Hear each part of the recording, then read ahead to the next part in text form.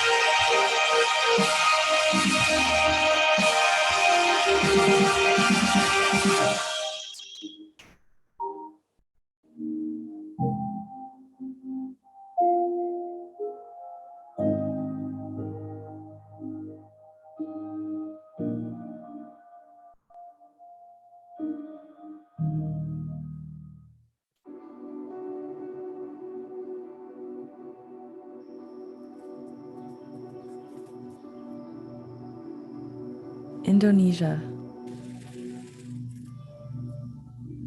There are certain things that words cannot describe. In this place, life is an adventure. I never imagined I'd be here.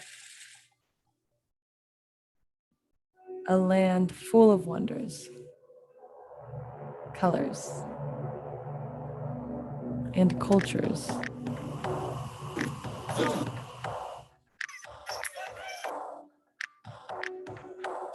Where beauty lies in every corner. And nature showing its best side. From the oceans to the mountains.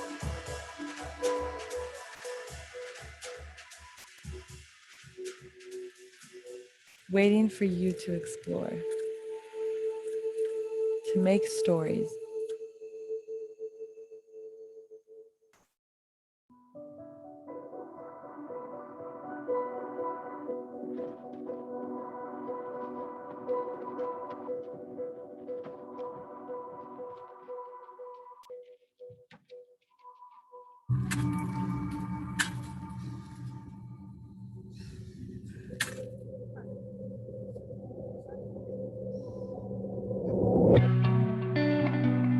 The sea rises to the shore.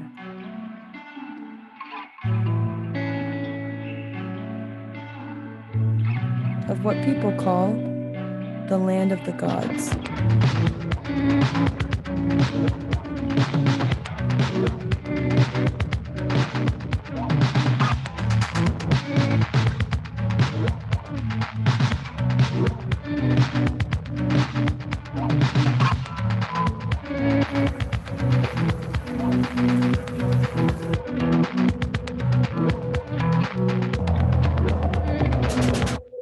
What would it be like to explore this place?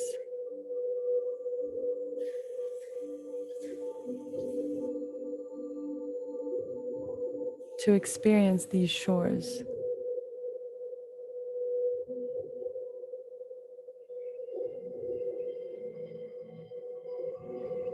To witness the wonders of this land every day?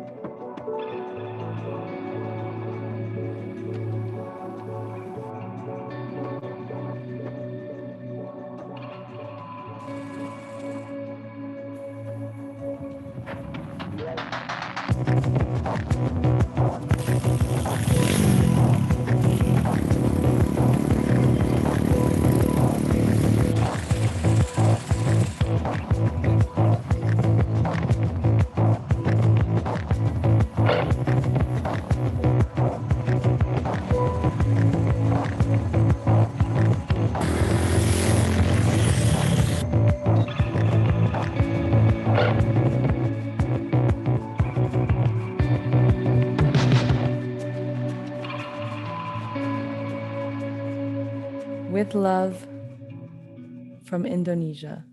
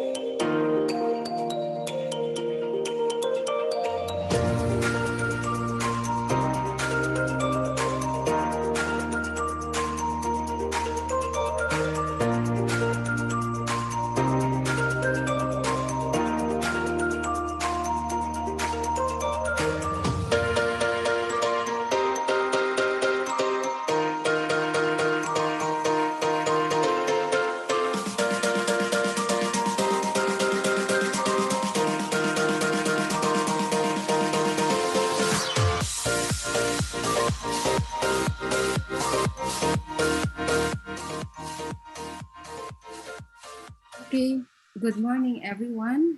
The program starts now. Thank you for joining us in today's parallel session for Political and Constitution. I am Elma Laguna from the University of the Philippines Population Institute, and I will be one of their moderators for today's session.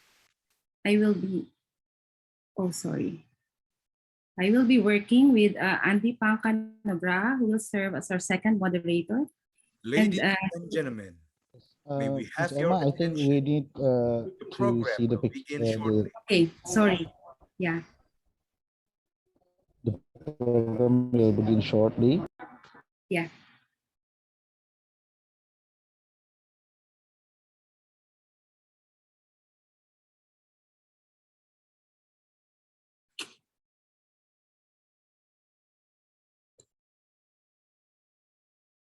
There's no sound.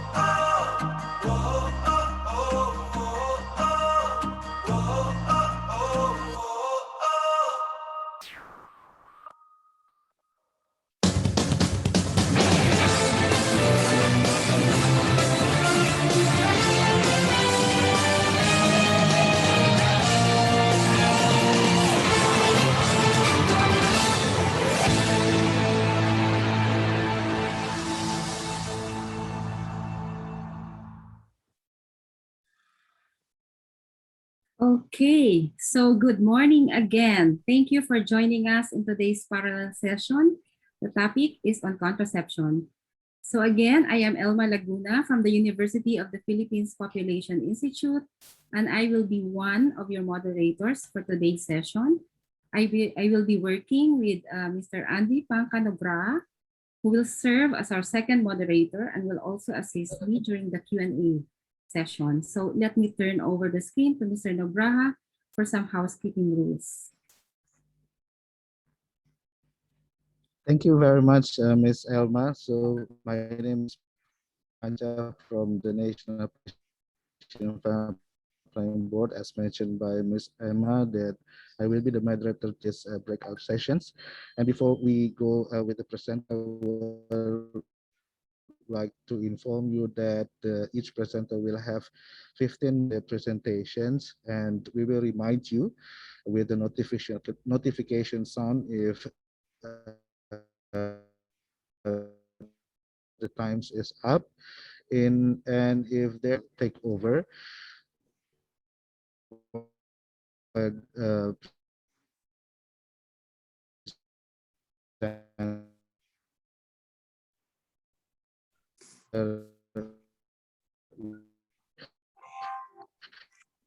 pick up the questions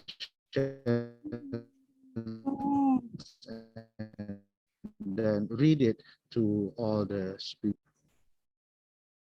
To Elma, I give back the floor to you, Bu Emma. Okay.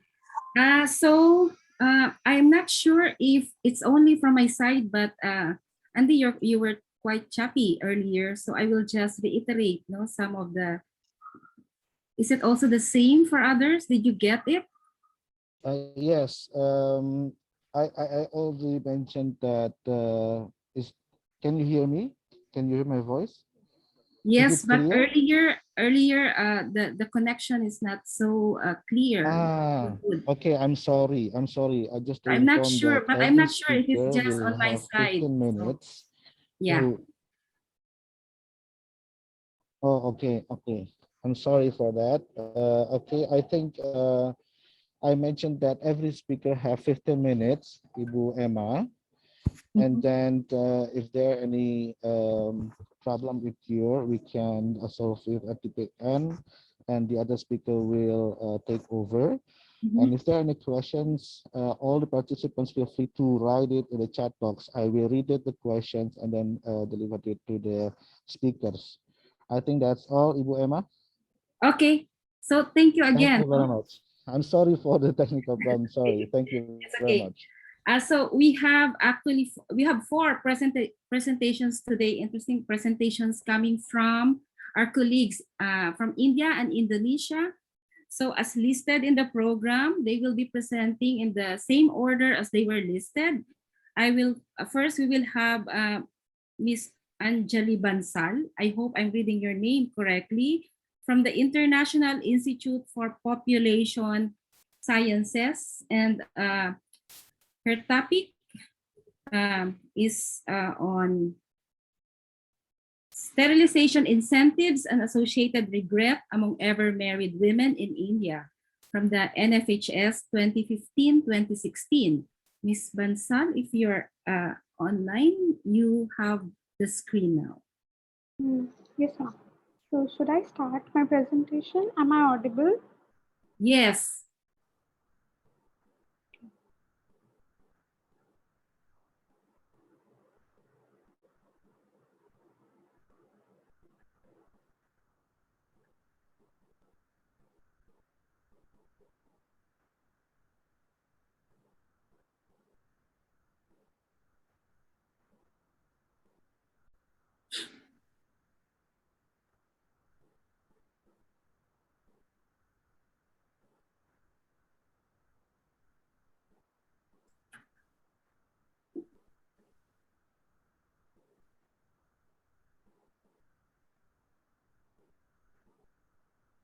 Can you all see my screen? Yes. Okay.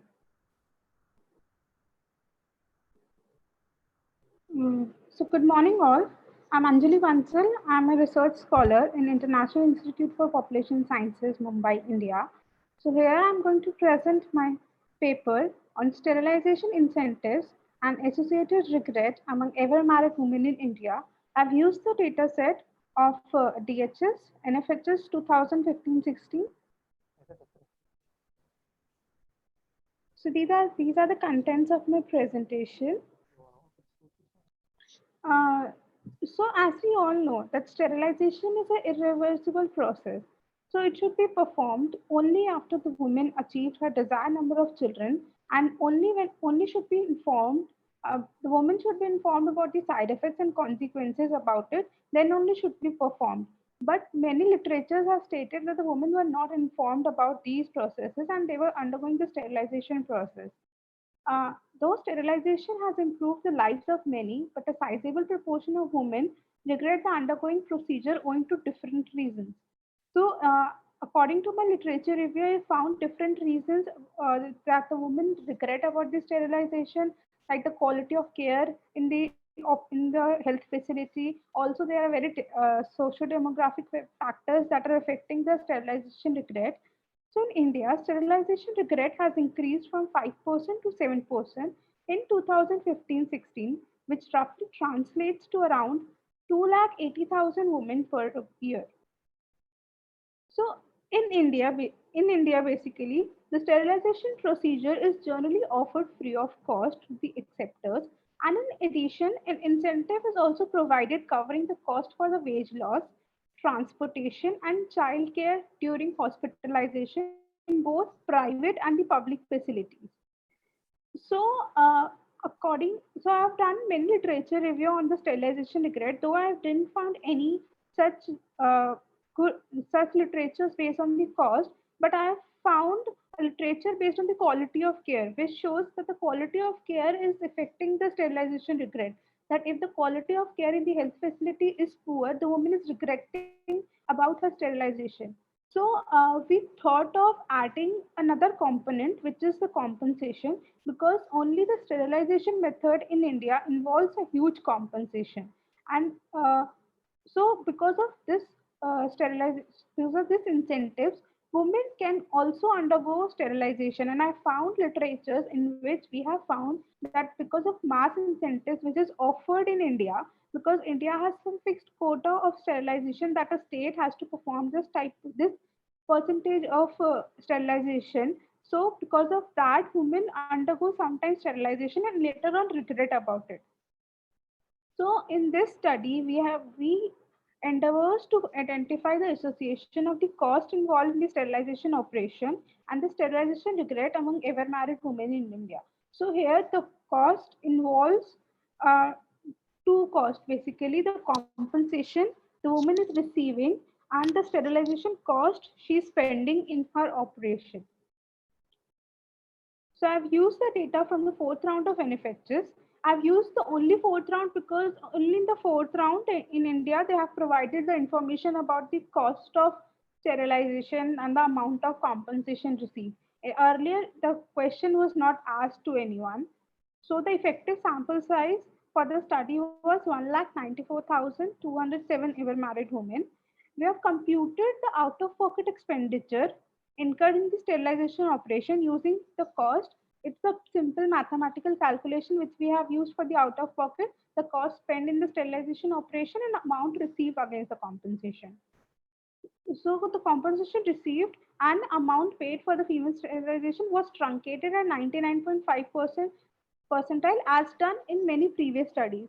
So it has been adjusted so that it is not biased and all. So it is we have done an adjustment which is already been suggested by many previous studies. So for the out-of-pocket expenditure, there were some non-responses and missing responses. So after adjusting, we have found the sample size of 1,81,892 ever married women, for which this is only used when we have done the cost analysis. So the outcome variable of our study is a dichotomous variable measuring the sterilization regret. Ever married women who have undergone sterilization were asked about whether they regretted about being sterilized. So the independent variable for our analysis are the specific independent variables are the age at sterilization, parity, years in sterilization, type of health facility. Told sterilization would mean more children, quality of care during and immediately after sterilization. These are the cost component which we have included. The out-of-pocket compensation received, uh, out-of-pocket expenditure, child-related factors were sex composition of living. So I'll not go through all. So the methodology, we have used the basic descriptive statistics and the multivariate logistic regression analysis. So I've run basically 3 models. So my hypothesis was, because of the earlier studies, we have found that the health facility is majorly impacting the sterilization regret. So based on this, I've made a hypothesis that whether only the health facility is affecting the sterilization regret or some other factors is also affecting the sterilization regret. So for that, I have used in the first model, I've included all the variables. I have not included the compensation received variable, that whether the woman is received compensation or not for sterilization. In the second model, all variables were included, including the compensation received. And in the model 3, I've included out of pocket expenditure, the cost variable. And also I've done interaction effect model in which we have computed the predicted probabilities and found that which is affecting the most. So I have used to determine the effect of compensation on type of health facility in the sterilization regret. 2 interaction terms were created by creating 1 category of compensation received with a 2 category of type of health facility. So it's basically interaction term is created by, there is 2 categories for compensation received, yes and no. And there is 3 categories for health facility, public, private and others. So I've interacted one category of compensation received with the 2 categories of health facility. So all the analysis were completed using the Stata version 15.0 and all the results were reported at 5% level of significance. So these are the findings of my study, that in the public facility, all in India, almost all the women are going for public health care. There are hardly anyone who is going for private health care. Others includes there are some NGOs and some pharmacies also. So it includes all. So here we can find that the mean sterilization expenditure in the public facility is only 270 rupees, while in private facilities 8,240 rupees. So it is almost 40 times more in the private facilities, and the compensation received is only 50 rupees. So out of pocket expenditure in the private facility is 8,190. So it is, and in the public facility, if you see, they're not spending anything, rather than they're getting something. So there also one can think of it that if a woman who is getting in public facility and is saying that, hello,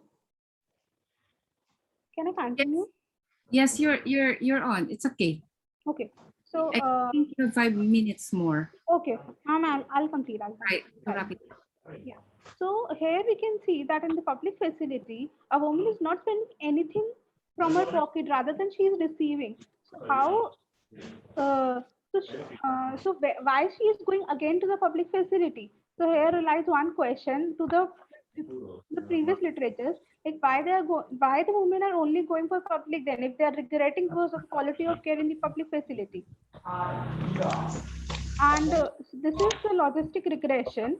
So here, if you can see in the model 1, I've adjusted for all the variables. Here I've not shown all the variables. So here you can see when the compensation received was not included in the model, public private has no role in uh, determining the sterilization regret. And as soon as we add the compensation amount, the compensation, whether the compensation is received or not, then only it is making a difference. So here we can say that the amount, the compensation receiving is making a huge difference in public private. Earlier, public private was not playing any role in determining the sterilization regret. And in the model 3, we can say that those who are paying more than 3,000 amount, or have the out of pocket expenditure of more than 3,000, is 1.3 times more likely to report a regret than those who have not spent anything in their operation. So these are the mean predictive probabilities. So here we can say that that those who are who are who have done her sterilization in private facility and received compensation is 7% more likely to report sterilization. So here it is very less when they have not received compensation, because the amount is very less receiving in the private facility. So also we can see that that in the private facility, when they have incurred, when they have uh, when they have incurred more than 3,000 amount as an out of pocket, is 7% more likely to report a sterilization regret, which is the highest in the private facility, if you can see. So my concluding remarks are that the study concluded that 7% of the women were regretting about their decision of sterilization according to the latest round of NFHS. Though many socio-economic and demographic factors had influenced the regret, the compensation amount received and the amount spent in the sterilization operation by the type of service provider majorly dominated the trend of sterilization regret in India. These, this calls for the need to standardize the cost spent in the sterilization operation in health facilities India, where a woman in private facility was found to be spending 8,241, while in the public facility they were only found to be spending 270 rupees. It's in rupees, it's in Indian currency. So to minimize the dissatisfaction among the users for the routine process, the public-private partnership can prove to be a good alternative. PPP has always been a good alternative in earlier health functions in India. Also, the government should focus more on the temporary methods, which are often neglected due to the myths related to it. Social media advertisements can also be a great medium to help the couple to choose what method they should adopt for limiting or spacing their family ties. Also, there should be a focus on male sterilization, which is gradually disappearing from the society as it is less complicated and can be recovered quickly compared to female sterilization. Thank you. Okay, thank you very much. So you're just within the time limit. Let's move to, from India, let's move to Indonesia and hear from Mr. Mario Icoriano. The topic is on the dynamic of contraceptive use in Indonesia, understanding discontinuation and switching behavior by source of family planning services. Okay, thank you. Okay. Okay, can you see my PPT, please? Okay. Thank you, everyone. My name is Mario. Nice to see you all at the APA conference. I hope we are always in good health. Allow me introduce myself. My name is Mario. I'm a researcher in National Population Family Planning Board. I'm not the only one to write this paper, also with my colleague Irma Diana. And my title of my presentation is Dynamic Use of Contraceptive in Indonesia, Understanding Discontinuation and Switching Behavior by Shore Family Planning Services. Okay, as we know that Indonesia has adopted the ACPD 1994 action program in Cairo. It stated that population management and development respects the inclusion of reproductive health and right, as well as reproductive health in the agenda. One of the goals of the 2015 to 2019 BKKBN national strategy is to increase the MCPR by 61.3% 2019. But stagnation achieving MCPR at 57% has occurred over the last few decades. Then one of the contraceptive is also dominated by short-term methods such as injection, pill, condoms. That's a control, the method of birth control, 30.5%, and the pill method of 11.5%. That's we are collect every years, 2016 until 2019 for the government performance accountable survey. Meanwhile, the DCR for the short-term methods is also high. Let's say 1 month injection, 46.3%, condom for 54.7%, and pill 30.7%.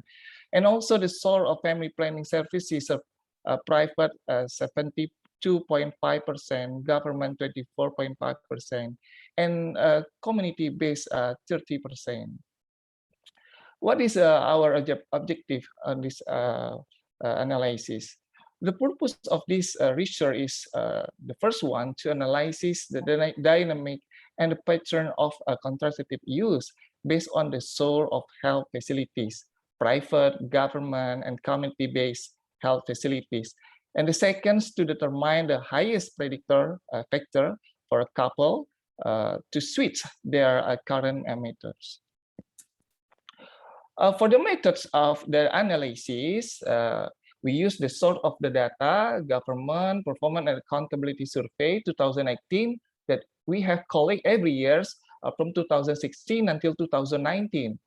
And the unit of analysis, we use the currently married woman, age 15 to 49 years old, and the total carried married woman, 47,053, with the source of family planning services, national, government sector, private, and the community-based. For the analysis, we use descriptive and inferential. Descriptive, we use the bivariate tabulation, and the inferential, we use the logistic regression. This logistic regression is to find the most favorable influence for the switch for the contraceptive user. And what the result that we have gathered? Pill and injectable methods are the most two favorable methods among married women in Indonesia compared to others. From the graph, we can see pill injection for the, especially for the dot line, for the government sector, it the most least switch of than another sector. It means that the government can take control for the short contraceptive use than another sector, like say private, community-based.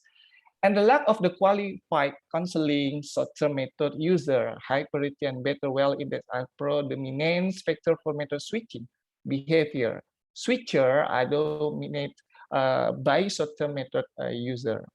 Relative risk from the hazard model demonstrate that the risk of switching behavior from the injectable user is relatively low, but it starts to increase in the first 3 years compared to pill IUD and traditional receptor.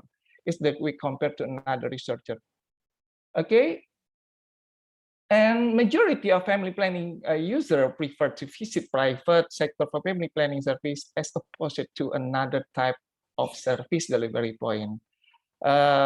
Kesra also demonstrate that the shorter waiting list, more empathic doctor, midwife, effectively privacy are the most cited reason for Kenyan women to obtain their contraceptive use from private rather than from government facilities. Indonesian women commonly prefer choosing pill and injectable as their pregnancy prevention method. These user, however, have higher risk to discontinue their method in the first 12 months of use compared to long-term user. And this study also confirmed that contraceptive switching is mostly occupied by pill and injectable user. Their behavior are triggered by a need to space pregnancy rather than to limit childbearing and due to side effect. And for the inferential logistic regression, we do 4 model. Initially, we have got the 4 model ones. The most and the second most significant variable, we've got the age and live birth. But for model 2, for the government sector, age and live birth is the most and the second most significant variable which influence for the woman switch to another contraceptive. And the model 3, private, age and live birth is the same of in national model for the most significant variable and the second most significant variable. And the last one for the community-based, age and the well status is the most significant and second most significant that we have gathered from the logistic models. And the conclusion we have, number 1, the dynamic and the pattern of family planning used in Indonesia suggests a need to strengthen a qualified counseling and uninterrupted contraceptive supply chains. And the second, government sector for family planning service is the most less to use contraceptive than other sector. This way we have got from the graph that I've showed you before. Let's say private and community-based. And the last one, the government is required to empower Indonesian women to freely choose the best method of contraceptive according to their reproductive goal.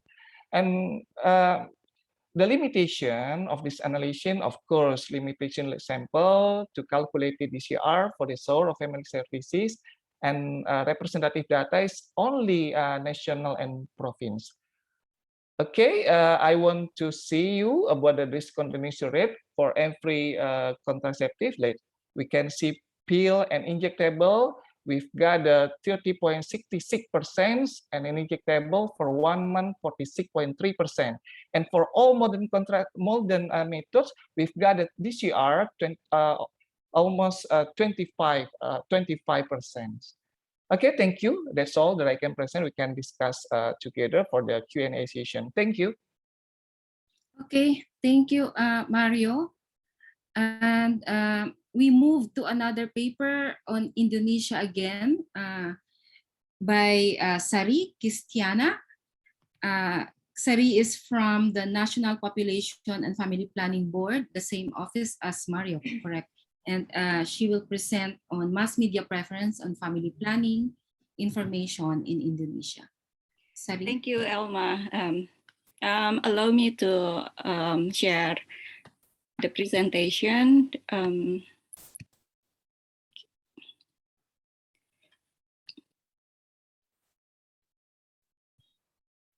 I guess it is a show. Yeah. Yeah. Thank you. So, good morning. My name is Sari Kistiana, a researcher from National Population and Family Planning Board. Today, I would like to share our study in 2018 about mass media preference on family planning information in Indonesia. So, as we all know that contraceptive use influenced by knowledge related to contraception. So the government of Indonesia, through the National Population and Family Planning Board, or we call it BKKBN, has made efforts to promote and disseminate family planning messages through various media, such as outdoor, printed, electronic, or social media, and so on, in order to increase public knowledge regarding contraceptive use. I found one study in low and middle income countries reported that media interventions are associated with increased contraceptive knowledge, with the prevalence ratio range from 0.94 to 1.41, while the prevalence ratio for contraceptive use range from 0.54 to 3.23. However, after all the efforts made by the government, women knowledge about contraception is not yet in line with expectation, and also contraceptive methods are not yet entirely known by women. For example, in 2017, the government targeting 31% of married women know at least 8 modern contraceptive methods. However, this target is still far from expectations, of course. The data shows that only 17% married women who knew about 8 modern contraceptive methods. So this discrepancy between the expectation and the knowledge of married women raise a question first, whether the determination of mass media for the promotion and dissemination of family planning messages is appropriate and in accordance with the choices and the needs of the community, which is in this study represented by married women in reproductive age. Because as we all know nowadays, various types of media with various appearances are available, and users can freely choose the media based on their preference. So, and secondly, whether there are differences in media choices based on regional, socioeconomic, and demographic characteristics.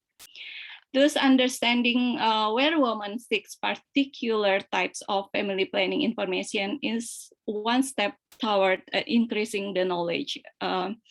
So this study examines women's media preference to find information about family planning messages based on socioeconomic and demographic characteristics. And this analysis use secondary data sources from the 2017 Performance and Accountability Survey of Population, Family Planning, and Family Welfare. As the unit of analysis are married women aged 15 to 49 years old who have received or heard or seen or read information related to family planning, as many as in here 46,969 women.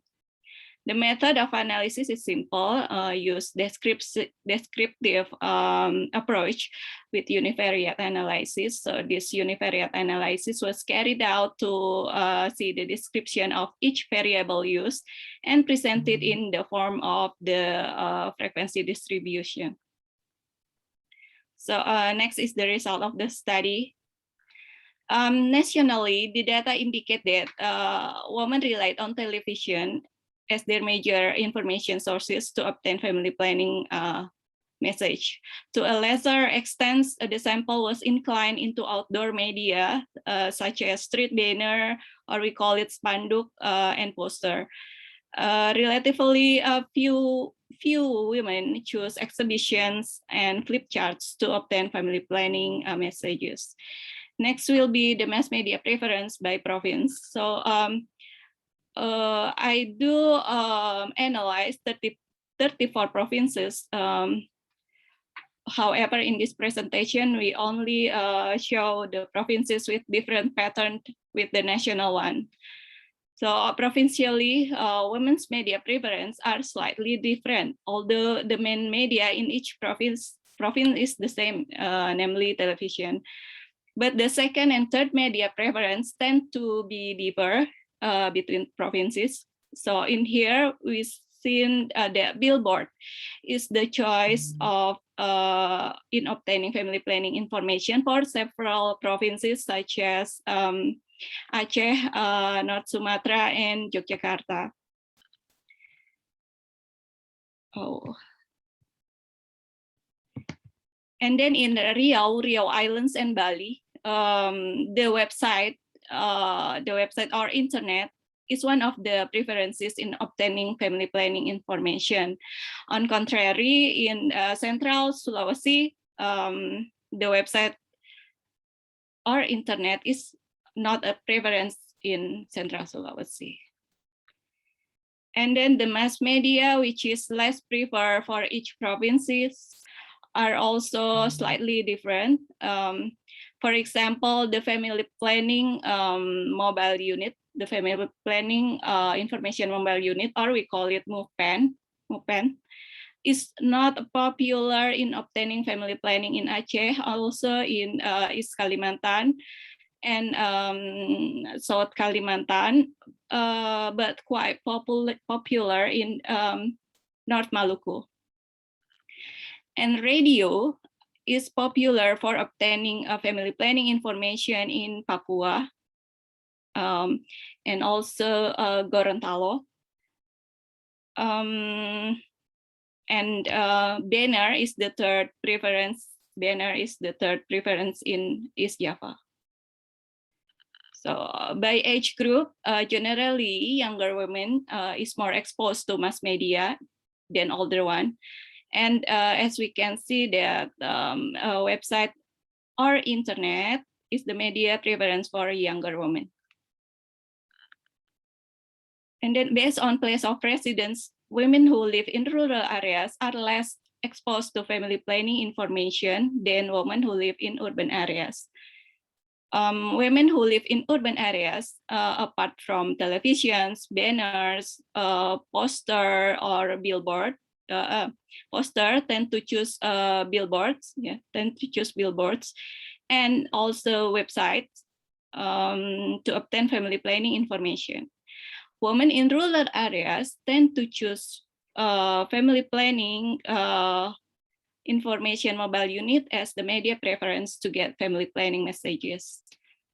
Regarding level of education, women with higher education are more exposed to mass media than women with lower education, which is mainly obtained from television and street banners, posters, and billboards.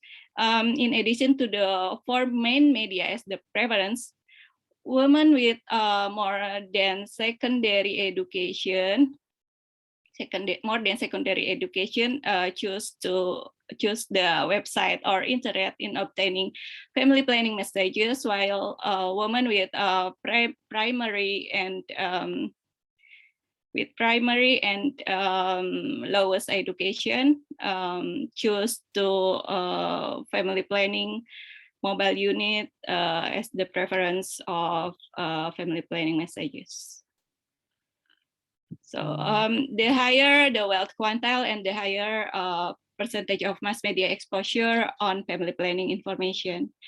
And women with the highest and fourth wealth quantiles prefer the website or internet as a media for obtaining family planning information. Women with middle, second, and lowest wealth quantiles choose family planning mobile unit as media preference. Okay. Women with more than 2 children are less exposed to family planning information through media than women with fewer children or 1 until 2 children. Apart from televisions, street banners, poster, and billboards, the media preference for women who have no children is through website or internet, while women who have more children tend to choose family planning information mobile unit as a media to obtain family planning information. To conclude, interventions should be better tailored to socio-demographic characteristics of the target population. Promotion and dissemination of messages through television, street banners, poster, and billboard will continue to be intensified because it is a preference for eligible women in obtaining family planning information. Promotion and socialization of family planning messages through the website or internet will be more effective in Riau Islands, and Bali, but promotion and socialization through website or internet is less effective in Central Sulawesi. This media will also be effective on younger women, age 15 to 24 years, living in urban areas, highly educated, in higher wealth quantile, and having no children. Promotion and dissemination of family planning messages through billboards will be more effective in Aceh, North Sumatra, and Yogyakarta. Promotion and dissemination of family planning messages via radio will be effective in Papua. This media will also be effective for women who live in rural areas and have low education. Promotion and socialization of family planning messages through family planning information mobile unit will be effective for older women, women with primary education, women with lower wealth quintiles, and have children. That's all from me. Thank you. Stay safe and stay healthy. Thank you, Sari. So we move on to the next presenter, Mr. Margubor Rahman from India, from the International Institute for Population Science in Mumbai. Mr. Rahman? Yes, ma'am.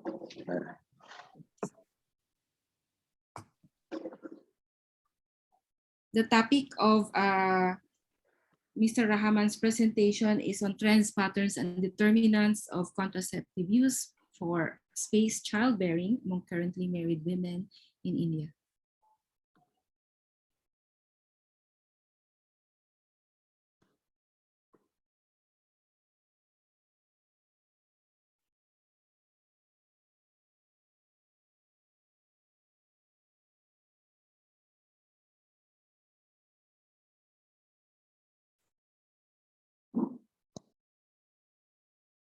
Ma'am, desktop file are not opening here. You cannot share your screen? Okay. Share screen. But option, ma'am, share screen. The share screen button is just below it's under your. Share screen. Yeah, you click on it. Okay, okay.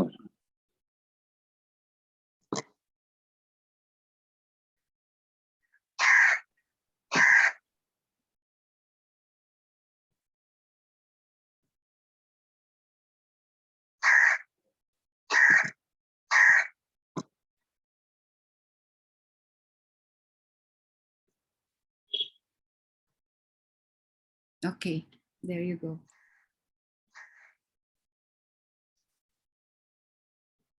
It is visual, ma'am. Oh, sorry. Ma'am, it is video opening. Do you have your PowerPoint presentation? Yes, ma'am. I have PowerPoint presentation. Can you open that and then share it?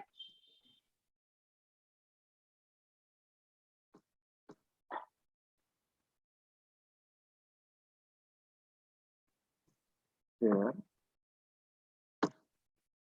PowerPoint.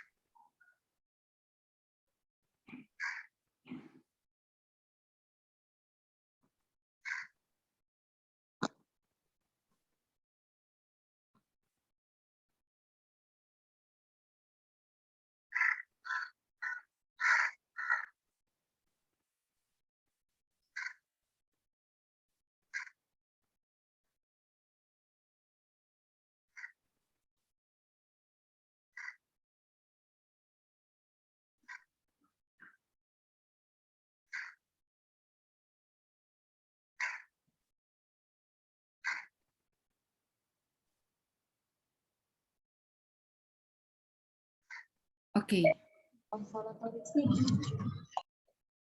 So my name is Marbubur Rahman, and I am PhD scholar from International Institute for Population Science. Today I am going to present my paper Trends, Patterns and Determinant of Contraceptive Using for Spacing Childbearing among Currently Married Women in India.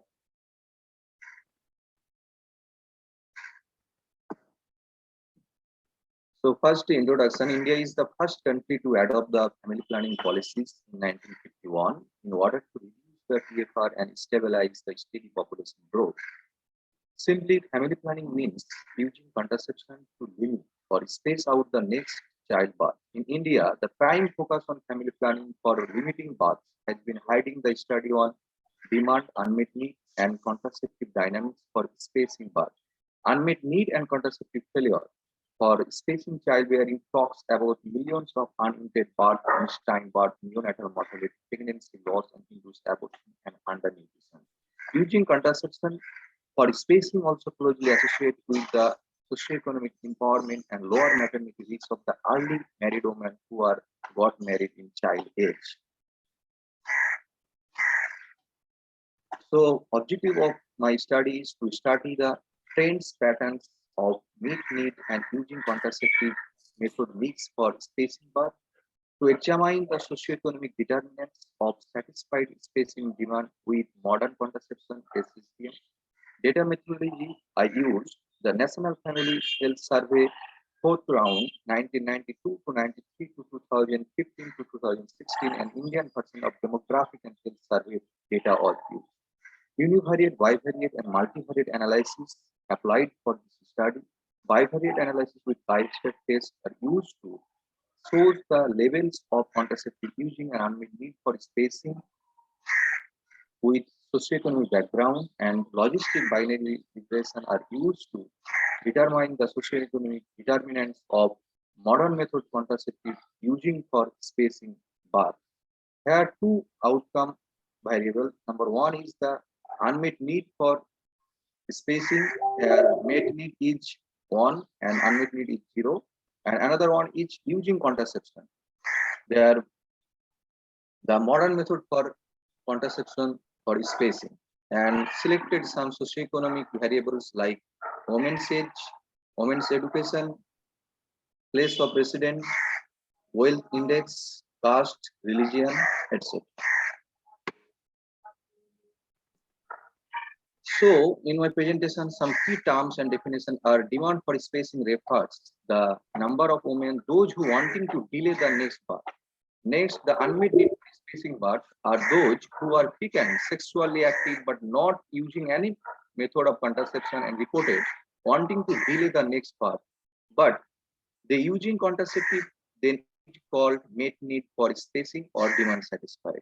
And modern contraceptive refers the pill, IUD, injectable male condom, female condom, standard day method, diaphragm, foam jelly, lactation, etc. When women have demand for spacing birth and using the modern contraceptive, then it is called the satisfied spacing demand with modern method SSD. Traditional contraceptive includes the rhythm methods, withdrawal methods, and other traditional methods. So sample distribution of our study. I selected only currently married women. Then there is three types. Number one is demand for family planning is 339537 women, no demand, and next infant and menopause. Then the women have two types of the family demand. Number one, the women demand to space their child for next 2 years or more. It is called spacing demand. And another one is limiting demand, who want to permanently limit their childbearing. So they are unmet need using modern contraception and traditional contraception. Next, first result is shows the national level, the distribution of the family planning. So here shows the unmet need for spacing 6%, met need for spacing 5%. So total demand for spacing is 11%. Another one is unmet need for limiting 7% and met need for limiting 48%. So here shows the unmet need for spacing is more or significantly higher than the unmet need for limiting.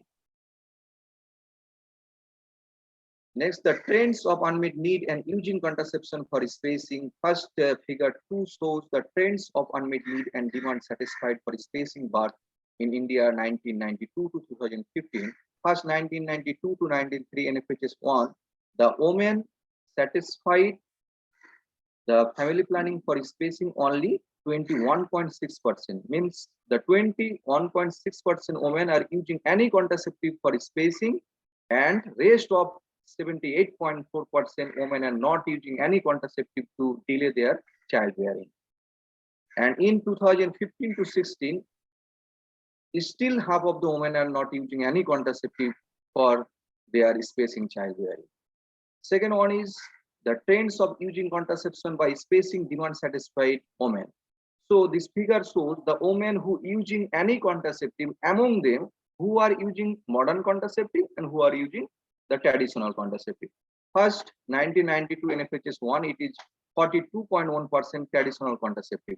It is reduced to 29.1% in 2015 and 16, but still 1/3 women are using the traditional contraceptive to satisfy their spacing demand.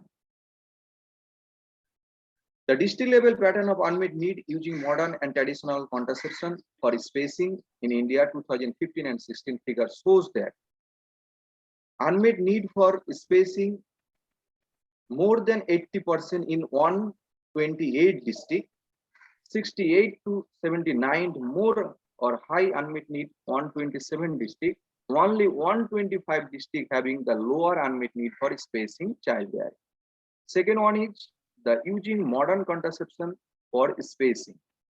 So here shows that only 1 on 6 districts having the higher prevalence of modern contraception for spacing. And traditional contraceptive, more than 400 districts have the traditional contraceptive are higher than national average, that is 14%. This table shows the distribution of using contraceptive for spacing by selected background characteristic in India 2015 and 16. First age group, the unmet need is 65.8% among the adolescent or early reproductive age group in 15 to 19 age group, and modern contraceptive also very low, 22.1%, and total demand satisfied only 34%. Next, with the increase of education, the unmet need also decreased and modern contraception also increased. Among the illiterate or no educated women, only using 24.5% modern contraception to satisfy their spacing demand. Similarly, wealth index also increased a positive association between the spacing, childbearing with modern contraception. Here, 20.8% poorest women are using modern contraceptive, whereas it is richest person 47.5%. And unmet need also higher among the poorest person. Traditional contraceptive using also very high. Then the religion. Among the religion, the Muslim have the higher traditional contraceptive, 17.1%, which is national average, more than national, 14.4%. Next caste, among the caste SC and ST have the lower, and OBC have the lower percentage of the modern contraception using for spacing. Here SC means scheduled caste and SC means scheduled tribe and OBC means other backward classes. Next, adjusted odds of SSDM or satisfied spacing demand with modern method by socioeconomic background in India. So here I use these selected variables, and the outcome variable is here who are using the modern contraception for spacing is 1, or who are using any traditional contraceptive or not using any contraceptive is 0. So the adjusted odds shows with the increase of women age, the using modern method will also increase for spacing.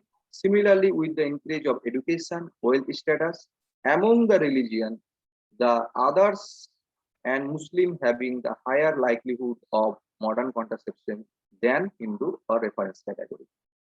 And another important finding here, the resident, place of resident, like the rural women are 13% less likely using the modern contraceptives compared to urban women.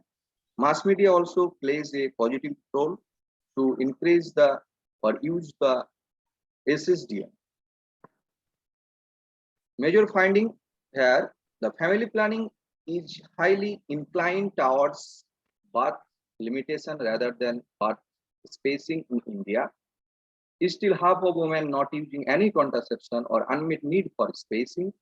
Almost 1/3 of women were using traditional contraceptive to satisfy their spacing demand during 2015 and 16. The high unmet need for spacing birth include 313 districts. The satisfied spacing demand with modern method found less than 50% among the 425 districts in India. Unexpectedly, the unmet need for spacing also significantly high in well-performing southern states where the family planning are more performing, like Kerala, Tamil Nadu. Women age, education, wealth status, religion, caste, mass media exposure, and place of residence was found to be significant determinant of demand satisfied with modern method for spacing childbearing. The likelihood of spacing demand with modern method was found to be enormously low among the socioeconomically deprived group like poorest, like OBC, ST, and who are reside in the rural area. Next, the conclusion and policy recommendation. The unmet need for spacing significantly high in India, irrespective of the women's socioeconomic background. We are showing the more than half of women are not using any contraceptive. Next, the low demand for spacing and spacing satisfied demand with modern method indicates the monopoly of permanent contraception and failure of basket of contraception choices program, which was already initiated by the Indian government. There is a need to increase the level of SDM to achieve the SDG goal related to the family planning, child mortality, morbidity, pregnancy loss, and child mother malnutrition, unwanted birth, and abortion. There is need to focus on the women who are not using contraception to satisfy their spacing demand, especially the poorest women, the uneducated women, the who are reside in the rural area. Next, the government should focus on the program related spacing family planning along with the limited planning. Awareness camp through the ANM ASA will be helpful to encourage the use of contraception, modern contraception for the spacing like condom, IUD, etc. So it can be reduce help to reduce the unmet need for family planning in India. Thank you. Okay, so thank you very much to all the presenters. We still have more than 30 minutes for the discussion and open forum. So I encourage all the participants also, if you have questions, please write it down in the chat box, and then Andy will read it for us. No? Yes, thank Thank you. you. Yes, thank For- you, Ms. Emma. So there are 3 questions actually written in the chat box. I will read the first questions from Lewis Sinclair. It is to Mr. Mario. So the question is, what is the main rationale behind the discontinuations of short-term methods according to your presentations? Do you think myths about the use of these contraceptives play a part in these situations? Please go ahead, Pak Mario. Thank you for the question from Lewis Sinclair. Okay, of course, the discontinuation of short method have got the main reasons for the user. For example, side effects. We always find every discontinuous rate, especially for the short term, is the highest from the side effects. And what about the myths of the use of this contraceptive? I have got a proof for the couple research that I've done before. Myths play the role of the short contraceptives, such as he could not get pregnant, have got something trouble with the marital relationship, and some kind of culture norm. I think that's play the role for the contraceptive user. For a couple of days ago, I have the presentation about another research. Contraceptives was not balanced by the counseling of in the family planning services. We have proof for the private and the public sector have got the lacks of the quality of the family planning services. I think that's what I answer for the Lewis question. Thank you. I still await another question. Go back to you, Bapak Andi. Thank you very much, Ms. Mario. So I will read another questions. This is also from Louis Sinclair, but the question is to Ms. Sari. So Ms. Sari, from your study, is there a correlation between the high knowledge of women of contraceptions and contraceptive use? And do you think that information on contraception disseminated through various media outlets influence the decisions making of women about contraceptive use? The screen is yours, Ms. Sari. Yeah, thank you, Mas Andi. Thank you, Lewis, for the questions. Unfortunately, in this study, I only analyzed for univariate analysis. So it is possible to have correlation such as you asked, but I have one study, one review study coming from 59 studies in low and middle income countries that reported that intervention to increase contraceptive knowledge to mass media had a preference ratio range from 0.04 until 1.41. And also for contraceptive use, the prevalent ratio are 0.55 and to 3.23. So I guess there is a correlation, and many of the studies shows this also, that there is a correlation between contraceptive knowledge and also contraceptive use.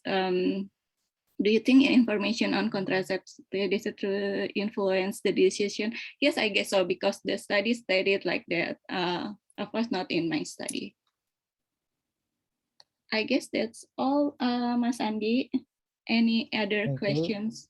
Thank you very much. Another questions, yes, also another questions to you, Ms. Sari.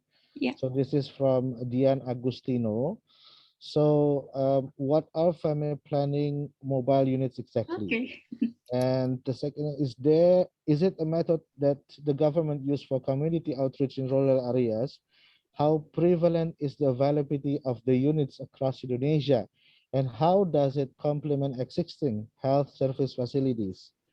Did the research cover media outreach conducted by the government only, or also by other parties like TSOs and the private sectors?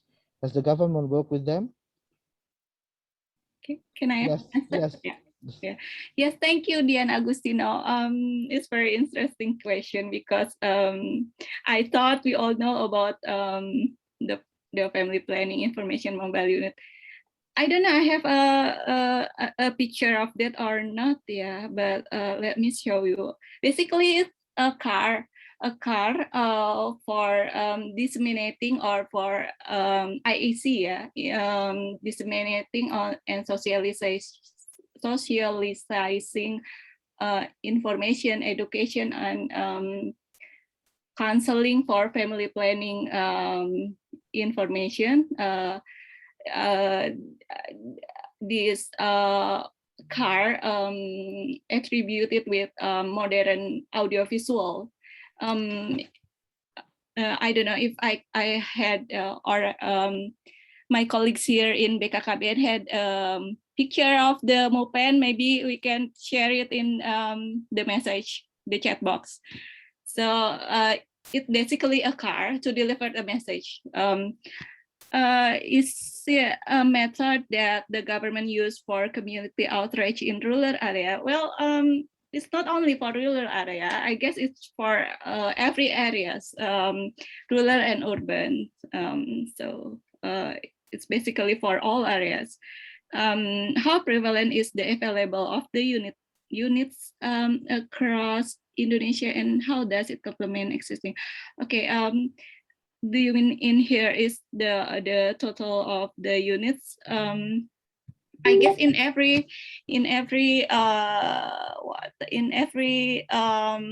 province in Indonesia, they had this mobile unit information for family planning, and the total, I'm not sure about that. I'm sorry. But I can ask the colleague later. How does it complement existing health service facilities? So basically, this mobile unit is only deliver a message. Yes, BKKBN also deliver a message about reproductive health. So I guess with the result of my study, and also the goal of this mobile unit to be prepared, yes, this mobile unit is how help the health service facilities. Did the research cover media outreach conducted by the government only? Okay, this is a secondary analysis. So we asked the respondent about have they seen, read, or heard about family planning information through this media. So it can't be just government,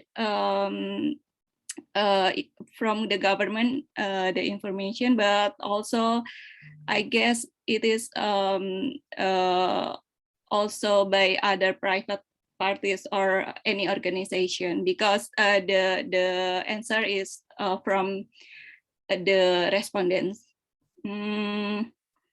Has the government work with them? You mean with the private sectors? I think so the National Family Planning, National Population and Family Planning Board has an office in every province, so they had their own strategies on deliver a message, and perhaps some of the office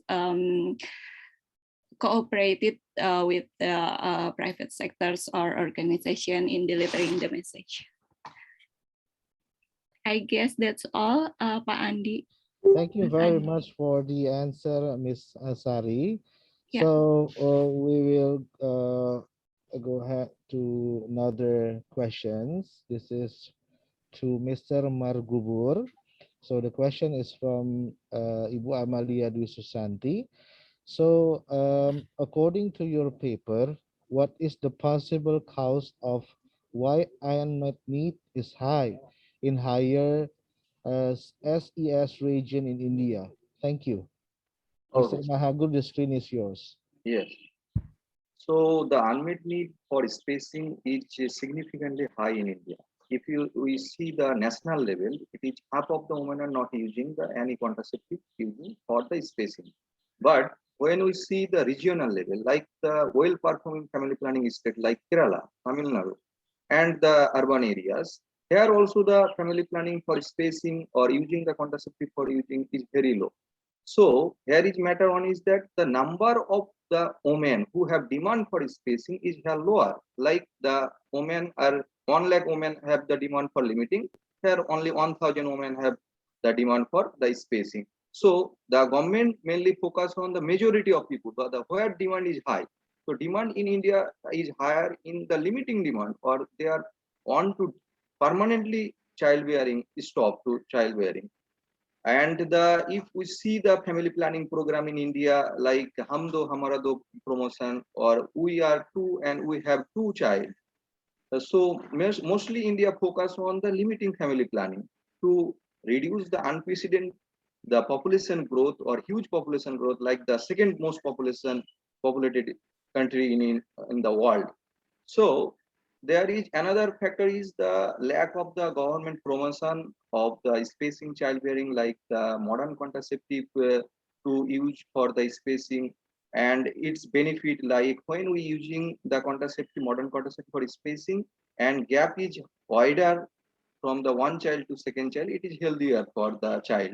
Like it is birth weight also very significant, and also the lower likelihood of the child mortality. But the lack of the knowledge and don't know about the what is the need of the spacing childbearing, what is the benefit of the childbearing, and promotion of the mass media to increase the family planning for spacing also very low.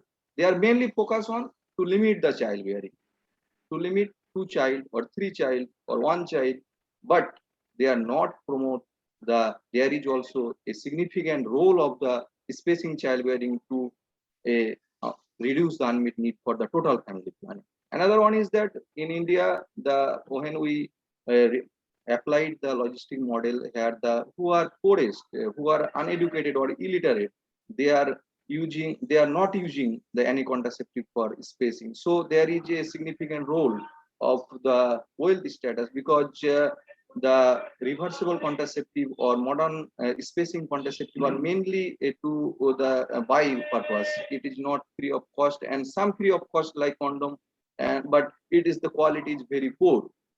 So there is this type of the regions behind to unmet need for. Another thing is that there is a need to study a grassroots level study why are women are not using family planning for spacing, or not using any contraceptive for spacing, or they are any need or demand and need gap calculation, etc. also needed to explore the main reason behind the unmet need for the spacing in India. Thank you. Thank you very much, Mr. Mahagur, for the explanations. And we have here another questions. I will read the questions to Mr. Mario. So this is from Putri. So Pak Mario, could you please explain more about a qualified counseling needed in contraceptive service? What kind of communication styles needed by the healthcare provider to achieve an effective counseling? Thank you. Okay, Putri, thank you. yes. Thank you, Bapak Andi. Thank you for Putri M. Sari from BKKBN. That's very interesting question. Of course, qualified counseling is not the only one to push down the short-term contraceptive. I have said before, short-term contraceptive in Indonesia is the most favorable than a long-term contraceptive. And I want to reach what exactly must be concerned to push down or makes the quality of care. The first one, choice of methods, information given to the user, technical competencies, interpersonal relations, follow-up continuity mechanism, and the last one, appropriate constellation of services.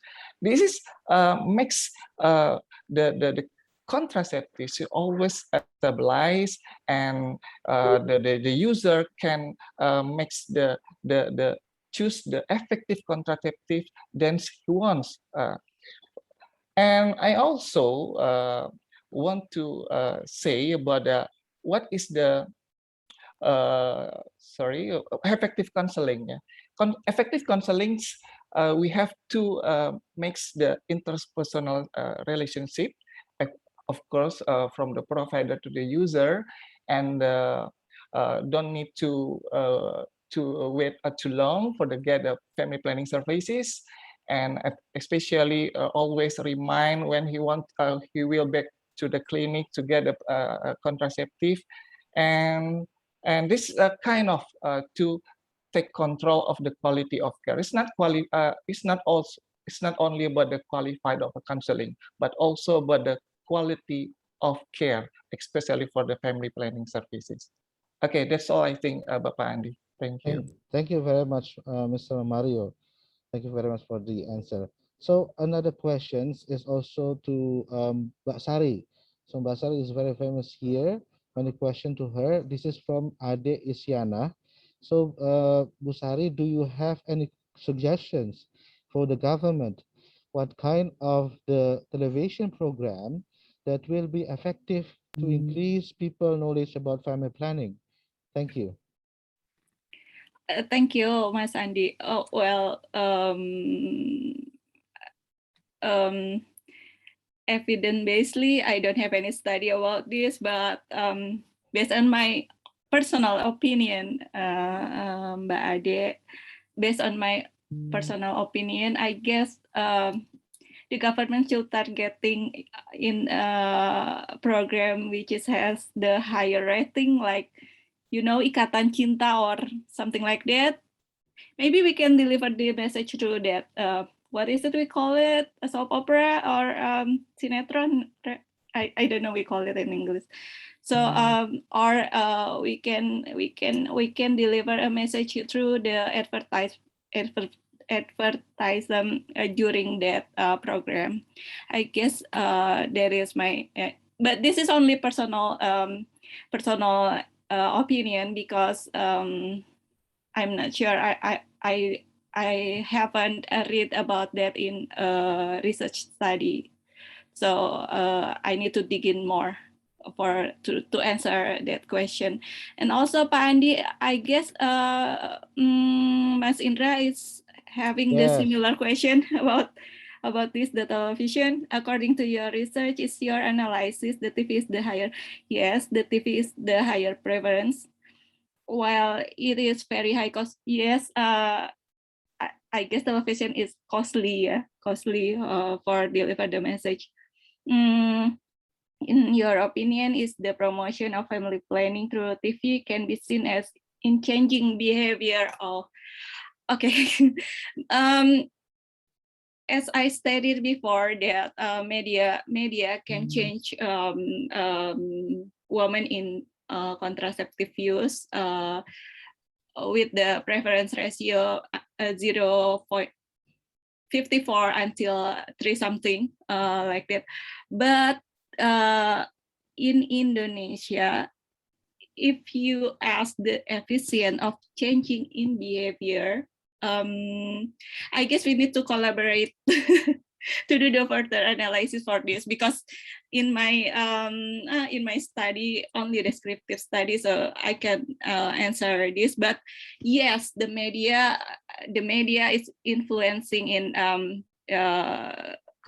contraceptive behavior of the people, and in the limitation of this study, I guess the survey also is that we can't see every like media channeling how they change to we can't really see how they change in every media channeling to what is it, to change their behavior. I guess that's all from me. Thank you very much. Thank you very much. So actually, there is another questions to you. Right. From Lenny Lamenda. So the question is, from your study, why is televisions 87.9% preferred by women in Central Sulawesi? Whether people in all areas in Central Sulawesi can be reached by television broadcast compared to radio, especially when promoting and socializing with the local broadcast. Okay. So basically, not only in Central Sulawesi, all the provinces in Indonesia, the media preference for family planning messages are televisions.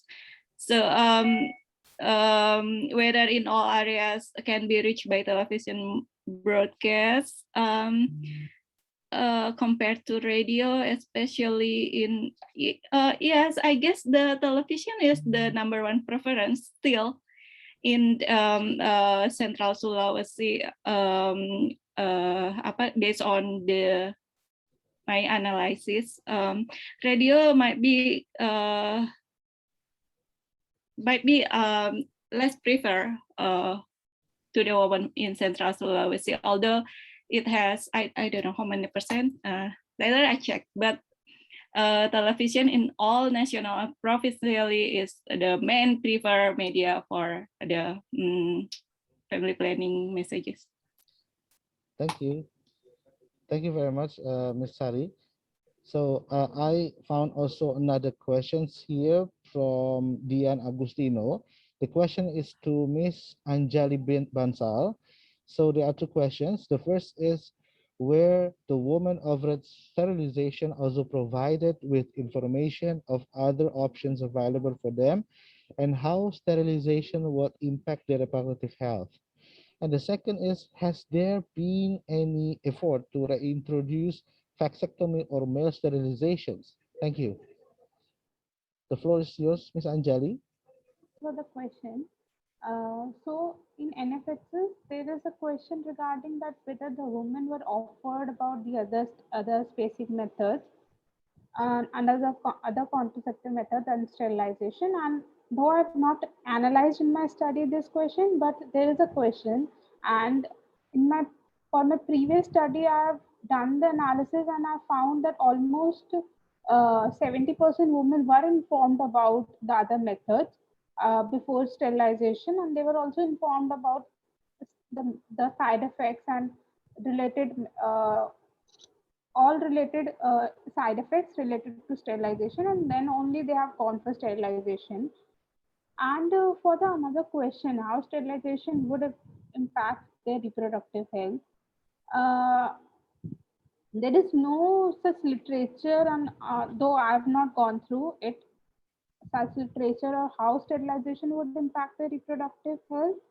And also the data didn't provide us the access to analyze this thing at how sterilization would impact their reproductive health. So I don't think I can right now I can answer this question. I have to go through the different literatures so that I can answer this question. And the second part of the question, has there any effort to reintroduce vasectomy or male sterilization?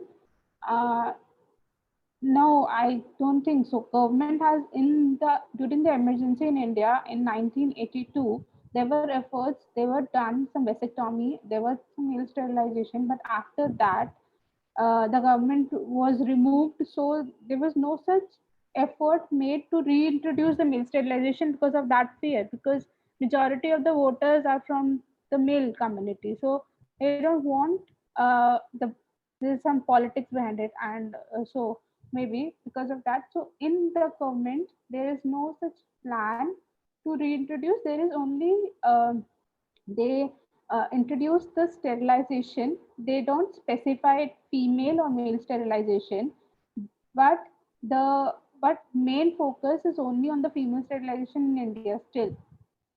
So there's a, I think this is the answer for this. Thank you. Yes, thank you very much, Ms. Anjali, for the answer. So let me check. I think there are no questions anymore. But I read here the speaker three gives another information to Ibu Leni. Do you want to take the screen again, Ms. Sari, to explain more to Ibu Leni? Oh, thank you. No, I just Okay. typing that. I just opened my presentation again. So the Bulani, the radio is the fourth media preferred by the woman in Central Sulawesi. So it still be effective to deliver a message through the radio. That's all. And once again for the end, I guess I deliver a picture of a MUPEN or a mobile unit information for family planning if you like to see. Thank you. Thank you very much, Ms. Sari. So I think there are no question anymore in the chat box. So I give the screen back to Miss Emma. Yes. We still have a few minutes left, actually 7 minutes before we break, and I do have some questions.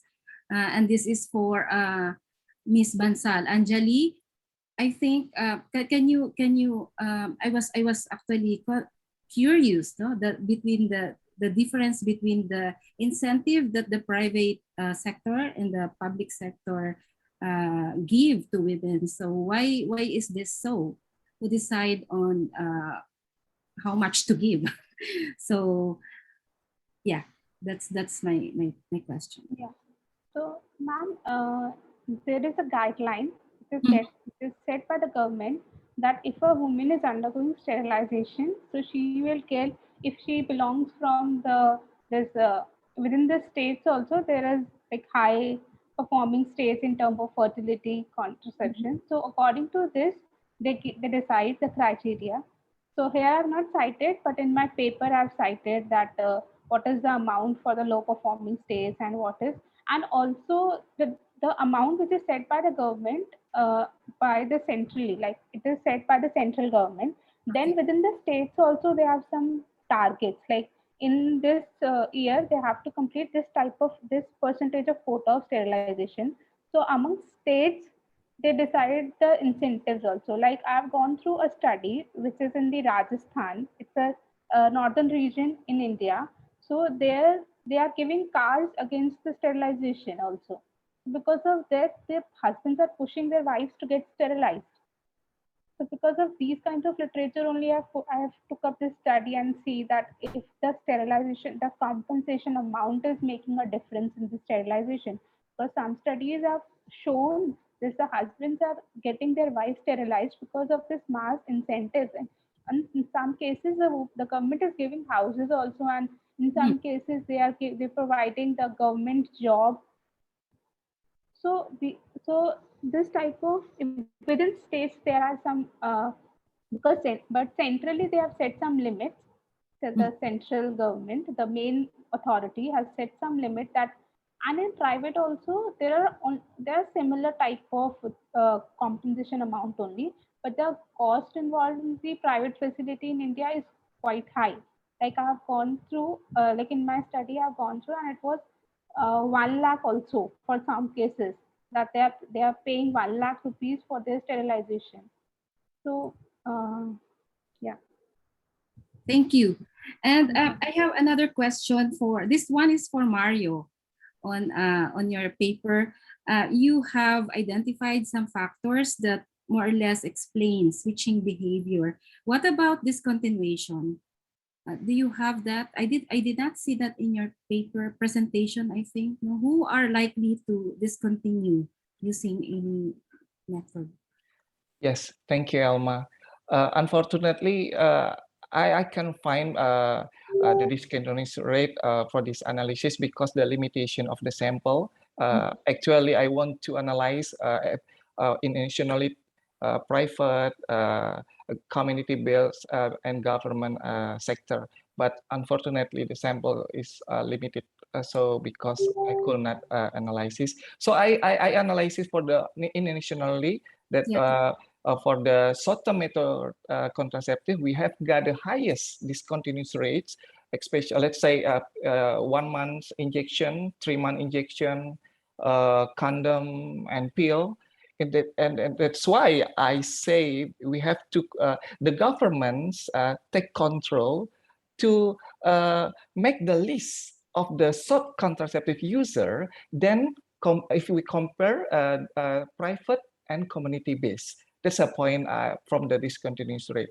And for the switch only, because the highest contraceptive is for the short-term contraceptive, that's why we have two warns for the government, private sector, and for the provider. Quality of care is very, very important to serve for the client to get the family planning services. That's all, I think, Elma.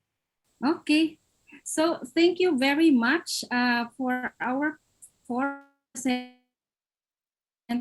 Well, you presented within the time limit. Also for the participants for your interesting questions. And I think that's it. We can close this session now. We still have 30 minutes break, I think, before the next parallel session. So I hope you enjoy the other remaining sessions of this conference. So back to you, Andy, for any parting words, last words. Yes, thank you very much, Emma. Maybe before we close the session, could we have a group as a picture together for all the speakers, including also all participants? Please open your camera, and hopefully the organizing committee will take the picture of us. Okay, I will take the, okay, I will count down from now. 3, 2, oh, there are still another joining. Okay, 3, 2, 1, action. And action. Okay, thank you very much for all. Don't forget to join in another sessions. We'll start at 11 o'clock. The parallel session 5. Thank you very much. Thank you very much, Ibu Elma, Miss Elma Laguna. Good to see all of you. Stay safe and healthy. Bye. Bye.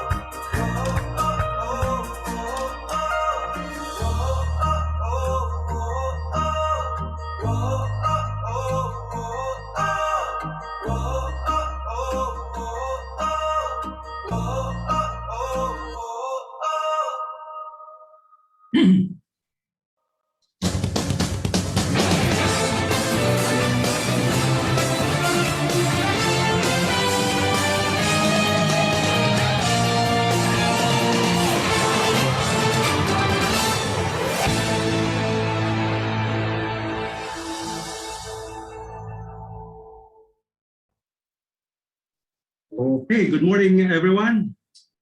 Can you hear me? Maybe just a thumbs up, fine. You can hear me? Yes, clear. Okay, very good. Very good. Yeah, thank you very much. This is day 2 of the 5th Asian Population Conference, Asian Population Association Conference. I hope you enjoyed the discussion so far, and well, for me, it's been very educational. And I look forward to the next sessions, including for tomorrow. So welcome everyone to this session on population and environment. This is a parallel session 5.2 of the conference.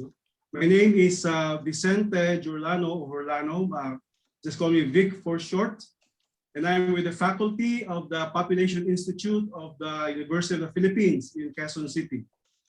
I will serve as your first moderator for this session. Let me introduce to you our second moderator, Jafar Heruja, who will assist me in this session. So, Mr. Jafar. Yeah, Mr. Fix, nice to meet you. And yes, everyone, let me introduce myself. My name is Fajar Dwi Heryuda. You can call me Yuda. I am, and this event will be your moderator too. And before we start the session, just a little housekeeping before we get started. I will read the rules. Each presenter will have 15 minutes to present the abstract. And second, a notification sound will remind presenter when the time is up. And if any technical problem occurs to the current presenter, he or she needs to do the troubleshoot in the background, and the upcoming presenter must take over. And the last, if there are any questions during the presentation, please type into the chat box in your Zoom, and we will bring them up during question and answer session. Back to you, Vic. Okay, thank you very much, Yuda. I understand that all 4 speakers are here already, and This is going to be a very interesting, very informative discussion about population, environment, climate change, and sustainable development. So without much ado, let me proceed with the presentations. The first speaker is Dr. Marpalini. Dr. Lenny is with let me see. Sorry about this. Yeah, Dr. Lenny is working with the BPS or Badan Pusat Statistics in South Sumatra Province, Indonesia. Working there in the organization since 1997. Dr. Lenny just finished her PhD from Flinders University 2 years ago, 2019. And the paper that she'll be presenting is part of her PhD thesis. The title of the paper is How to Measure People's Environmental Behavior, a case study of South Sumatra, Indonesia, which is co-authored by Goranga Dasbarma and Udoy Saikia from Flinders University in Adelaide, Australia. So Dr. Lenny, please take the floor. Thank you. Thank you very much, Vic and Yuda, for the opportunity. And hopefully you can hear my voice clear. Is it clear enough? Yes. Okay, good, thanks. Okay, let me proceed with my presentations. Okay, can you see it clear? Okay, good morning, everybody. Welcome to my presentation. My name is Marpalini. I only have a one-word name, Marpalini, but you can call me Leni. And the title of our paper is How to Measure People's Environmental Behavior, a study of South Sumatra Province in Indonesia.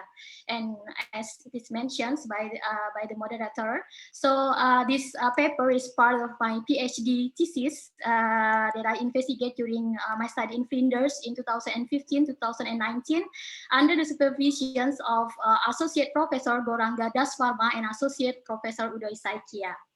And everybody, I will try to divide my presentation into 5 parts. The first part is the introductions, and then I will look at the review within the relevant literatures, and then the method, and then the findings, and last but not least, at the end, we will discuss the conclusion and also the recommendation. Now let's go to the first part. Okay.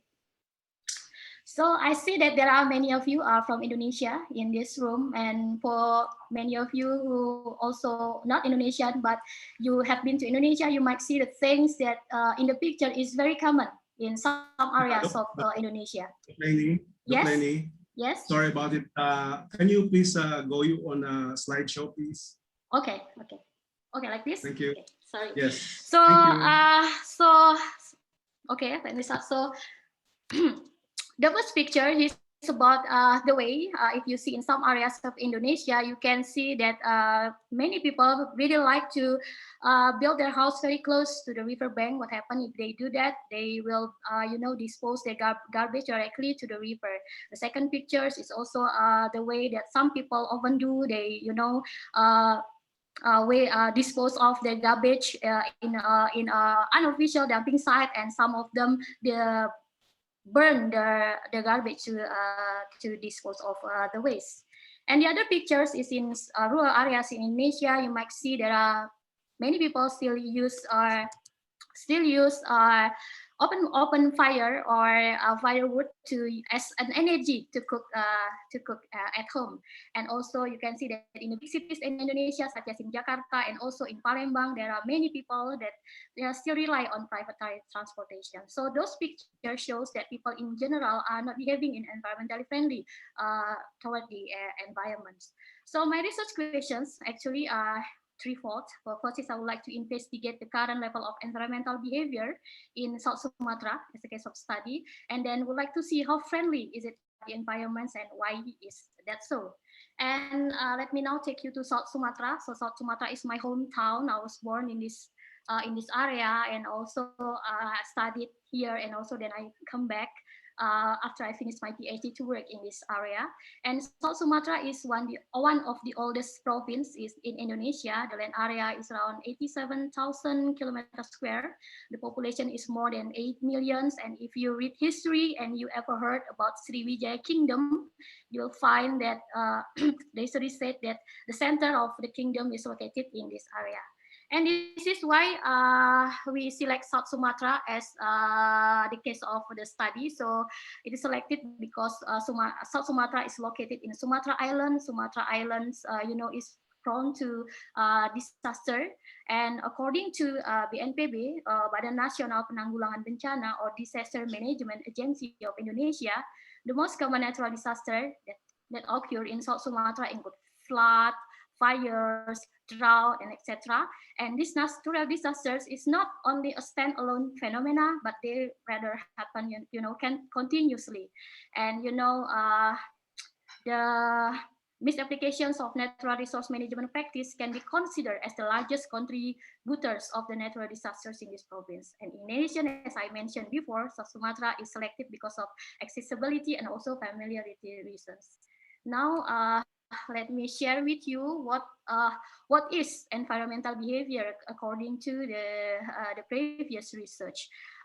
Unfortunately, actually, there are no default in determining the environmental behaviors. Yeah, so different research often use different terminology in about environmental behaviors, and this different terminology often resulted in the various definition and also various methods of measurements.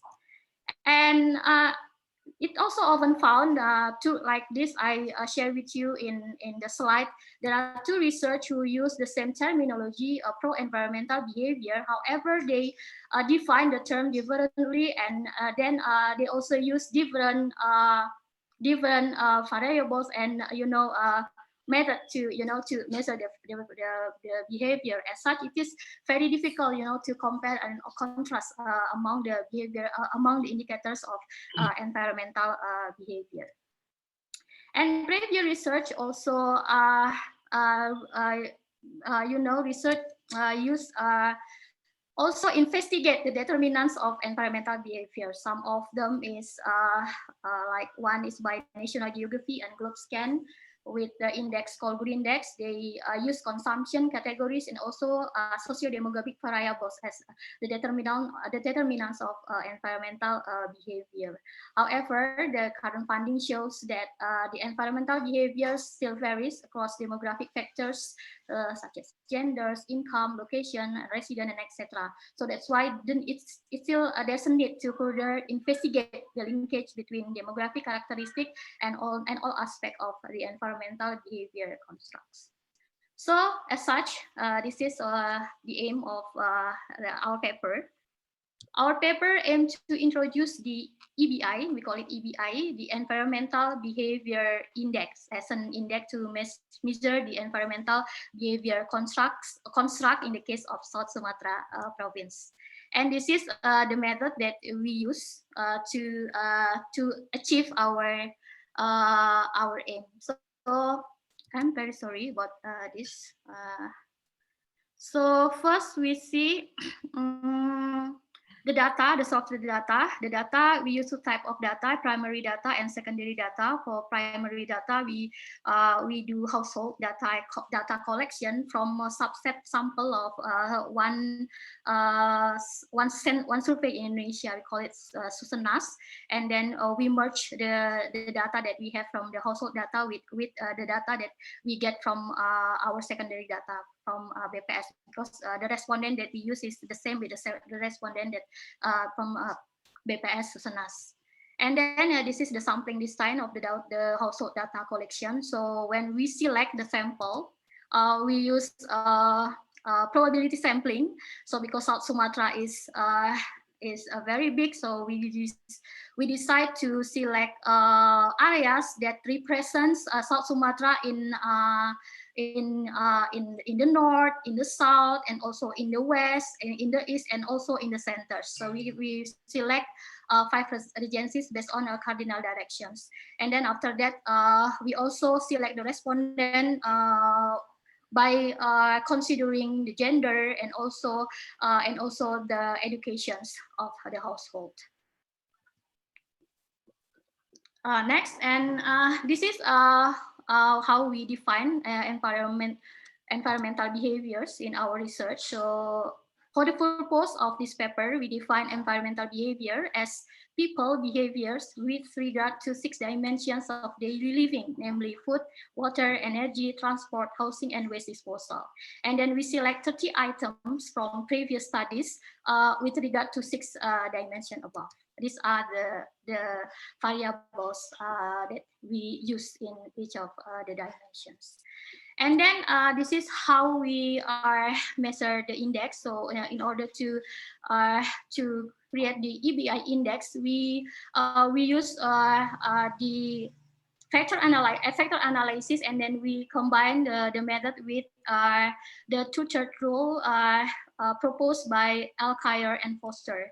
So with a factor analysis, we select the variables, the variables that best represents the index and the dimensions that build the variables. And then after that, we to differentiate between friendly and unfriendly, whether the score is friendly or unfriendly, we use the two-third rule as the threshold.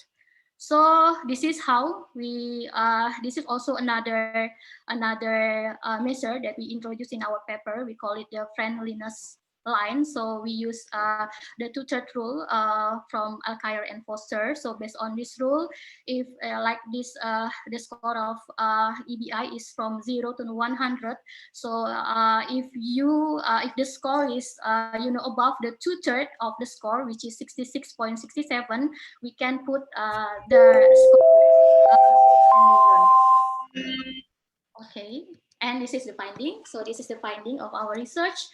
Now the response rate of a study is around 95%, and this is the descriptions of the respondent based on location, and this is the result of the factor analysis. So based on the factor analysis, we get the data from 30 variables. We only select 14 variables, and they are divided into they are grouped into 5 dimensions. They are, and we use the loading factors and also the percentage of total variance after rotation that we get from factor analysis as the weight to measure the index. So this is the contribution of each domain to EBI based on the standardized of weight that we calculate based on the factor analysis. So it says that factor friendly contribute 50%,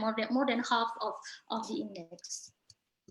And this is the result of our study. So unfortunately, the result shows that the EBI score in South Sumatra is still very low. We can see the mean here is 46.92, is still less than 50, and it is less than the friendliness line here.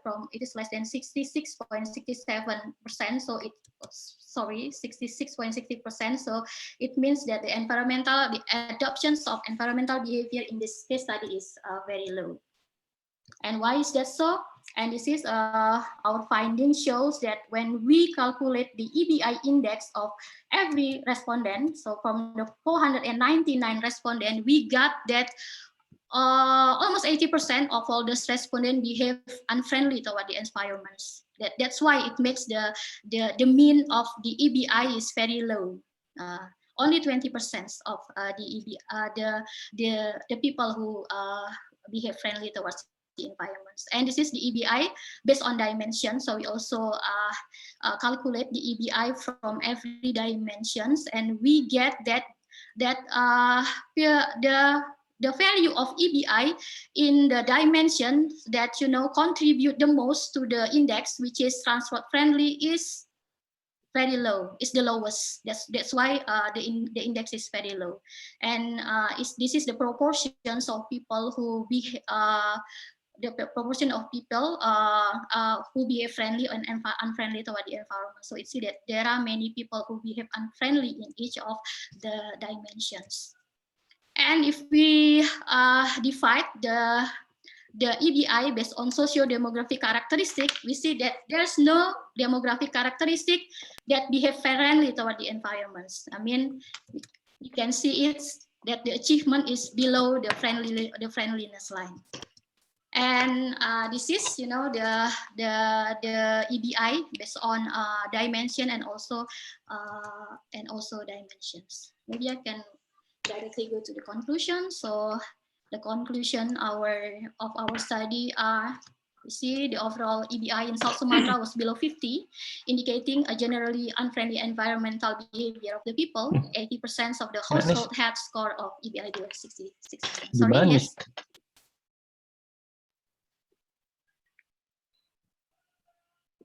Okay, and these are our recommendations. So because transport dimensions contribute the most to the EBI. So for better environmental behavior in the future, the government should focus more on transport-friendly behavior, and we need to build awareness for environmental behaviors, and also improving the accessibility of a range of environmentally friendly goods, facilities, and also services, and also strengthening and encouraging communities programs related to environmental behaviors. And since this study was based on data collected only from quantitative study, therefore, in order to broaden our understanding of the complexity of challenges toward environmental behavior, a qualitative study would be beneficial as the complement. I think that's all for my presentation, and yeah, thank you very much. I return the time back to the moderator.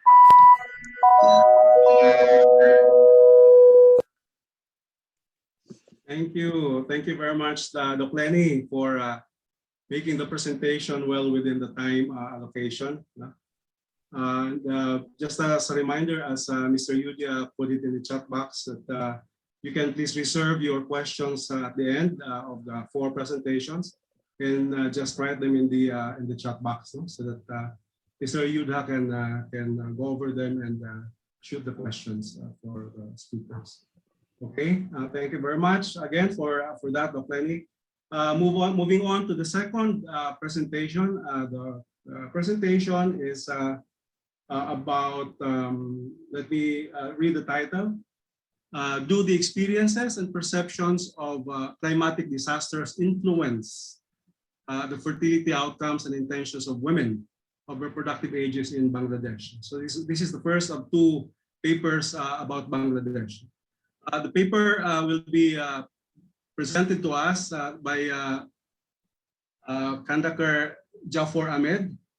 Jafar is currently finishing his PhD in the University of Adelaide in Adelaide, Australia. The paper that he will be presenting is co-authored by Yan Tan and Diane Rudd of the same university. Okay, so Jafar, the floor is yours, please. Thank you.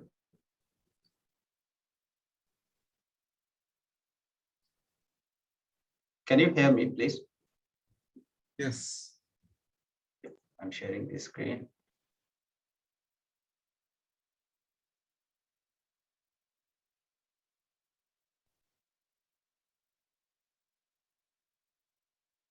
All right.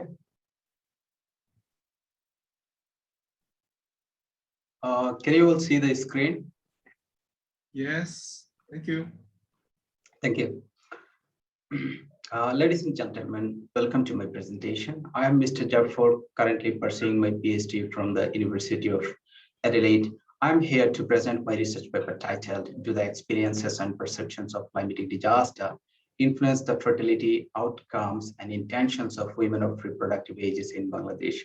I would like to thank the moderators, organizer, and all the sponsors for providing me with an opportunity to present my paper.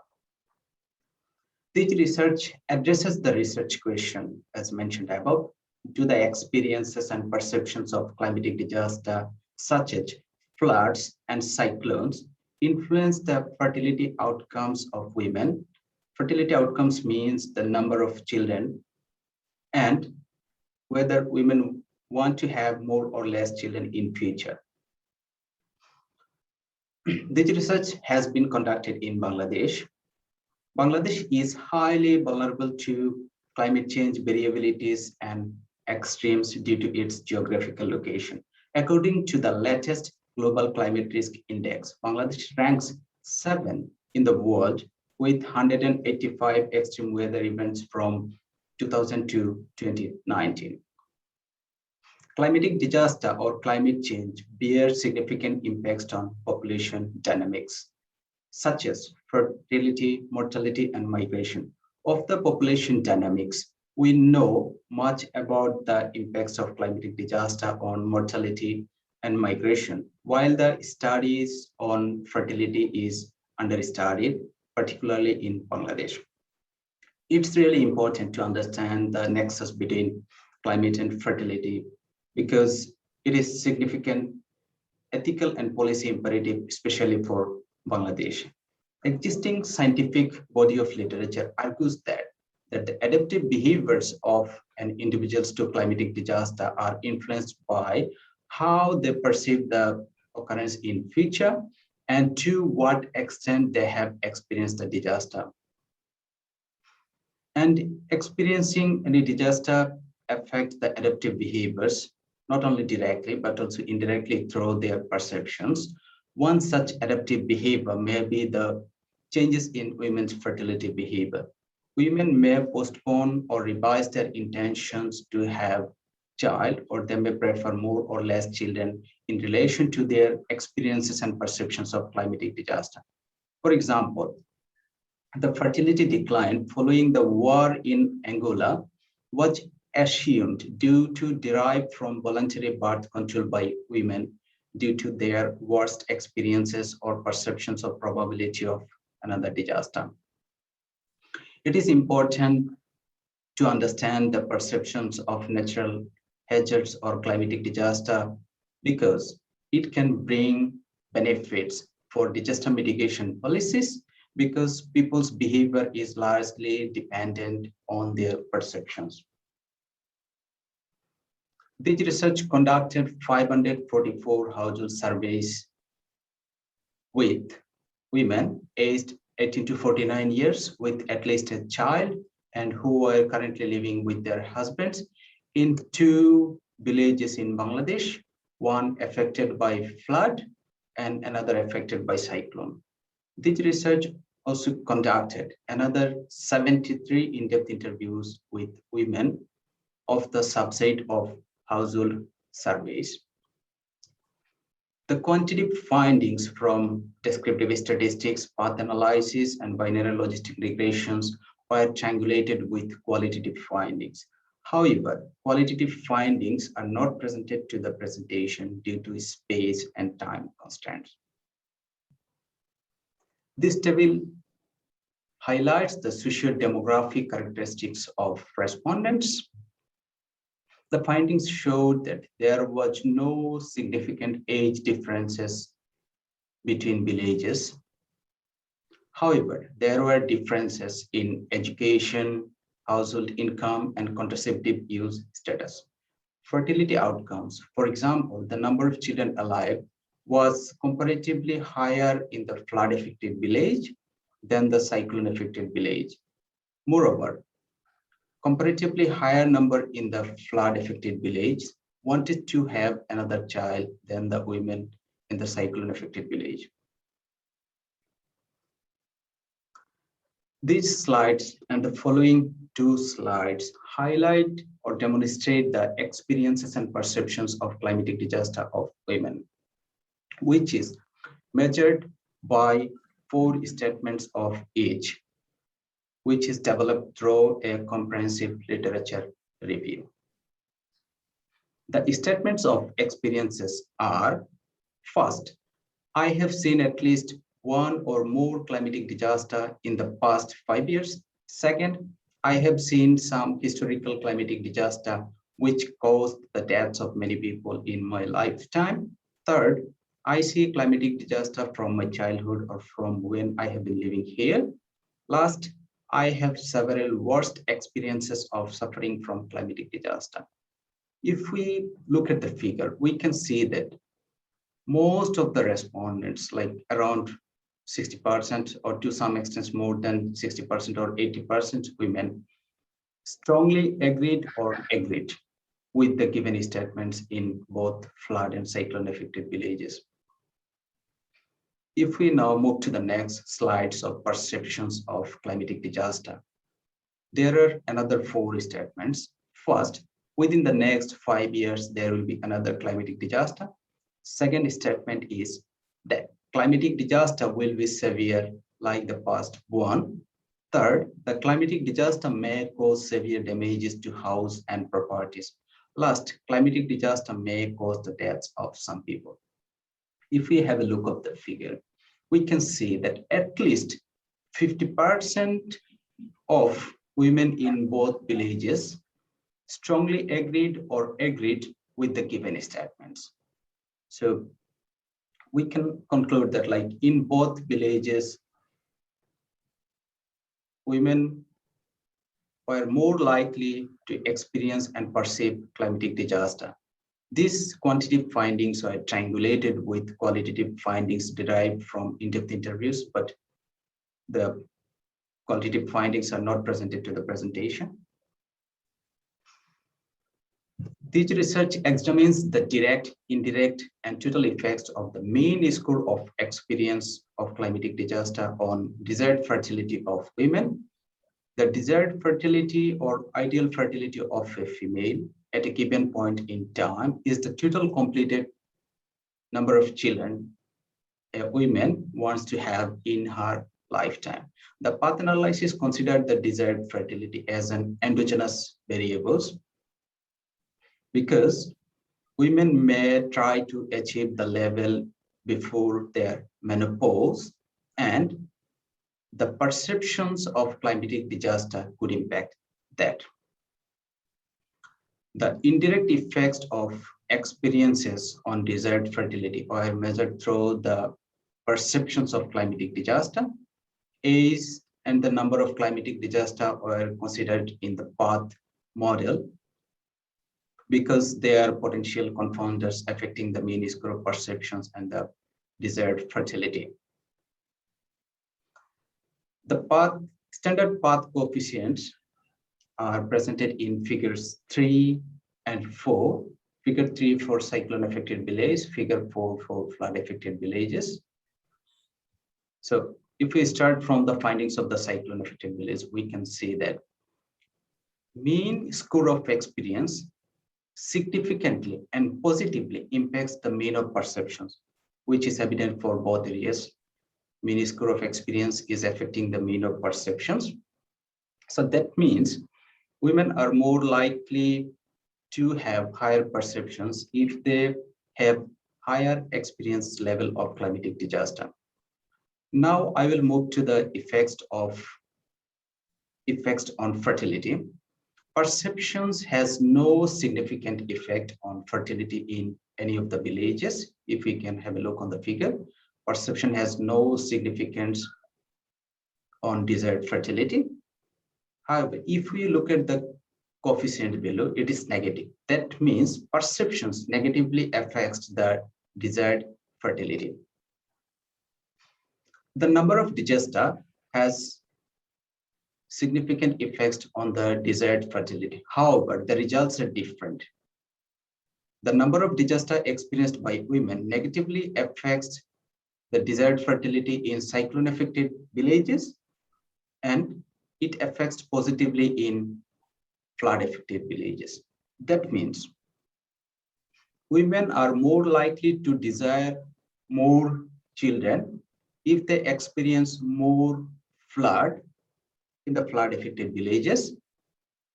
In contrast, women are less likely to desire more children if they experience more disaster in the cyclone affected villages. This research also examines how do women's experiences and perceptions of climatic disaster influence their intentions to have another child in the next 3 years. Table 2 highlights the variable selection for binary logistic regression models. 3 models were used. First models examines the effects of experiences on fertility intentions, followed by the perception effects in the second model. The last model considers the experiences and perception together in a single model. The variables for the models are categorized and are described in the table 2. This table shows that women in both villages have higher level of experience and they have higher level of perceptions of climatic disaster. In both villages, more than half of the women have experienced more than 3 climatic disasters in their lifetime. Here I am going to present the key findings of the binary logistic regressions. The details of the results are presented in table 3 and 4. I will summarize the key findings of the 3 models in both villages in the table. So if I want to summarize, it is found that age and the number of children was significant and negatively impact the fertility intention in both cyclone affected and flood affected villages. The experience model shows that it was not significant affecting women's fertility intentions. That means women's experience level was not significant. The perception models shows that it was not significant in the cyclone affected villages, but it was significant in the flood affected villages. So if we go to this table of flood affected villages, if we see the coefficients, we can see that I can explain it like the risk of having another child in the flood affected village is 0.412 times lower for women, scoring high on the perception statements compared to their counterparts who score others. And the number of disasters that affects differently women's fertility intentions. It affects negatively in cyclone affected village and positively in the flood affected villages.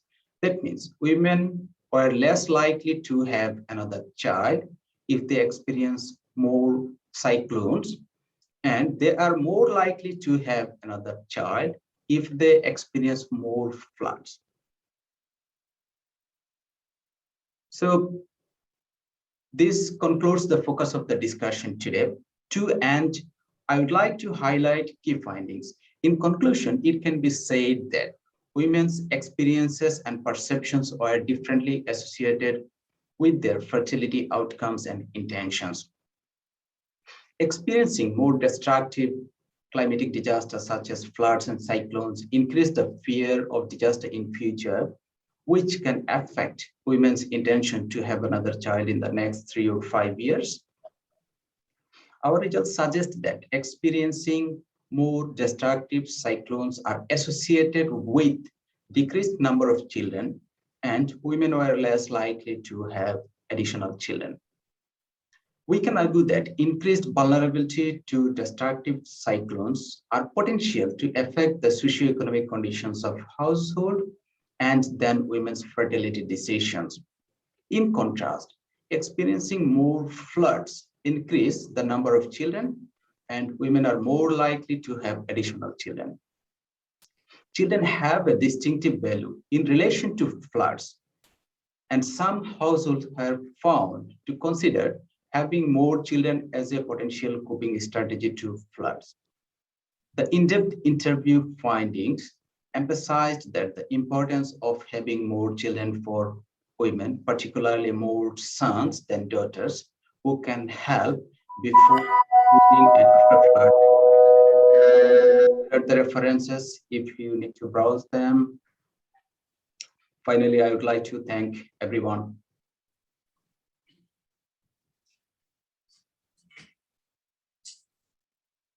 Okay, thank you very much. Thank you very much, Jafar, for that very interesting paper, and all the best with your PhD studies. No? Thank you. Thank you. You're welcome. Let's go to the third paper. The third paper is entitled, Are Adolescent Girls at Higher Risk of Child Marriage in the Face of Climate Challenges? Evidence from Bangladesh. The paper will be presented to us by Sigma Ainul from Population Council in Dhaka, Bangladesh. And the paper is co-authored by Jyotirmoy Saha and Irfan Hussain from Population Council in Dhaka, Bangladesh, and by Sahida Amin from the Population Council in New York, USA. So, Madam Sigma, please take the floor. Thank you. Thank you, moderator. Thank you, the audience who have joined with us from different parts of the world in this virtual session of Asian Population Conference. Let me share my screen here.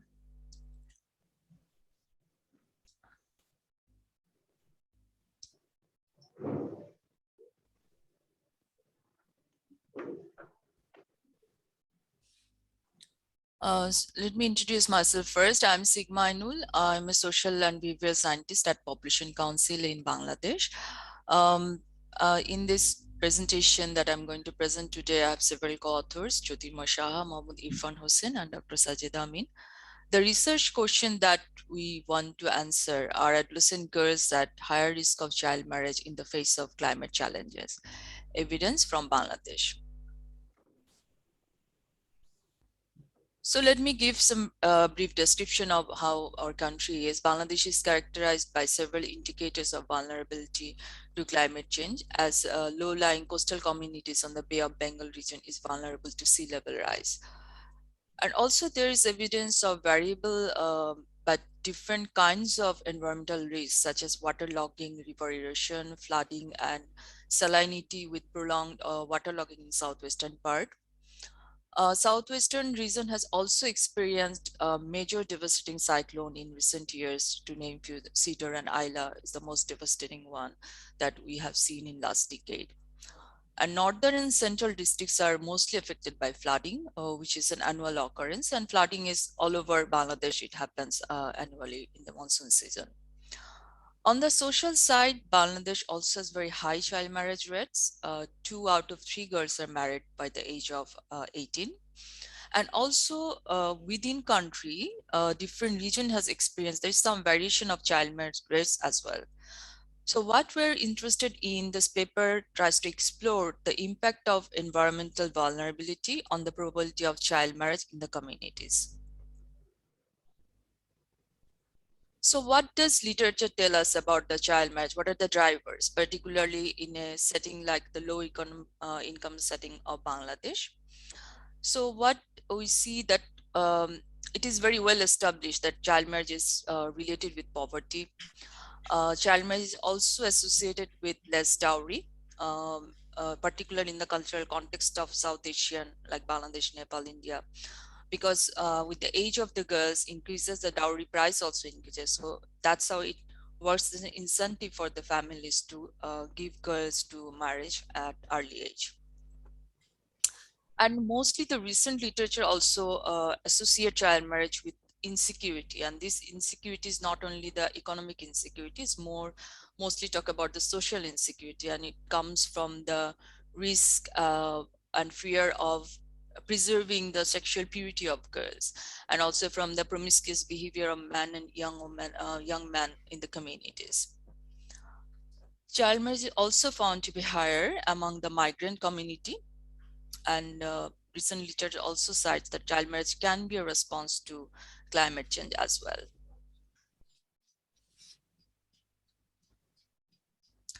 So different types of environmental risk exist, and also Zafar said in his presentation, and it's localized. There are different types of environmental vulnerability that exist, especially then the southwestern part, due to sea level rise and associated salinity, there's prolonged waterlogging. And there's also cyclone that hit mostly in the southwestern part, and two major cyclone, as I said, causes major displacement of population, Cedar in 2007 and Isla in 2009 in southwestern districts of Bangladesh. And flood affects all over the country annually during the monsoon season.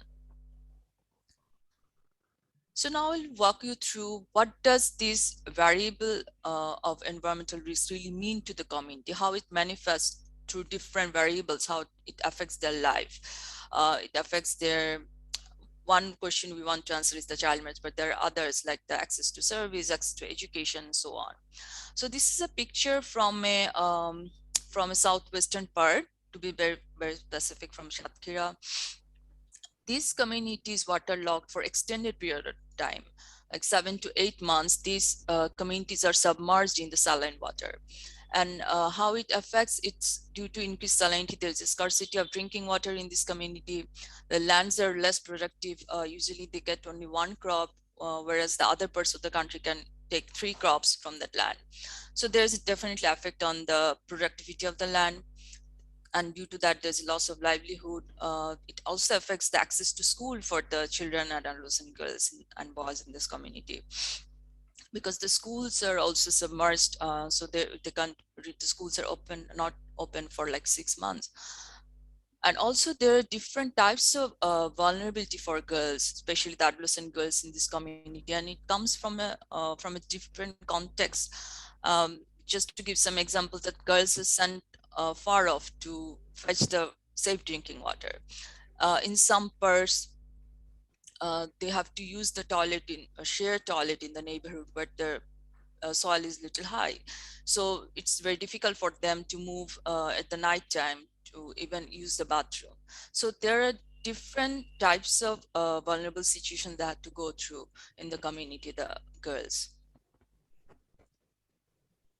And this is a picture from flood. As you can see, it's an annual occurrence. It stays for a couple of months during monsoon season, but it also causes temporary dislocation. But the important part is that it requires immediate response. As you can see that people are on the roof of the house, the aides are going with the self-taking water. So the flood images are more of dramatic, and when the flood happens, all the nations knows, the newses are going to the television, aids are distributed. The point I want to make, the distinction between the flood and the saline, prolonged waterlogging and salinity community. When the flood happens, it's a news. So AIDS comes, there's a lot of news, but in case of the salinity and waterlogged communities, they stays in that situation for years, and it's increasing over the period, but it's not dramatic. So you will not get some aid or any support from outside. They're on their own, but it also affects their livelihood, but they have to manage on their own. And there is cyclone, which we all can understand is the most devastating form. There is loss of lives, houses and villages get damaged, road and structures got damaged. There is a loss of standing crops, and it also damages the ecosystem. And the Cedar and Isla, it took years for us to recover from that biodiversity and change.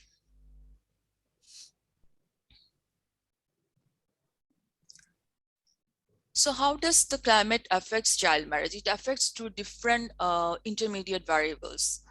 It exacerbates the existing risks. Child marriage is already in Bangladesh, but in the areas where there's a climate risk, there's a more environmental risk, it exacerbates that risk. And it mediates through interim factors like poverty and scarcity of resources, displacement of population, insecurity, it can be economic and social both, and loss of cultivable lands and homestead. So to understand the relationship between that, whether it exists and whether the relationship varies as per different kinds of environmental leaks, that is what our interest was. And to understand that, we used two data sources. One is individual level data. We have large adolescent survey data in 3 parts of Bangladesh, collected in the subsequent years. In 2006, we collected data from southwestern districts, 2007 north central districts, and 2008 northwest central districts. The survey data, the tools were similar, same tools were used, and it's a large adolescent survey. This is our first data source, and with that we also have in those community the environmental vulnerability data at the sub-district level. and that has been collected from qualitative and social mapping with the community people, how they perceive the environmental risk for them, what they have experienced in the recent years. And there were some categories like cyclone, river erosion, flooding, and so on. So then this environmental data we have merged with this adolescent survey data. For the analysis, we independent variables, we took the environmental indicators, and 3 we found relevant for these 8 districts where we have did our survey and the study. One is waterlogging, cyclone, and flood. And the outcome variable was the marriage outcome, whether it's a child marriage or not. We for the results, we used discrete time hazard analysis, and in the bivariate we found the relationship with all of these 3 environmental factors with the child marriage. In the multivariate analysis, in the adjusted hazard ratio, I will explain. This slide is a little busy. Let me walk you through. At the left hand side, we kept the environmental indicators. As I said, 3 environmental indicators has been considered: flood, cyclone, and waterlogging with salinity or no salinity. And for each of the environmental indicators, 3 models have been run, or you can say 3 parts of Bangladesh. We have seen this relationship: northwestern and central district, north central and southwestern districts. This has been done for 3 of these environmental indicators. The right hand side depicts the hazard ratio, which means the risk of child marriage. The value below low represent the lower risk of child marriage, and value below above 1 represent the higher risk of child marriage. And the green triangle represents the statistically significant relationship. The blue diamond represents non-significant relationship. So what we found that with flood, we have found no significant relationship of child marriage in none of the 3 parts of Bangladesh. For the cyclone, there's a sort of mixed results, but it need to be interpreted with caution. You see the cyclone in the southwestern part, where cyclone hits most, and specifically this cyclone Cedar and Isla, which was most devastating. We found actually inverse relationship with the child marriage, which we found little odd here, but then there is some explanation that I will come to later. And in the other parts, north central or central district, we found not significant relationship with cyclone. And what I said that it need to be interpreted with caution, because in the central parts, the cyclone is that much devastating, and maybe the community people can also cite the annual storms as the cyclone. That could be some explanation. The most interesting part of this is the waterlogging indicator, which is in the southwestern part, we have waterlogging with extreme salinity.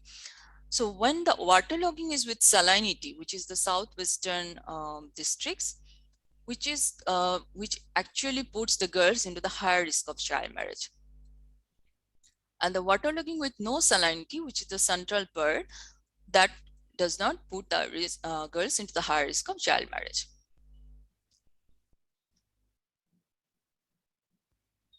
So the findings, what we get, that the communities with prolonged waterlogging coupled with salinity have significantly higher risk of child marriage for adolescent girls. On the other hand, we found no evidence of higher risk of child marriage in flood affected areas. Cyclone affected community, which is specifically Cedar and Isla in southwestern part, are less likely to have child marriage for girls.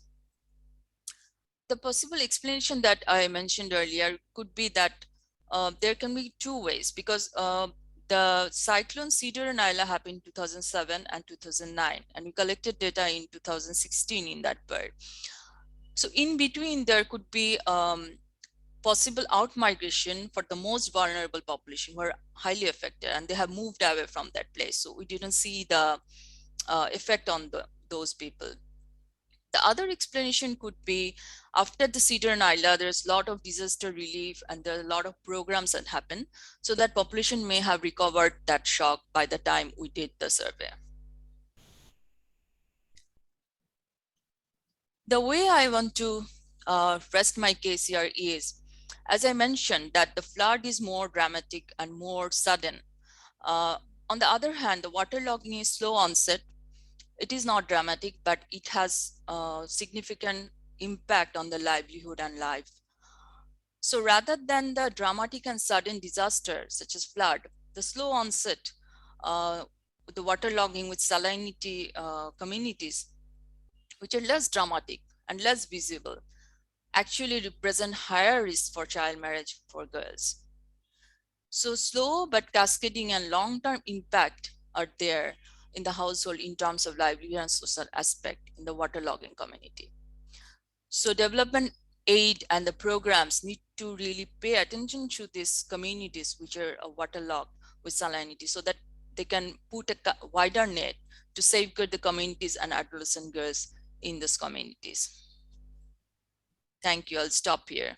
Thank you all for your patient hearing.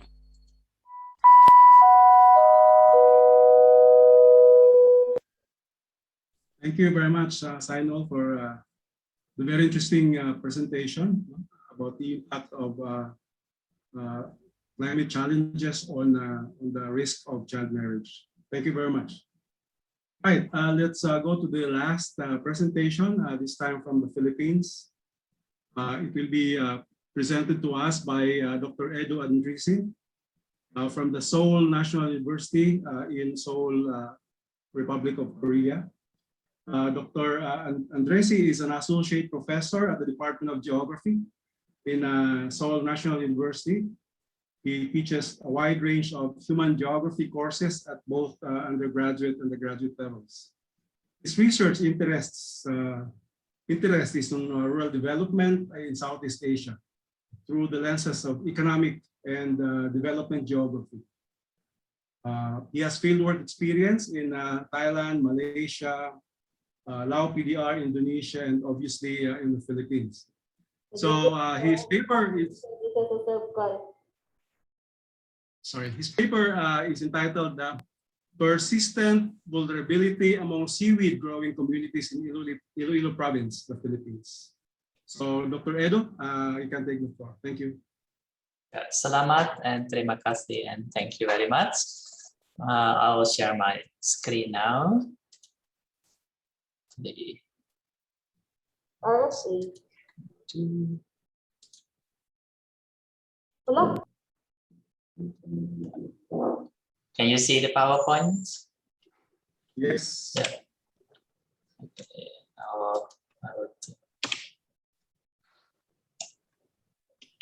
Okay.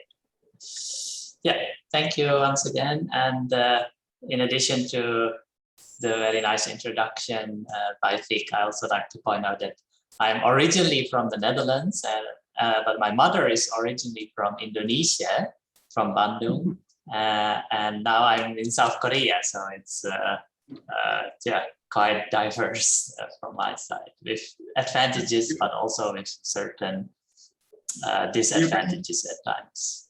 Yeah. Presenting a paper about the Philippines. Yeah, and I'm interested in Philippines and Southeast Asia. Okay, let's start quickly. So, Vic, you can let me know if I am too negative about the Philippines and perhaps others who are attending from the Philippines. I think Philippines is quite unique in Southeast Asia. For example, if you compare population density to Indonesia, it is much higher, and also whereas some other countries such as Thailand are already going into a process of aging, especially in the rural areas, we can still see a continuing population growth in the urban and rural areas. So it's that is, I'm not sure yet if that is positive or negative for the Philippines, but at least it puts a lot of pressure on labor markets. And also one of the features of the Philippines is the law of local propriety rule. Many authors have written about local dynasties and the continuing power of old traditional families who are both very influential in business and local politics, and it carries also its way to Manila and national politics. Now here, The total fertility rate, as you can see, comparing with other countries in Southeast Asia, it is still higher than it's relatively high in the Philippines. And what is most worrying, I think, is that many people who are born, and many people are born, let's say between 2000 and 2005, around those years, they are now entering the labor market. But what are they going to do? So my presentation is about employment generation in the rural areas and about trying to diversify away from fishing, which is also quite problematic because of the overfishing. And one of the challenges of the Philippines is to absorb rural urban migrants. And many people have migrated to Manila and Cebu and Davao and other cities. But what are they actually going to do? And in Vietnam and Thailand and Indonesia, many people have been able to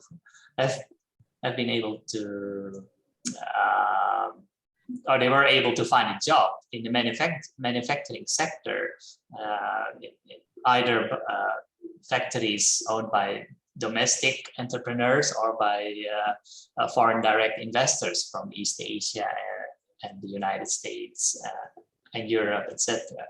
But for the Philippines, it's a little bit different story. Of course, there are export processing zones. There is foreign direct investment, but it's relatively meager compared to a country like Vietnam, for example. So providing jobs is very hard. Now, one way for rural diversification is the seaweed industry, and the end product is karaginan.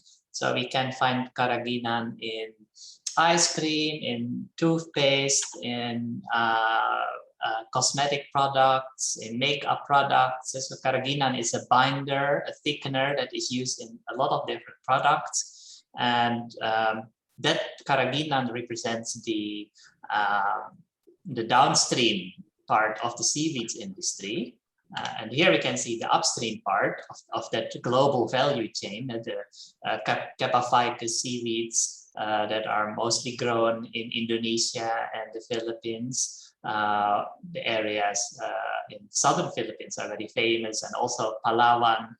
But also the Philippine government has promoted the growth of seaweeds in central Philippines, such as Iloilo and Aklan and areas around Cebu and Bohol. You can also find sizable seaweed growing areas in Bohol. So these are not the seaweeds that I am used to in South Korea and also in Japan, and not the nori seaweeds, let's say, but seaweeds that are used for exports and for processing into karaginan, into this binding product. So it has an industrial application.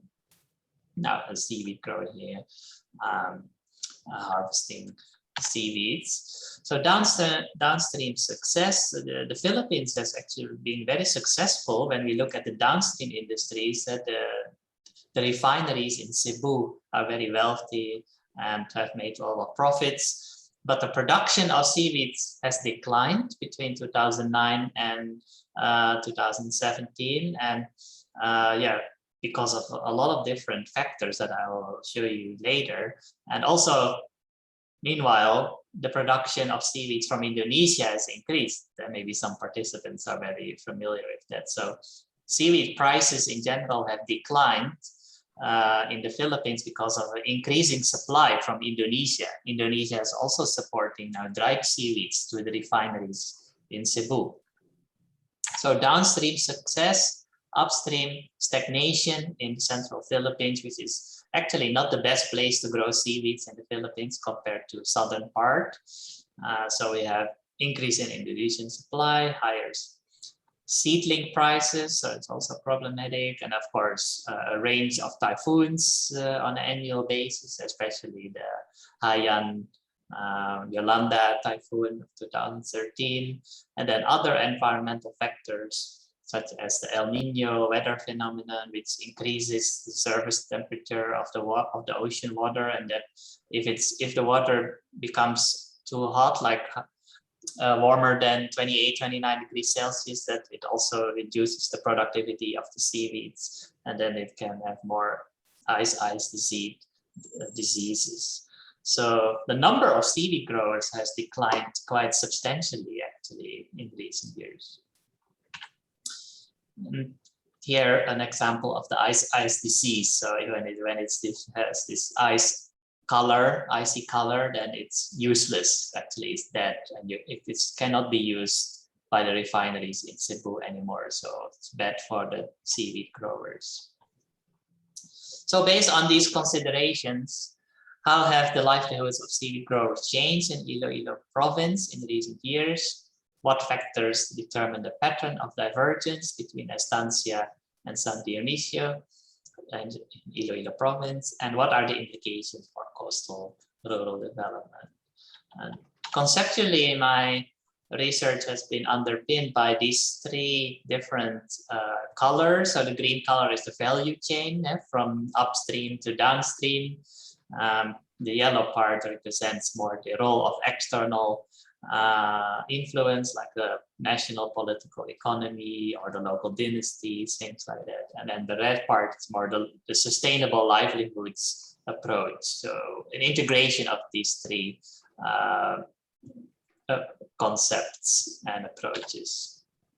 So it's my research has started to have a more longitudinal framework, and I want to return to the Philippines after the pandemic, 2022 or 3 or 4, to interview the same people actually, to see how they have fared. So are they still seaweed growers, or have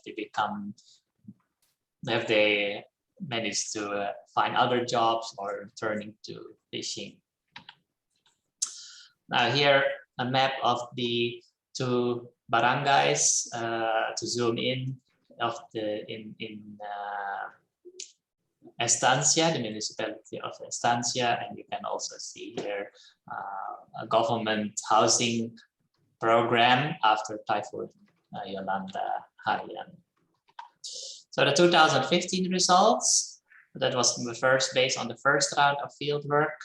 Value changes after the 2013 typhoon from multiple to a single buyer. So after the typhoon, some buyers stopped their business. So the seaweed growers they could only sell their seaweeds to one buyer. So it's kind of a monopsony. So that was a bit problematic. Virtually no vertical coordination between the various stakeholders in the value chain. And at that time already, livelihoods in Estancia were found to be much harsher than in San Dionisio. You can further read this in article that I published in Singapore Journal of Tropical Geography. So here an example of the fishing folk / seaweed growing communities in the coastal areas. Many people don't own their land. Actually, that's also a problem. Now, and then here you can see the longitudinal analysis of preliminary. So I also went back to the same areas in 2018, 2019. And here you can see the start of the divergence. So actually, seaweeds have become more important in San Dionisio. So very successful, whereas failure, we can observe a failure in Estancia where actually many people return to fishing. But the policy of the government is actually trying to diversify from fishing, because fishing is also problematic because of overfishing and lack of income. So 5 minutes left, I guess. Then we asked the income level, and again we can see a strong process of divergence. So for San Dionisio, we can see people below respondents below the average, but also above the national average. Above the poverty threshold. That is actually the Iloilo poverty threshold. But if we look at Estancia, we can see a much more problematic picture, because most respondents actually have an income level that is below the poverty thresholds, and many of them also even below the food threshold, the Iloilo food threshold. So they are really living in absolute poverty, actually.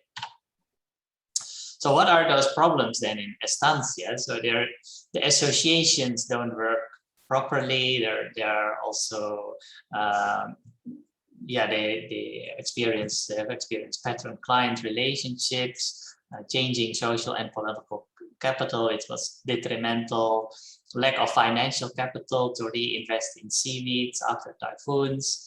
And physical geography was also not good. If the coastal water is not clean enough, also sometimes not salty enough or too hot during the El Nino. And also a lack of political support, which obviously relates to the political capital. So there were some World Bank funds, but the mayor did not really disseminate those funds to the seaweed growers. So they returned to fishing. And yeah, so these are the fishing then, the returning to fishing, which means small scale fisheries. It generates some income, but it's also not really life-saving or let's say it doesn't really reduce poverty that much. And on the other hand, we have seen successes in some Indonesia. So a lot of horizontal coordination and bonding social capital. People really work together. There's also more vertical coordination with NGOs and government agencies and CIFDEC, a research organization related to fisheries and seaweeds. And also there are more non-marine diversification options. So the seedlings from San Dionisio have also been have a very high quality, and people from other areas, they also import now the seedlings from San Dionisio, from neighboring islands, for example. So the conclusions: a remarkable process of divergence between livelihood trajectories in San Dionisio and Estancia. And there's a huge local differentiation in terms of environmental pressure, social capital formation, and politics, even though those two municipalities are only like 30 or 40 kilometers away from each other. And and also important conclusion is then that overfishing cannot be reduced by a single diversification effort. We cannot just blindly focus on seaweeds to reduce coastal poverty. So given the continuing rural population growth, a greater effort to diversify and reduce poverty is needed, where I saw so many children in those communities, and the population is still growing there. And we need to have a better conceptualization of local political capital in the combined sustainable livelihoods approach and value chain approach. And I also think that many development plans should have plan B and C, not only plan A, and also consultancies should not only focus on plan A and assume that there will be linear processes of growth and success, but we need to have plan C's and D's. What happens in the case of a typhoon? What happens in the case of a flood, or in a case of El Nino, which is more extreme in some years? So I think we need to have more plan B and C's as well. Thank you very much, and looking forward to the discussion session. Thank you, Dr. Edo, just in time. Yeah. Thank you for the very excellent presentation. Okay, we have about 16 minutes of question and answer. And I can see already more than a dozen questions in the chat box. So let me turn over the floor to Mr. Yuda to moderate the question and answer portion. Mr. Yuda? Yeah, thank you. Thank you, Rich. There are many questions here in chat box. I can't find question, but the first question is from Miss Renadona, UNFPA PNG. For speaker one, there is a few questions.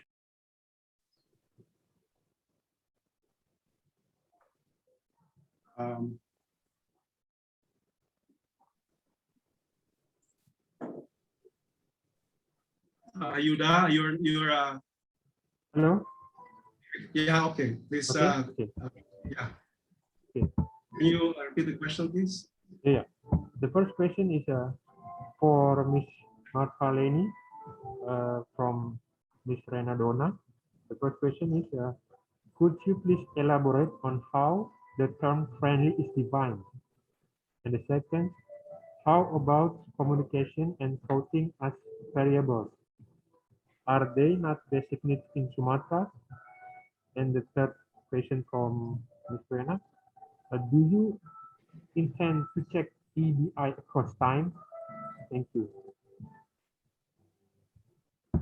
Okay, thank you very much, Rena Donna, for the very fruitful questions. So the first is, do you want me to elaborate on the term of how the term friendly is defined? So EBI is a composite measure ranging from 0 to 100, and it was designed to represent the multiple aspect of a concept of environmentally friendly activities in a single measure. So in this study, we developed the index by adopting a combination of two statistic techniques, which are factor analysis and the two-third rule. The factor analysis is a multivariate statistic which can be used for extracting information from large bodies of interrelated data, while the two-third method was a rule introduced by Alkire and Foster, which is often used in the area of poverty analysis. So in this research, we adopt we can use other method, but for the purpose of our study, we use the two-third method here as a guidance to set a cut-off point to differentiate a friendly or unfriendly conditions. The cut-off point is the green line that that we show during the presentations, and based on the two-third rule. In a positive order of scale, this one is 0 to 100. If your position is located in the two-thirds of the maximal point, which is 100, in this case of study, in our study, then you are considered as friendly. That's why the cutoff point is 66.67. While if it is less, you will be considered as an environmentally not friendly. So by what we are saying by friendly or not friendly, we don't judge that they are bad. They are bad, not like that, because people have like many obstacles in to do the friendly to conduct the friendly behavior. However, environmentally behavior is like a good thing that we need to do. So it is very important that if we can do the thing, in our daily life. However, we don't, judge that not friendly. If they do that, it's because they're not friendly or whatever. But because of, it's like there's a condition. It's a condition, and because we need to, encourage people to be more friendly to the environment, we need to aware of this kind of conditions. And the second is, your question is, how about communication and clothing as variables?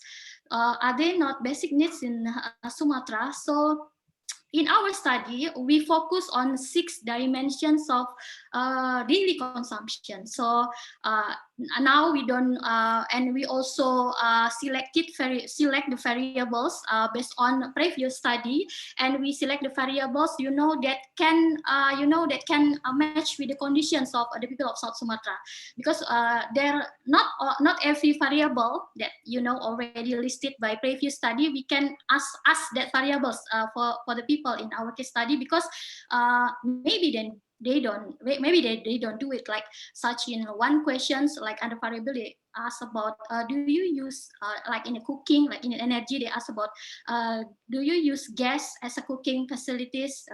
We change that question into we don't use the gas question, because there's almost all of the respondents use that because of like there's a policy in Indonesia to provide gas as cooking facilities. That's why we change that kind of questions. And communication and clothing is we don't put it in this discussion because of the focus of our study. But if the focus is but I think it's a very I think it's a very important also question, because like when we doing our focus group discussion, we also got that that you know, like, if we want to run like the awareness programs, like the communication is like a very important tools.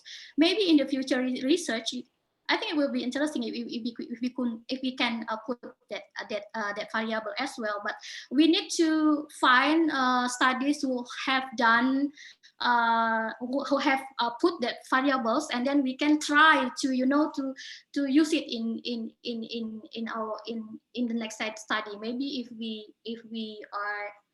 if we can, and you know, if like there's no budget constraints, there's no time constraint, and also we can maybe put it to, you know, to enrich the analysis of our research. And then finally, do you intend to check the EBI across time? Actually, this is what we plan to do in the future. Because, you know, Indonesia is very big, and also the population is growing. You know, like the condition that we measure is in the condition in 2016. Maybe it's not like that anymore. Even in pandemic, maybe people, you know, the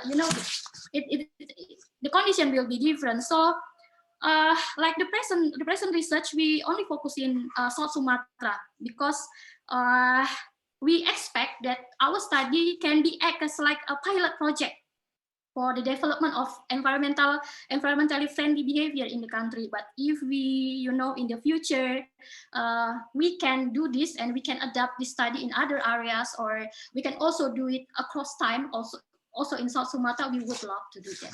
Maybe I hope that I already answered the question. Thank you very much. Thank you. Thank you, Ms. Marpaleni. We go to the next question from speaker 4, from Mr. Edo, to speaker 2, Mr. Jafar. What would be your policy recommendation, and do the results worry you somehow? I mean, in terms of long-term population trends and family planning challenge. Thank you. Yep. Thank you, Edo, for your nice comments. About the policy recommendations, I can say that like there should be something to do. Like the most effective one could be the collaboration of disaster management program and family planning program. They should work collaboratively to address the issues, because it's an urgent issue. And in Bangladesh, the family planning program and the disaster management program, they work separately. So these things should be collaborated to address the issue. And there should be some programs to raise awareness among the women about their fertility goals, because Bangladesh have a 2-child policy, but sometimes it is encouraged to have only 1 child, but it is not going as we have the policy. So we should raise awareness about the policy. And but what I find that this is not about the like people's women have any particular preference for any particular numbers. They try to relate their experience and perceptions, what have been explored in this paper. And I found that some households, especially in the flood affected villages, women prefer to have more children because they think children can help them to cope with the adverse effects of floods. So if it happens, there should be other incentives, facilities, so that women can replace their number of children with the facilities. And Edo asked me about like whether the results worry me somehow. Yes, definitely. It is worrying me because if we think about the population changes or trends in sub-Saharan Africa, the fertility rate is very slow. It is declining very slow. While most of the sub-Saharan African countries are still struggling with their sustainable development goals or other things. So definitely this is a matter of worry. So we need to address the issue. Otherwise, there will be a big changes in the population structure, particularly on fertility rate in some countries.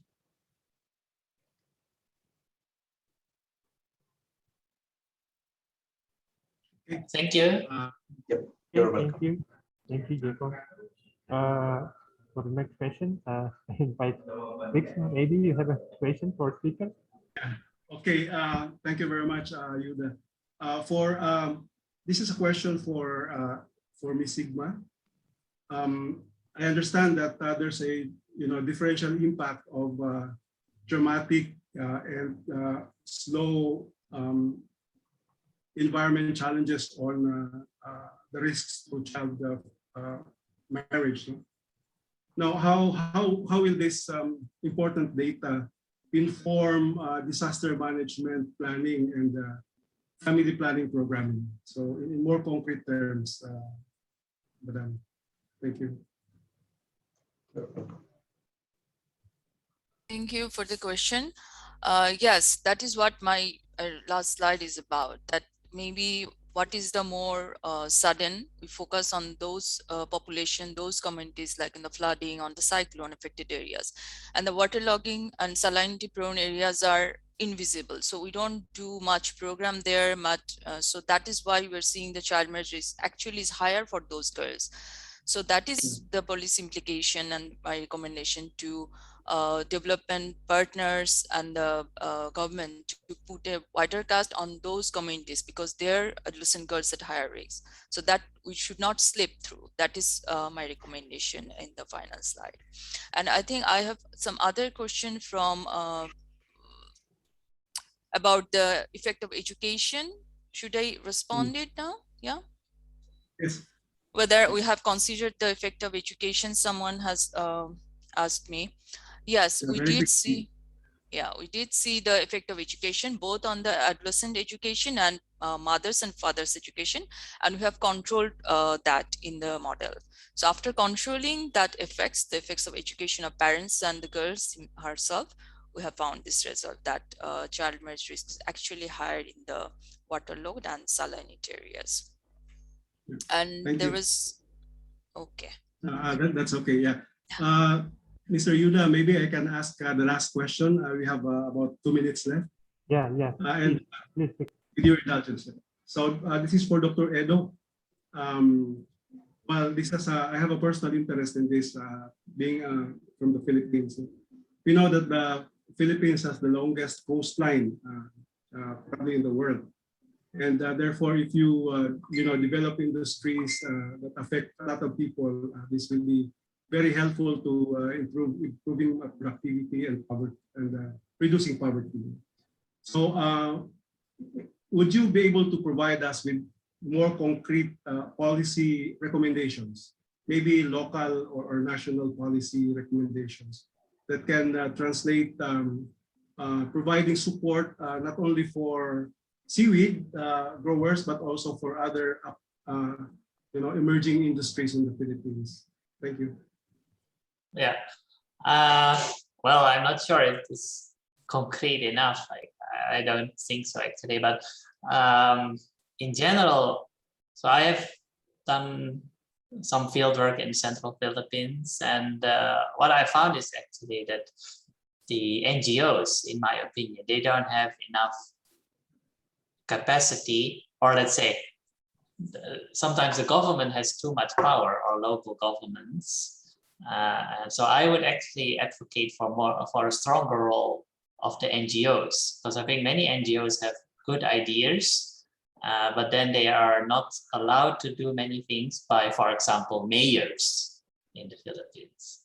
The mayors can decide on many things, and they are quite powerful in Philippine politics. So I would actually like to see something that is more space for NGOs, and if we look at other diversification options like fruits and vegetables or even other cash crops, then one problem is the lack of land reform, because many people who live in the coastal areas or also in the mangrove forests, they actually don't own their land. So they cannot, it's a bit hard to start diversification when you don't own your land. And some communities, they are also considered as squatters on people who own the land, but the landowners, they are quite wealthy and they live somewhere else in the city, and they are not there as farmers anymore. So I think yeah, of course, land reform has been a very long-standing issue in the Philippines, but it still needs to be addressed in coastal areas. I think has not been enough attention. But I don't have any silver bullet on, okay, it is seaweeds and it is this and this product. Of course, some other organizations have experimented with coconut products and bananas and some other fruits, but yeah, it's not. Sometimes it works, but it has not been a silver bullet. That's the problem. Good. Thank you. Now let me turn over the floor to Mr. Yuda for some closing arguments before I close the session. Yuda? Yeah, because the time is over for this session. It is 12:30 now, and after this we go for a lunch break for 2 hours, and then we will see you in the plenary session 2, anticipating in the future in the 14:30, and this in the main hall. And okay, that's it. Okay, so before I close the session, let me thank everyone for joining us. Let me thank the 4 speakers, very insightful presentations. Apologies though to those that have asked questions. We were not able to respond to your questions due to time constraints. But please feel free to connect with the speakers if you want to have more questions answered. So thank you very much for the time. This is a well-spent 1.5 hours. So all the best, and let's see you all in the next sessions. Thank you, and good morning. Thank you. Thank you. And bye. Bye. Bye-bye.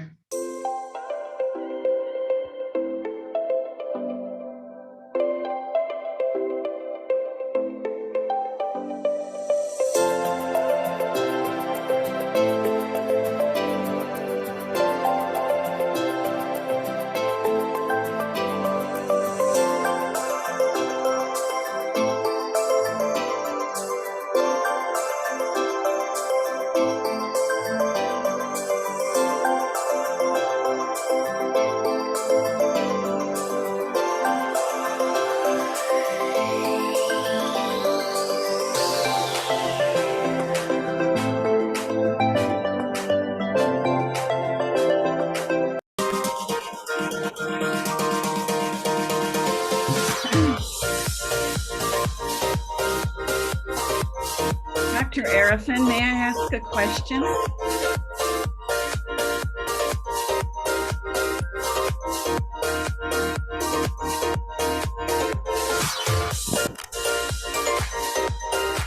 Yes, Ellen.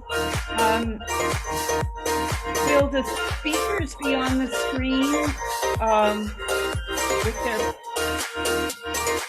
or is just everyone on the screen? I'm interested because I'm moderating a session after this, and I was just curious about whether we'll see the 4 speakers together on the screen, or just the PowerPoint, just the backdrop. Okay. You mean asking about the background? No, I was wondering, will we see the 4 or 5 speakers together? Oh, or just by our names? Okay, maybe Pak Hari, the committee can we allow us later to have? Yeah, maybe Pak Hari can answer. Maybe turn the music down just a little. Yeah. Okay, let me contact the.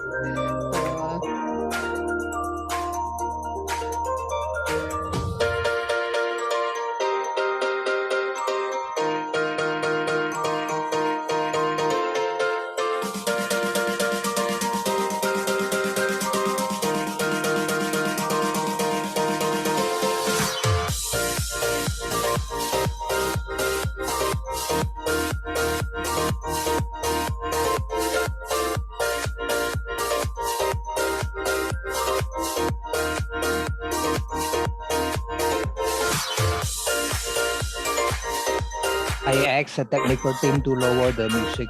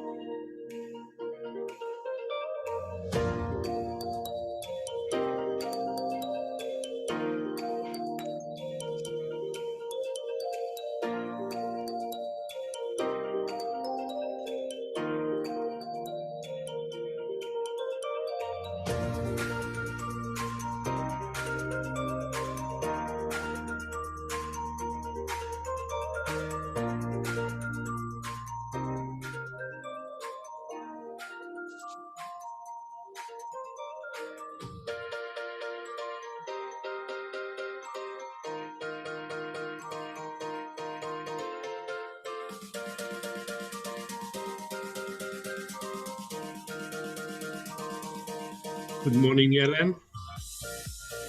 Good morning. I was wondering, it's good. Yes, yes. And good afternoon, Abby. Hello, good afternoon. How are you? Oh yeah, just yeah, I'm fine. Wait a minute. I'm asking the There you are. permission to have 5 of us on the screen later. I should Okay. have the two of you. Sure. The two of you will speak, right? Take a turn. Yes, yes. I'll Okay. start, and Ellen will join us and present some slides, and then I'll Right.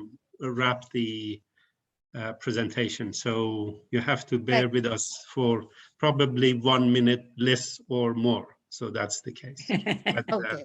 Okay. So and you it's a so joint then presentation. okay. So then you will speak later. I mean the second No, no, one. no, Then no. I will start. okay. I will start. Ellen Ellen, first. come in between. I will upload the file. Right. Maybe I can start sharing. Let me. Why don't I share the presentation now? Start earlier. You mean? No, no, no. If I share No. the file, let me. Oh. Let me see. Because I Does it think the screen, the organizer will control the screen. So I don't Okay, know. okay, okay, okay. I'll share it later. But the other Okay. point, Evie, is that Yes. Ellen and I have to move to the roundtable discussion by I think it's 7:30 or 5:30 your time. And Yeah. so if I was wondering whether if after 1 or 2 presentations you can open the discussion or get some questions on our paper so that we will be able to move to the roundtable discussion. Right, right. Is that So, right? Is that fine, or Well, what should we do? Mohammed Jalal will actually, I need to, since I'm moderating that session, I need to Right. leave really right after our presentation. So maybe Yes. we could take questions right after our presentation. Yeah. That can Yeah. be. Yeah, that would be Okay. better. Good afternoon, yeah. good Okay. afternoon, ladies and gentlemen. My name is Harry. I'm your host. Thank you so much for being here in this room. We would like to start the event very, very soon. I'm sorry to interrupting you. I should check in every single details. So right now you are now in B, breakout room B, right? Yes. Right. Okay. Breakout Yes. room B. Thank you so much. So right now with us here, we are going to discuss about international migrations, right? So we Yes. have here my colleague, my wonderful Ibu Evi Nurdia Arifin. Thank you so much, Ibu. You already here. Yes. Thank you, Papa. Welcome. And the moderator number 2, Mr. or Miss Mugia Biraharja. Are you there, Miss Mugia? Mr. Yes, I'm here. Mr. Yes, Mugia. yes. So the Mr. moderator Mugia. 1 and 2 is ready, Okay. ladies and gentlemen. Thank you, Pali. So I also noticed here, Mr. Muhammad Jalal Abashai Safri already here. Yes, Speaker I number am. 1. Thank you so much. And speaker number 2, Adam Kalokchu. Are you there with me? Yes. Yeah. Adam, thank you so much for coming. And number 3, Kathleen Ford. Number 3, the speakers. Sorry, here, Miss. Yes, I am. Kathleen Ford. I'm here. I Hello, am here. Mrs. Ford. Are you? How are Hello. you? I'm And good, thank you. last but not least, we have Anwar Hussein. Anwar Hussein. Oh, now. I think You're Anwar Hussein, I saw him. all right, very good. So I saw everybody him. here, the moderator here, and all speaker here. So you are ready. This breakout room is more ready than anybody. So we wish you good Thank luck. you. We wish you good luck and have a wonderful session. Thank you so much. Yes. Can I share the Hold slides on. now? So No, is it possible to? Later, just a little bit moment because this session are going to be handed over to Ibu Evi Arifin to open the session. Okay, ladies and gentlemen, big round of applause for everybody. Yeah, keep the spirit fighting. Ibu Evi Arifin, so they hand it over for you. Okay, please, Ibu, now. Ladies and gentlemen. All right, thank you so much. See you later. Thank you, Pali. Program will begin shortly.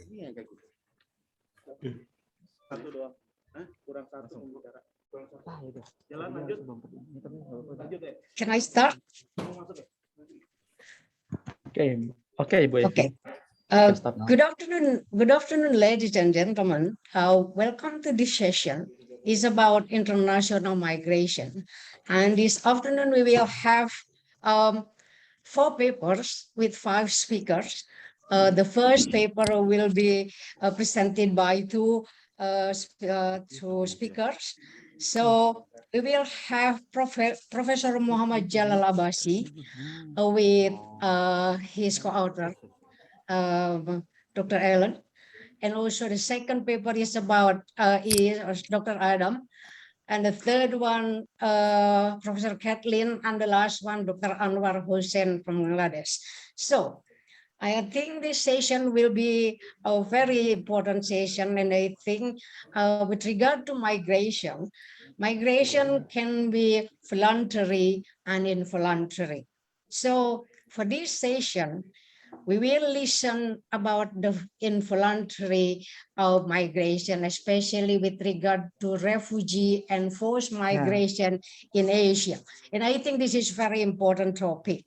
So that's the first paper. Then we also talk about the refugee, but then it's about the life of displaced people in the destination. That's the last paper.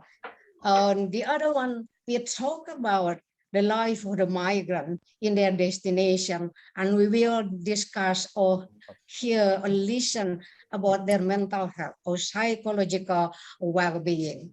And the last topic is, I'm talking not in order in terms of the topic, which when we talk about migrant, we talk about the life of migrant.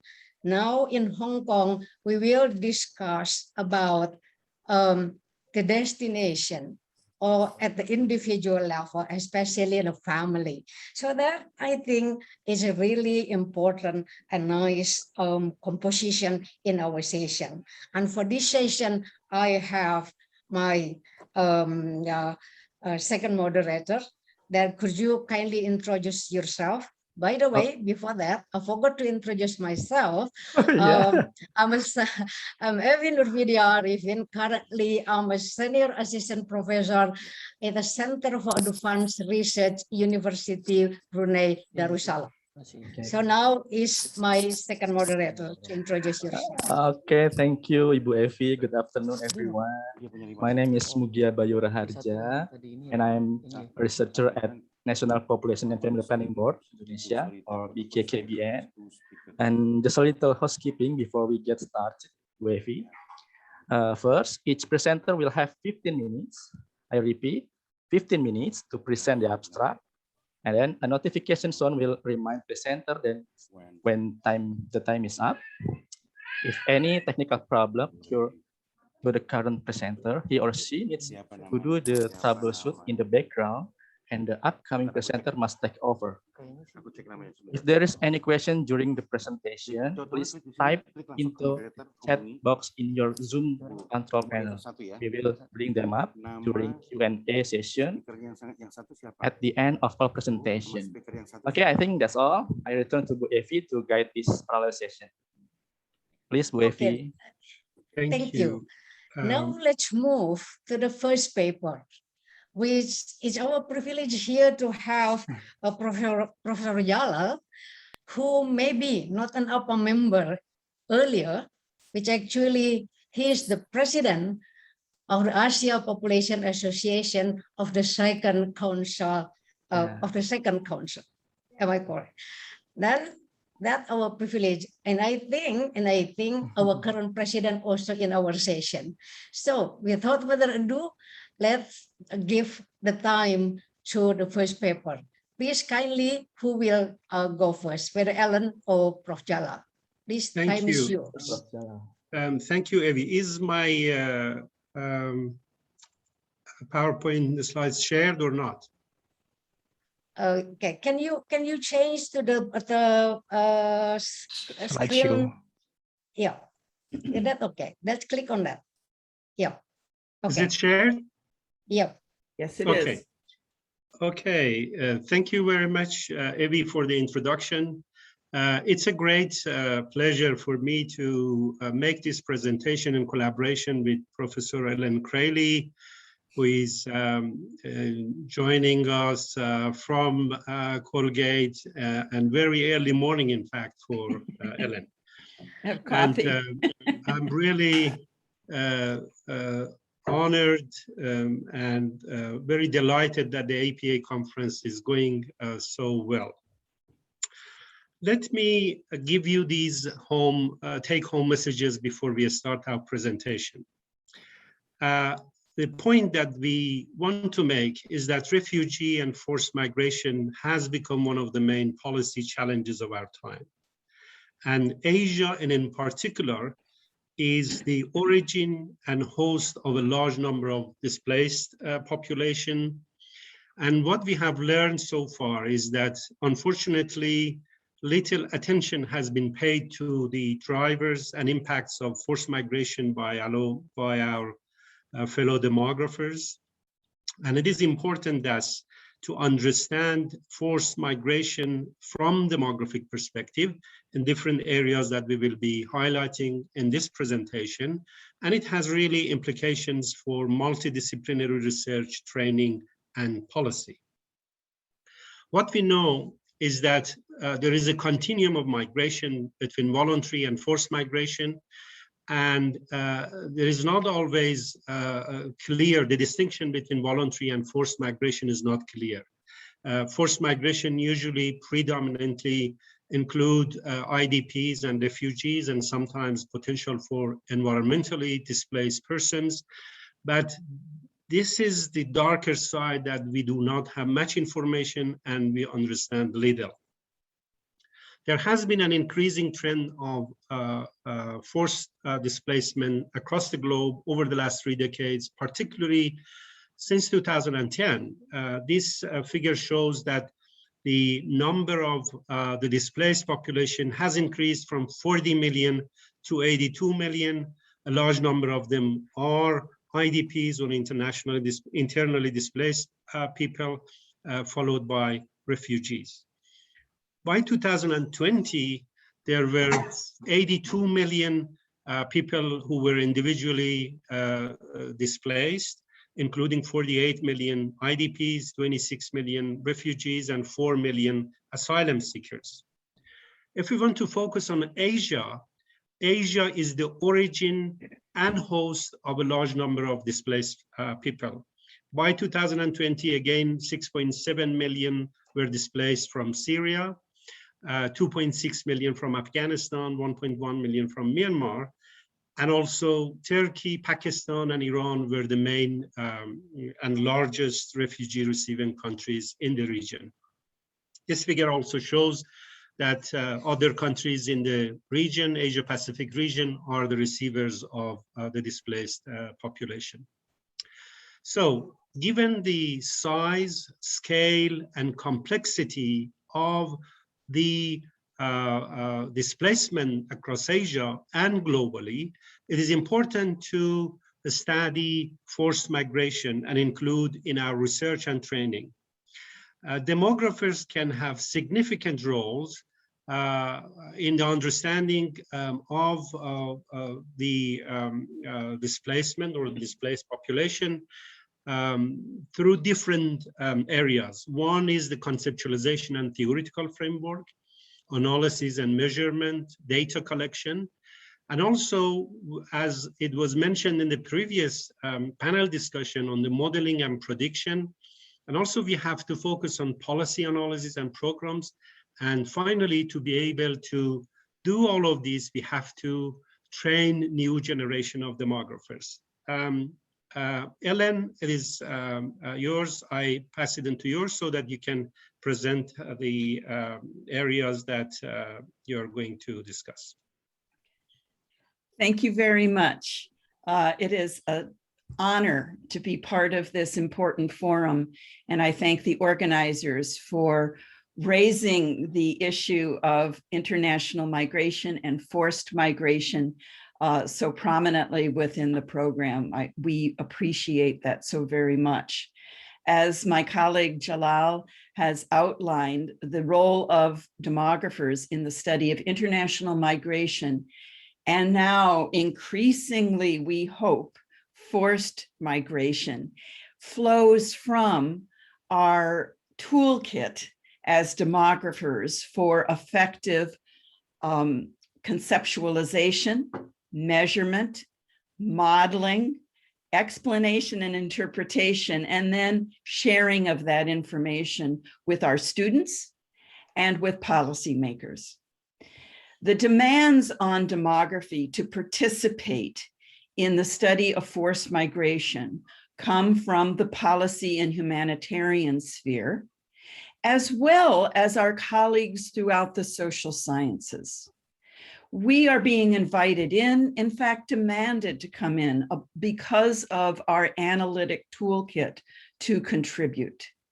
And it gives me, I think it gives Jalal and me and our colleagues in the IUSSP, the International Union for the Scientific Study of Population, great confidence that the population sciences is joining our colleagues throughout the social sciences to use our skills and our perspectives to understand, predict, and respond to our the members of the human family who are displaced throughout the world. As such, we can look to the social sciences to look at advances in the reconceptualization of forced migration. Now, when we start talking about data in just 1 minute, we will see we're often constrained about the available, no, I'm sorry, go back just once, constrained by the available data sources. But it is very important that we think about the concepts that we're trying to measure. And we see new forms of mobilities that are forced, but are driven, yes, by war, conflict, and ethnic disruption, but also by environmental change, by climate change. So new dimensions of displacement are emerging throughout the world, and we must broaden our concepts of forced migration, displacement, and refugee migration to reflect the sociological, geographical, economic realities of our world.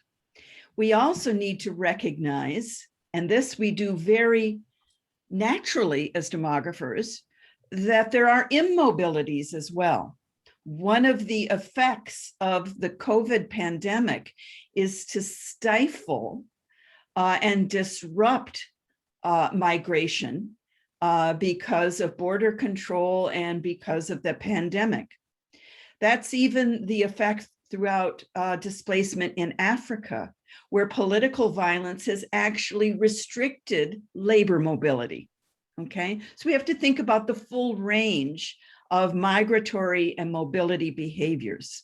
And that calls for a new comprehensive framework for the explanation of migration, mobilities, voluntary and involuntary, if we think of that classical continuum of population displacement. So our analysis and measurement of forced migration draws us to questions about difference by age, difference by gender, relative to the populations at risk by age and gender, and of course, social characteristics such as education and occupation and place of residence in both country of origin and country of destination. But then we have the added value of a demographic perspective. And this is where as I look at the 45 participants in this session that we can bring to the study of forced migration. That is, again, the comparisons of migrants and non-migrants. That gets us to understanding the causes of forced migration and displacement and the consequences. Without understanding the characteristics of non-migrants, we only have one side of the continuum. We only have part of the picture. And in fact, we're kind of selecting on the dependent variable. We have to study immobility as well as mobility, displacement as well as non-displacement. And then as demographers, we think about cohorts and we think about period effects. The demand for thinking about longitudinal data and how on migrants, mobility and immobility, and how that varies by the characteristics of places and spaces of origin as well as destination. And that, of course, leads us to how do we measure? And this is where perhaps demographers have been reluctant to study forced migration because of the lack of data. We love our data and we want it to be reliable and valid and comprehensive. We want to know about non-response and the degree of population coverage. So it's frustrating because of the weaknesses in migration, international migration data generally, as well as the very thinness of data on forced migration. But I will say, as we understand the importance of the study of forced migration, there are more and more analytic energies being devoted to improving and thinking about novel ways of collecting data through innovation. And our good colleague, Andrew Tatum at Sussex University has helped us bring together new perspectives on available data, as our colleague Marie McAuliffe at the International Organization for Migration. Census data are always going to be our bedrock. If we have place of birth by country of origin, we have a lot of information about migration, but we need to go beyond that. We need survey data. We need to dig down into the reasons for migration in very nuanced ways. We need qualitative data on reasons for migration. And then we need to expand our toolkit to think about satellite data and GPS data, social media data. There is so much opportunity for participation in this area. Jalal? Thank you. Thank you, Ellen. Yes. Thank you, Ellen. There are methodological challenges that demographers have a strength in resolving those issues. When we are talking about displacement, different actors may categorize events differently. And the question is, what events should we take? Second issue is that sometimes we might get multiple sources, and it is important that we know what or which one is the most accurate. So whether the government numbers, whether the numbers that are placed by NGOs or scholars, etc. And also it is important to know and understand what numbers to take and when. Should we take the number of refugees or displaced people at the beginning of their departure, during transit, or at the destination place? And usually there is a lack of disaggregated data by age, sex, location, duration of residence, etc., that we have to come up with and have some scenarios to fix the data or get a better estimate of the number of refugees.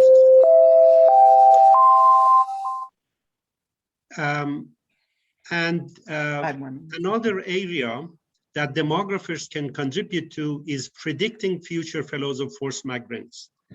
As Ellen mentioned, this is really a complex area due to lack and distorted data that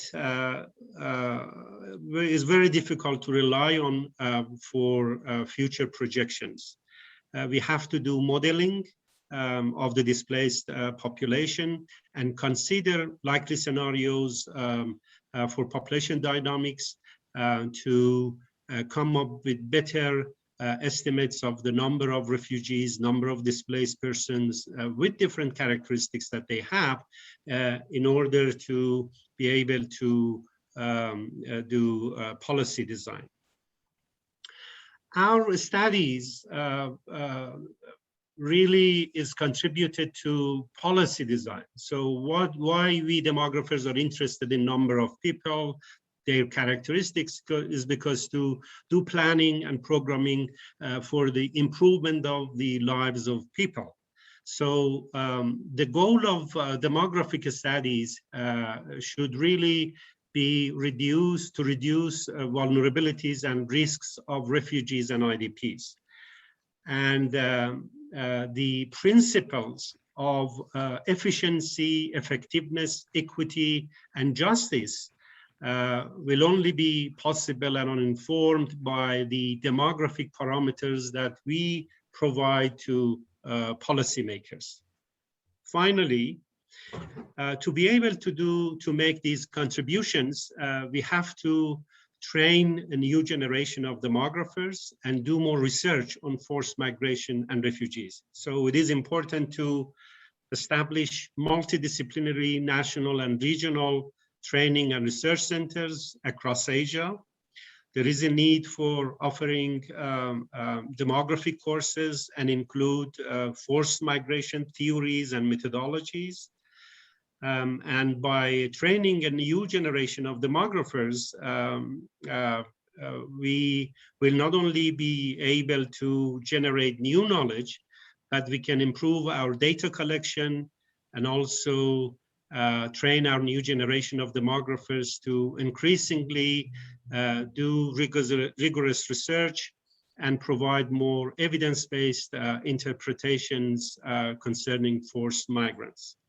To sum up, let me conclude by this slide that in general, forced migration should be included in research, training, and policy in Asia, involving demographers and other experts in the field.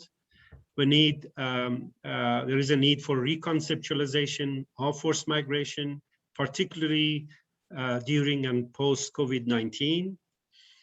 We need dynamic data, longitudinal data, and innovative techniques for measuring and modeling mobility and immobility within the region. We need to be, as Ellen mentioned, to apply multidisciplinary approach and comprehensive theories. We need to offer more demographic courses to new generation of demographers, and importantly, to extend our research collaborations across Asia to be able to understand the region better, forced displacement better, and also provide advice to policymakers. Thank you very much for your attention. Thank you very much, Prof. Jalal, and this really enlightening presentation on the force and refugee in Asia. So I think initially I would move to the second presentation while waiting for the question for you, but it just popped up on the screen. I think that Mr. President asking you. So I think before we move to the second one, would you mind, my second moderator, to read his question for Prof. Jalal? Okay, thank you, Ibu Evi. Sorry for the second, before that, I'm sorry for the second presenter, because due to the role that the first two presenters in the next session, we will open for the question and answer for the couple of, for the 5 minutes or for the couple of questions for them. Yeah. So then after that, we will move to the second presenter. Okay, Pak, silahkan. Can you please read the question? Okay, thank you, Bu Evi. The question come from Aris Ananta, Bapak Aris Ananta. For you, Prof. Jalal. For first presentation, do you recommend any good handbook on forced migration? I think sure.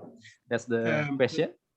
Sure. Thank you very much. I should remember late Graham Higo, Ellen Crayley, later Graham Higo, and I worked on a book edited volume on the demography of refugee and forced migration. It was through an ISSP scientific panel.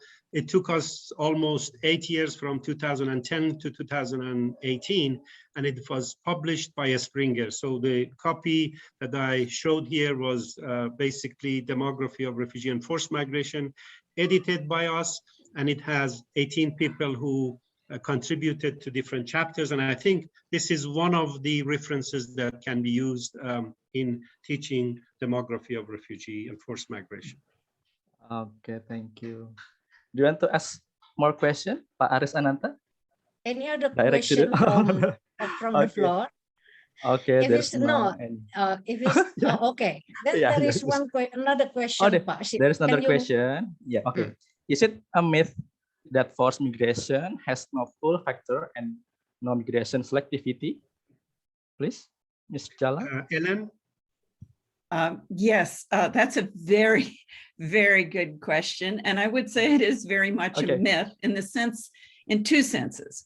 One, that our theories would predict that people move and are displaced for many reasons, not just one reason. We're complex beings, and our structural forces that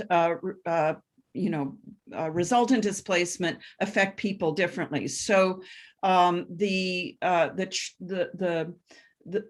pull to particular destinations is going to be a complex system as well. So I think we have to think about, we can draw from our general theories of migration to see if they are relevant for explaining variations in forced migration at a group level as well as at an individual level. And a volume I would point you to on that issue, Apachat, if I may address you, is a 2019 book by Dona and Block on forced migration research. It's not demographically oriented, but it does attend to theory and concept.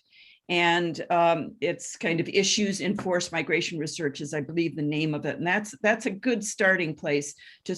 And you're pointing us in just the right direction. We've got to build theory and then test it and then revise it.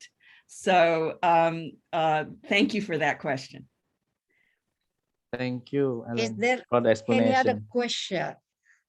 Okay. Thank you. Thank you I very think much. there's no question. Okay. If Back to you, if Bu Evi. I can take my role to ask you just a simple question on refugee and forced migration. Yes, currently I'm working on the international migration in the D8 countries. And I found, as you also mentioned earlier, that the refugee and forced migration using the UN data is here in Asia. So, but we can see the origin, but we cannot see where they move. So that one, what do you think? Will that be possible from your side to propose to the UN, also to provide the country of the destination? Because my question is that whether refugee can temporary or permanent, or if we don't have that information, we can't really say and how we talk more about this issue. So that you are right, Evi.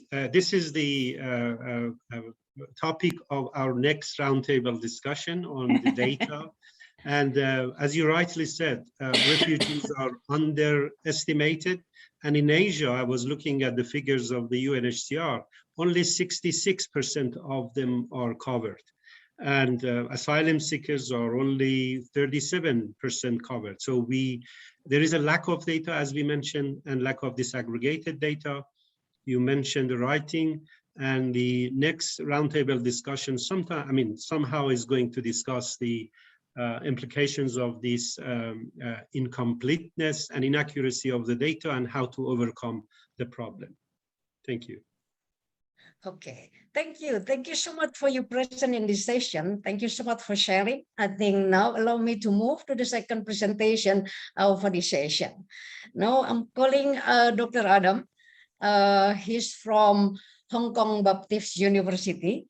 You will present about another interesting point. Now is about timing and duration of outsourcing domestic labor among Hong Kong families. And I think we now, especially, I haven't heard about this on this side. So now time is yours. 15 minutes for you. Thank you very much, Chair. Let me share the screen. Can you see the screen? Yes. Okay, clear. Yeah, Okay, we can thank see your you. screen. Okay, thank you very much. So This study is a little bit different from the last one. My study is concerning about the rise of foreign domestic workers in Asia, which is another very important source of migration, important source of global flow of people. And there are a lot of studies have already studying this phenomenon. Most of these studies also usually focus on who these domestic workers are and what are the reasons or to leave their home countries to work as domestic workers in another countries, as well as the living experience of these domestic workers, the difficulties they face in the host country, etc., etc.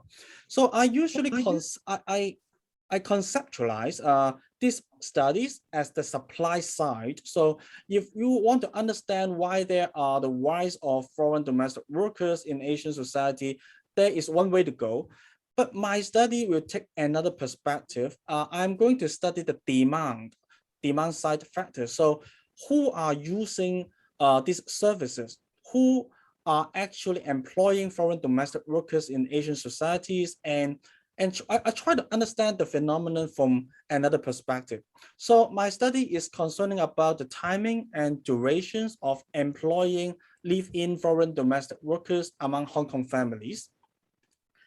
The background. So if I want to understand the background of domestic, the background of the rise of foreign domestic workers, I employ the literatures from family sociology. Sorry, who is speaking? Okay, so I employ the literatures from family sociology. So there is literatures called domestic outsourcing in family sociology to understand this phenomenon. So the background for outsourcing domestic labor is very clear. In the last few decades, I think most of us can see that there is a rise of a female labor force participation rate in many countries. So women are now more and more likely to go out to work after marriage. But the problem is, in many societies, the traditional division of household labor persists. So women, no matter they are working or not, they are still responsible for the majority of the housework. So it creates a significant level of conflict between work and family domains. So this is very common in most of the contemporary societies.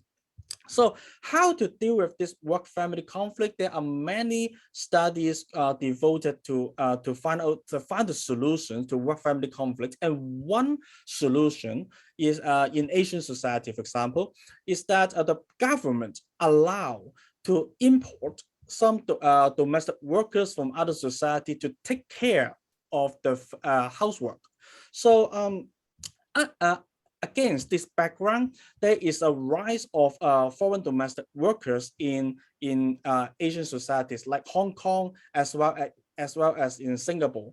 So take Hong Kong as an example. What we can see is that more than 5% of the total populations nowadays are domestic workers.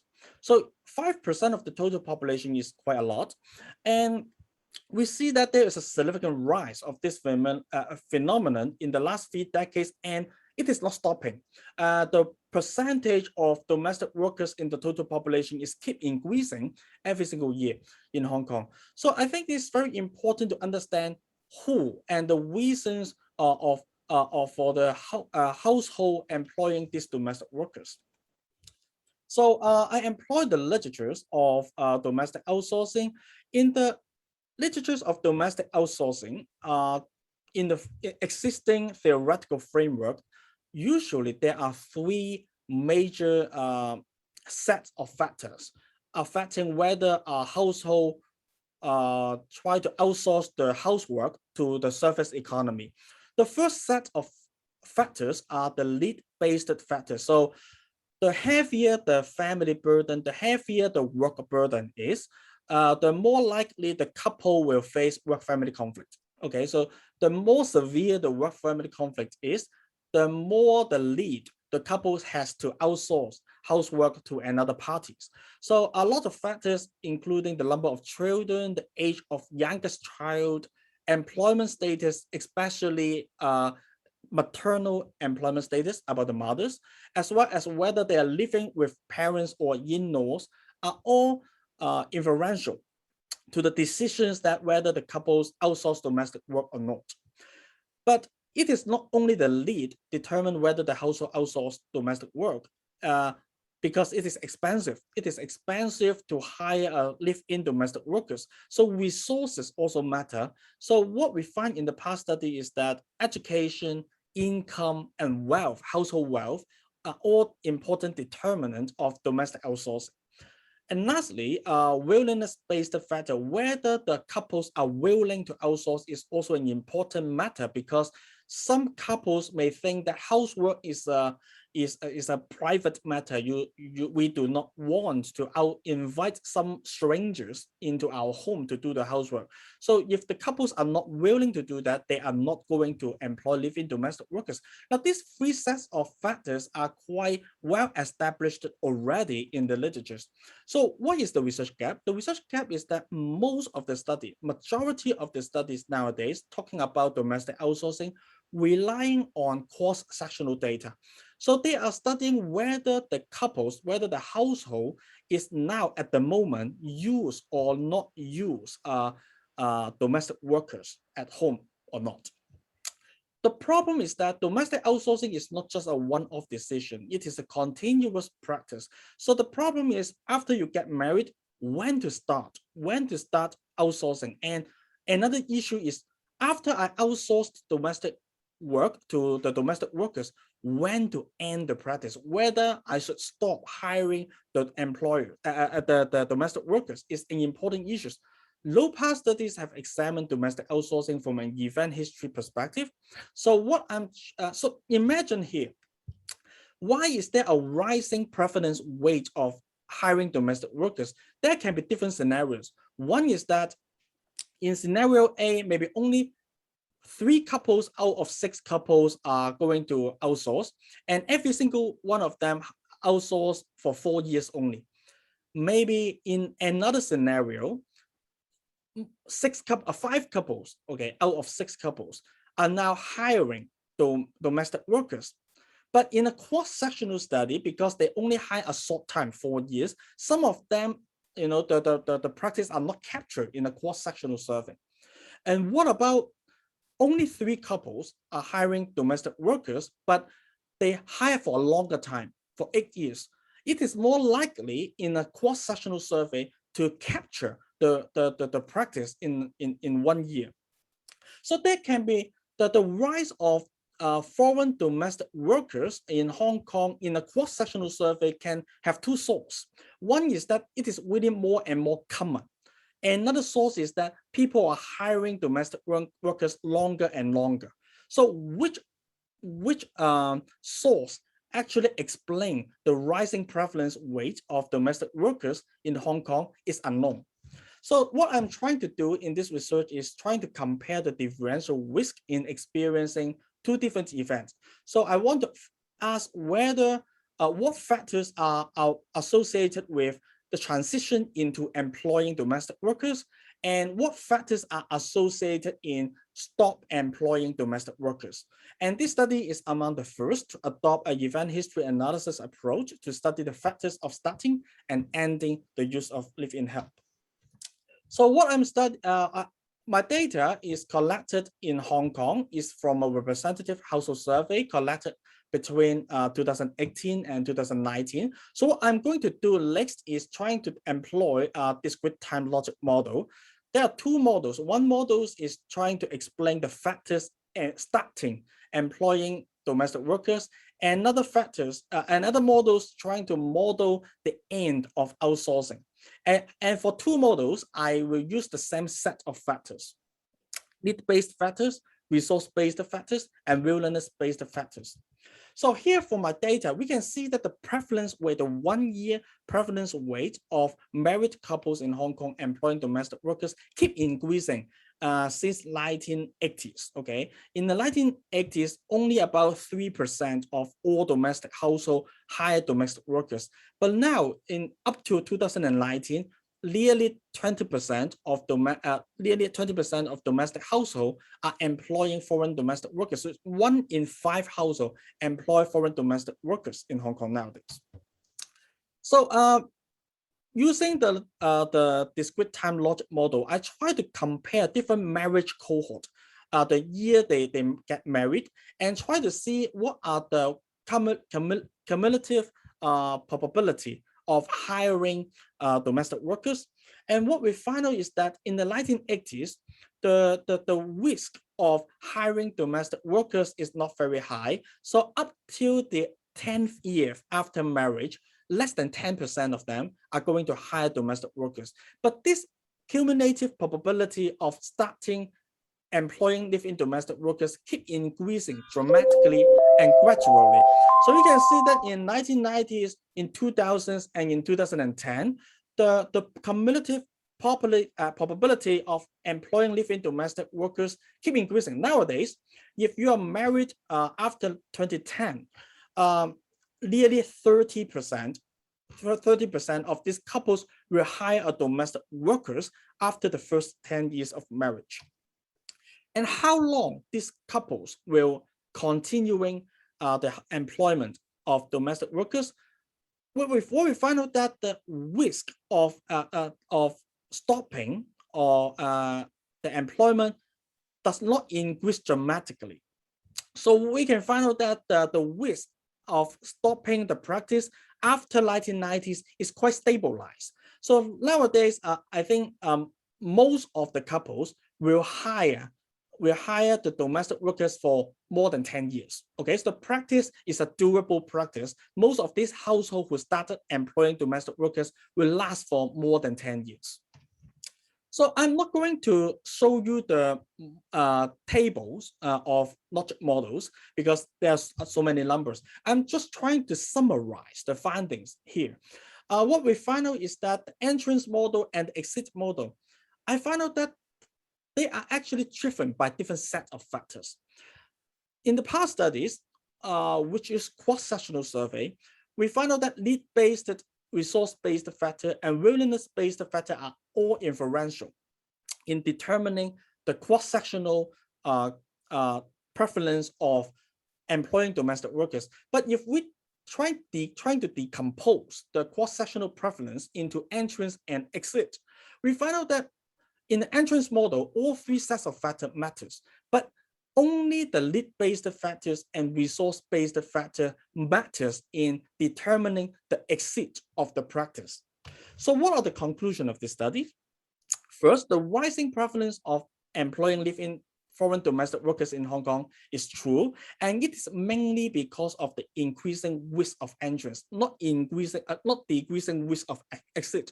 The risk of exit is stable over time. Second, employing live-in foreign domestic workers in Hong Kong is a durable practice that lasts for more than 10 years, which is important because it means that we have, now there are so many studies talking about how the employers mistreat the foreign domestic workers. Now, if this practice is a durable practice, it means that they are going to mistreat the domestic worker for a long time, and more importantly, there are chances for us to educate these employers because they employ the domestic workers for so long. So there's a chance for education. And the entrance model shows that both lead-based and willingness-based factors plus wealth are all important in determining the risk of starting the practice. What does it mean? It means that not only because Hong Kong or Singapore is getting richer and richer and therefore they have the lead of domestic outsourcing, it is also because that when more people are hiring domestic workers, they are more willing to hire domestic workers, because when you look at your peers, more people are using domestic workers, it makes you more likely to use domestic workers. And therefore, the rise of foreign domestic workers is not only driven by the lead and resources, but also by the atmosphere that people are more willing nowadays to employ domestic workers. And in the exit model, only lead-based and resource-based factor matters. So couple exit the practice whenever the lead fade away with the children's aged. And if they do not have resources, they are more likely to exit the practice sooner. But willingness-based factor is not affecting their exit decision. And lastly, this study also also implies that future studies talking about studying the employment of live-in domestic worker should be aware the difference between the entrance and the exit. We should not mix up entrance and exit into only one cross-sectional preference of the phenomenon. We need to have different understanding of the different mechanism in starting and ending the practice so that we can understand the demand size of this phenomenon better. So this is all for my presentation. Thank you very much.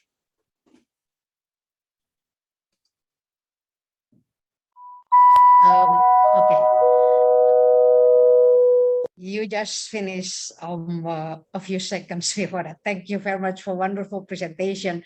When you are talking, which actually comes to my mind, I know many Indonesian migrated and worked there. So that one of the things is that in my mind, but not for the question now. My mind thinking about different nationalities or the foreign domestic worker in Hong Kong.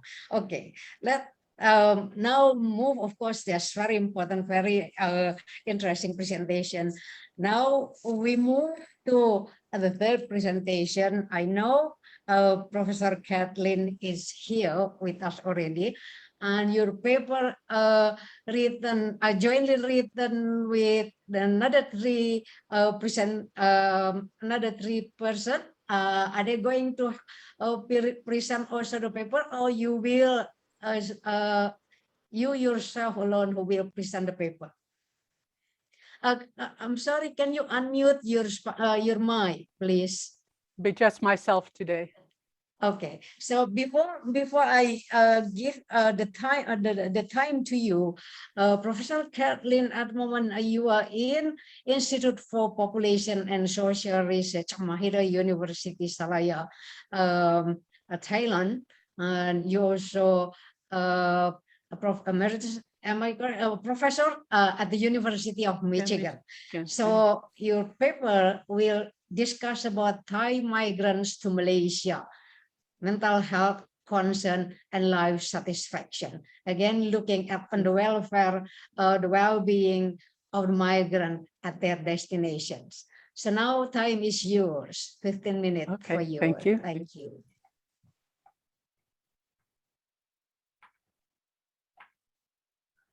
I'm sorry, I tried to share my screen. And it says I'm screen sharing. It's not coming, I don't see it though. Pahari, can you assist the committee? Can you see on your screen share button? Underneath, if you move your cursor down, that's what I yeah, you will that. see the green button, share screen, and you click on that. I'll try again. Yeah. But my screen's not coming up. Okay. Maybe you can click the PPT PowerPoint presentation. Click what? PowerPoint presentation that in the yes, the PowerPoint. Yes. That.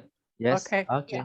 Okay. Okay. So now here, can you just This looks good now. Thank you. Okay. Yeah. Okay. Today I talk to you about the mental health of migrants to Malaysia from the southernmost provinces of Thailand. I have two collaborators from Mahidol University, Ari Jampakle and Apichat Chamatritharan. Also, Sharifa Aziza Haran of University Putra, Malaysia provided support to this study. Now, the study aim is to examine the level of psychiatric symptoms and social associated factors from Thai migrants from the southern provinces of Pattani, Yala, and Eritreat in southern Thailand who are now working in Malaysia. And comparisons will be made between the migrants and the sending population in southern Thailand. Now, previous work on migration has found both negative and positive effects of migration on the mental health of migrants. studies have found an increased incidence of common mental disorders such as anxiety and depression. Migrants may experience a lack of social support due to loss of connections with their families. There are some positive effects of migration also. Migrants may have improved mental health due to improved economic well-being. They also may find social support and comfort in their culture and religion if this is shared with migrants and residents at the destination. This migrant sending area in this study is Thailand's southern provinces of Pattani, Narathiwat, and Yala. These provinces became part of Thailand in the 19th century, and there's been tension between the Thai government and the provinces due to authority and assimilation to the Thai Buddhist culture and other issues for many years. In the years since 2004, the area has experienced more violence, including 7,000 deaths. The data from our studies in this area have shown that this violence has accelerated migration from the 3 provinces. Now, Thai migrants to Malaysia may experience mental health issues due to negative factors. They were exposed to violent events in Thailand before they migrated. They may worry about the family at home. They may have reduced social support. There may be discrimination due to being a Thai in Malaysia. They may not have proper legal status in Malaysia. And the pressure to move from the unrest they may feel that's the only option is to migrate. There also may be positive factors. They earn higher wages in Malaysia than in Thailand. They're away from the violence, and the migrants share the Islamic religion and a similar language with a large part of the Malaysian population. Now, our methods, we have survey interviews with 103 migrants. 25 were located through their homes in the southern provinces, and 78 were recruited in Kuala Lumpur. Many of these migrants work in the restaurant industry. There's a great demand for Thai food in Malaysia, making the migrants desirable. And we also did in-depth interviews with 11 migrants from the same areas. We will compare the migrant data to data from the population in the adult population in the southern provinces. We have data from 2 rounds of a probability sample of Muslim households in the provinces. In each household, the head was interviewed, as well as a woman and a man of working age.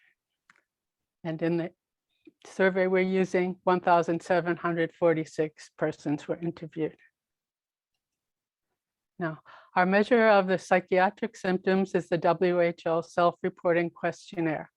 This is a 20-item survey measuring the domains of anxiety and depression, as well as somatic symptoms. Item responses are binary. They refer to a 30-day recall period, and they were summed to create a score that ranged from 0 to 20. We also measured demographics in the survey: age, education, gender, number of children, marital status, time in Malaysia, and strictness of religious practice. We have questions about health and discrimination. We asked if your job harms your health. We also asked if they witnessed or experienced any type of discrimination or exploitation, such as not receiving work, pay for their work. We also asked if they felt they were treated fairly. Are they treated fairly? Are migrants from other countries treated fairly? And we asked about migrant concerns about health, family, relationship, and other factors. Now, if we look at the demographics of the Thai resident sample and the migrant sample, you can see that the migrants were younger on average. We have more males in the migrant sample. We have more single people in the migrant sample. And in the migrant sample, we have fewer people who have upper secondary or university education. And the 2 groups are similar in terms of strictness of practice.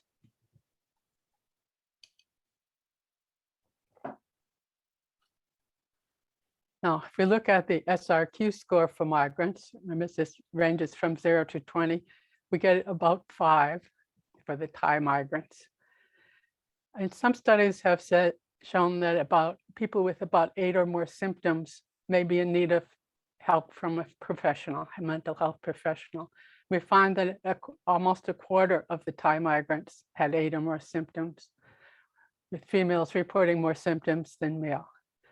If we compare this to the adults in the southern provinces, we found that the mean number of symptoms is lower, and those with 8 or more symptoms is much lower, only about 9%. And I also added data on age just to show that this difference is not just a factor, not due to age, really. All age groups are higher in the migrant population. We looked at the association of migrants with the study variables. We have education, gender, time in Malaysia, the strictness of practice, whether they celebrate the Muslim holiday, and it's an indication of social support, whether they experience discrimination or exploitation, and get 22% of them did, whether the job harms their health, and whether they're treated fairly at work.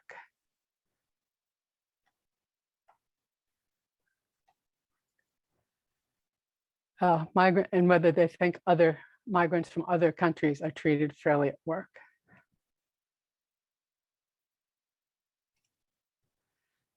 Looked at the association of migrant concerns with the SRC score. And we found that significant factors were what concerns about children's education, concerns about the economy in Thailand, concerns about their health, concerns about the family in Thailand, homesickness, being unemployed, concerns about being unemployed, and unemployed, and relationships with coworkers. We also did 11 in-depth interviews, mainly with restaurant workers, and the interviews were reviewed to look at factors that might be related to anxiety and depression. The interviews provided some insight into matters including family issues, attitudes, and immigration status. Well, concerns about family at home. I'm worried about my children won't read the Quran because if something happens to me. I'm very worried about this. I'm worried that my parents might pass away before I could reach them to take care of them and see them for one last time. That would be very sad. Worried about the health of my family. The only thought is I have to be able to assist my children to study as high as a mother can. Also have the migrant legal status is a problem. Several of the respondents talked about being arrested and how, because their passport expired, who was in jail for several years, they felt like I don't even want to live. I had no encouragement to live. And being afraid that police will come and arrest them. Often the migrants don't have legal status. They're afraid that when the police come and check, there'll be many incidents and they've arrested many people. And if one person did not review their passport, but the prison with about 50 people, I was feeling really down. The attitudes of Malaysians towards migrants. Malaysians, people look down on this like it's like Thai people look down on the Burmese and Malay in Thailand. My direct experience show that Malaysians will look down on this a little bit because we came here as laborers. And I don't like the Malay people to call me Siam. I'm a Malayu. And they say Malay. The Malaysians also likely look down on Bangladeshis more than them. They don't share their language and religion, and they can only get poorer jobs. Also, news about the violence in southern Thailand comes into Malaysia, and the Malaysian people sometimes suspect that the migrants are there because they're terrorists and they're fleeing the law, though they are mainly there just to work. And this can cause anxiety to the migrants as well. So that I would say that overall the SRQ scores show a normal range of symptoms, but more migrants had a high percentage of symptoms compared to the sending population. Factors related to the increased reporting of psychiatric symptoms were children and family left at home, being a witness or victim of discrimination or exploitation, homesickness, health, concerns about the Thai economy, concerns with being unemployed, and relationship with coworkers. These are mainly restaurant workers because Thai food is very popular in Malaysia, creating a demand for Thai workers. And they usually do not have legal status in the country. And many had the in-depth interview shows a lot of in-depth, very difficult experiences for these migrants. Due to funding limitations, this migrant is a convenient sample. Further study should use a larger number of respondents from a more diverse set of workers. Okay, I'll stop there. Thank you very much.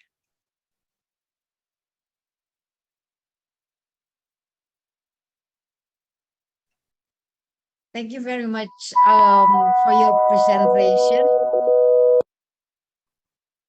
Thank you very much for your presentation. It's really enlightening to know about this.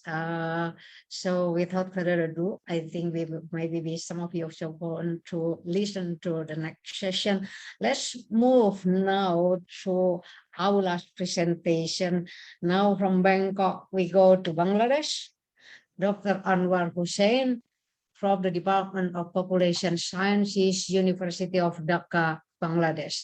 So your paper will discuss about understanding fertility behavior among the forcibly displaced Myanmar national in Bangladesh. The time is yours now. Can you hear me? Yes.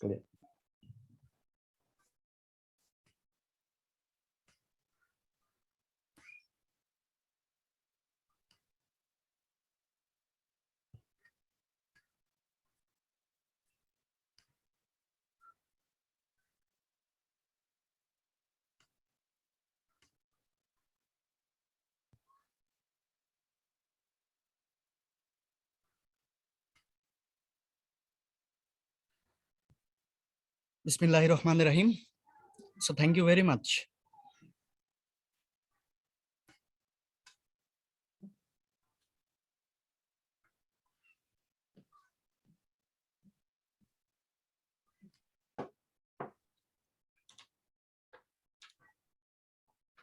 Hello everyone, greetings from Bangladesh. I, Muhammad Anwar Hussain, warmly welcome you all on behalf of myself and my co-author, Professor Dr. Muhammad Bellal Hussain, Department of Population Sciences, to our presentation entitled Understanding Fertility Behavior of the Forcibly Displaced Myanmar Nationals in Bangladesh, a Qualitative Study. As the title implies, this study aimed to investigate the fertility behavior of one of the most understudied ethnic group of population, the forcibly displaced Myanmar nationals. Here is the brief outline of my today's presentation. So let's just start with who these FDMN actually are. The forcibly displaced Myanmar nationals are largely a Muslim majority ethnic group of population formerly living in northern Rakhine state of Myanmar, where they are considered stateless and illegal immigrants by the Myanmar government under the 1982 Myanmar citizenship law. And they like to call themselves Rohingya. So this identity crisis led to a long history of state-sponsored systematic exclusion, oppression, and human rights violations, whose last episode ended as what the UN has described a textbook example of ethnic cleansing and resultant mass fleeing to neighboring countries. So to date, more than 1 million Rohingya are residing in Bangladesh, whose majority live in Ukhia and Teknaf of Cox's Bazar district. However, Bangladesh has a long history of sheltering these persecuted Rohingya with significant spikes in 4 time span. For example, during 1977 to 1978, some 200,000 ethnic Muslims identifying themselves as Rohingya fled to Cox's Bazar, Bangladesh. Then, during 1989 to 1991, a military crackdown followed in Myanmar, which led to 250,000 refugees fleeing to Bangladesh. Then again in 2016, another military crackdown in Myanmar led to 87,000 Rohingya fleeing to Bangladesh. However, the largest influx occurred in 25th August 2017, when more than 723,000 Rohingya have fled from Myanmar to Bangladesh. However, the research problem for this study is their high fertility behavior. Various needs assessment studies and baseline surveys conducted in the Rohingya camps highlight Rohingya population with 3 key features. Number 1, child marriage is widely prevalent. Number 2, family planning as part of use of contraceptives as part of family planning is very low. And number 3, Rohingya parents as a whole prefer more children. In fact, if we look at the data, we can see that mean age at first marriage for Rohingya women was only 16.8 years. Also, while knowledge about contraceptive methods was so prevalent that 86.3% of the couples knew about at least one modern method of contraceptives, the contraceptive prevalence rate was measured only 33.7%. Also, while 40% Rohingya couples had 4+ children, 43% actually wanted 5+ children. So all of this resulted in a high total fertility rate ranging between 5 and 7. Which means that a Rohingya mother on an average gives birth to 5 to 7 children during her entire reproductive span. In fact, Save the Children found that within the 3 years time span from 2018 to 2020, nearly 76,000 Rohingya babies were born in Bangladesh's camp. So this pronatalist practice of reproduction among the Orthodox Rohingya community makes the humanitarian crisis scenario more challenging, which is why this study aimed to build an in-depth understanding of the question, how do the Rohingya parents frame their preference to have higher number of children and why do they do so? This broad research question had 3 specific components. Number 1, what are the perceived benefits for the Rohingya parents to have a higher number of children or a large family? Number 2, what supportive social norms are there and how do they influence the high fertility behavior of the Rohingya couples? And number 3, how their beliefs about the fertility regulation or their perceived control over fertility influence their fertility preference among the Rohingya parents. And we adopted the theory of planned behavior as a heuristic guiding framework to guide this research. To get answers to this question, this study adopted a qualitative research strategy grounded on the interpretivist epistemology. In total, we conducted 15 in-depth interviews with the Rohingya husbands, wives, and key informants like Majhi, Imam, and Khatib from Camp 1 and Camp 2 of Ukhia Refugee Camp, Cox's Bazar, Bangladesh. Finally, the data for this study was collected in 2 phases during the month of November 2019. Here, the findings of this study are thematically presented as per the theory of planned behavior. Here, theme 1 is the attitude towards value of children. Rohingya parents highlighted multidimensional benefits or advantages having higher number of children, like religious benefits, economic benefits, political benefits, and so on. Notions such as children are the gift of Allah, so more children means more blessing, or like the father of 7 children mentioned, quote, I will have as many children as Allah gives me, it is in the hand of Allah. Or like the mother of 9 mentioned, we need to increase Rohingya. People of our religion will increase too. So in this way, Rohingya parents as well as the community attached positive values along with having higher number of children or large family. Then as part of theme 2, supportive subjective norms, various high TFR supportive social norms and practices were widely prevalent in the Rohingya community. This include perception of biased gender role, Purda and subordinate nature of women, support from the joint family members during pregnancy and child rearing, and high TFR supportive social practices such as child marriage and polygamy. If we look at the quotations like mother of 4 children mentioned, what would women do being educated? End of the day, they will have to come back to the kitchen. No. Then mother of 12 children mentioned, quote, my husband says you might not need more children, but I need more. Another mother of 9 children mentioned, no, I won't use contraceptives. My husband has forbidden me. So this evidences direct pointers towards inferior and subordinate nature of women, for which a Rohingya mothers would harness self-benefits and self-status by giving birth to as many children as she can, preferably sons. Then, as finally, the theme 3 is perceived control over fertility. Rohingya parents strongly believed that contraception is forbidden in Islam, and therefore use of contraceptives would be a grave sin. Rohingya religious leaders also vehemently rejected the notion of contraception, highlighting verses from the Holy Quran, and they argued that use of contraceptives is equivalent to killing of those potential children. Besides, community pressure against contraception with an aim to increasing Rohingya people, along with fear of side effects, further limited the contraceptive uptake in the community.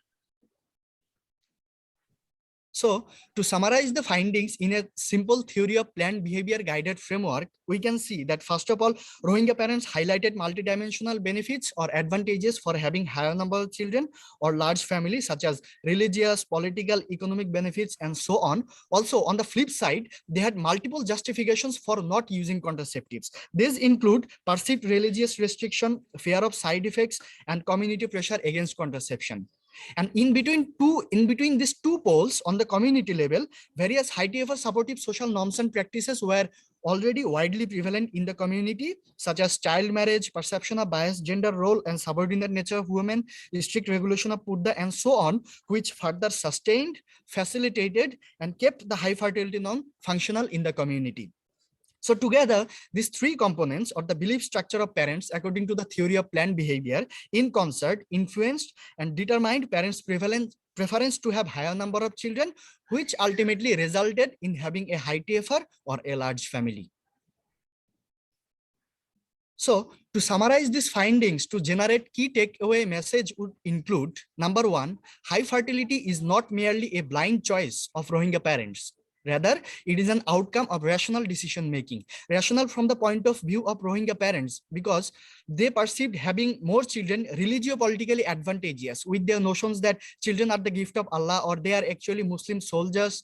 They are actually increasing Muslim soldiers as well as expanding the Rohingya community. Also, the minority status and political context and experiences of the Rohingya people further rationalized, strengthened, and promoted the high fertility behavior, as most people believed that they need to increase Rohingya to sustain their identity. Therefore, religion, ethnic identity, and unique political context and experiences of the Rohingya people molded and constructed the belief structure of Rohingya parents, favoring and sustaining the high fertility norm. Importantly, as this study finds out, religious leaders of the Rohingya community wanted to continue high population growth in Bangladesh too, with a view to increasing the Rohingya so that they may fight back and take control of their ancestors' place in Myanmar. This is particularly alarming for Bangladesh, given the reality that in Ukhia, the Rohingya population already outnumber local Bangladeshi by the ratio of 4:1. Also, in the current context, the Rohingya repatriation issue is less obvious in near future.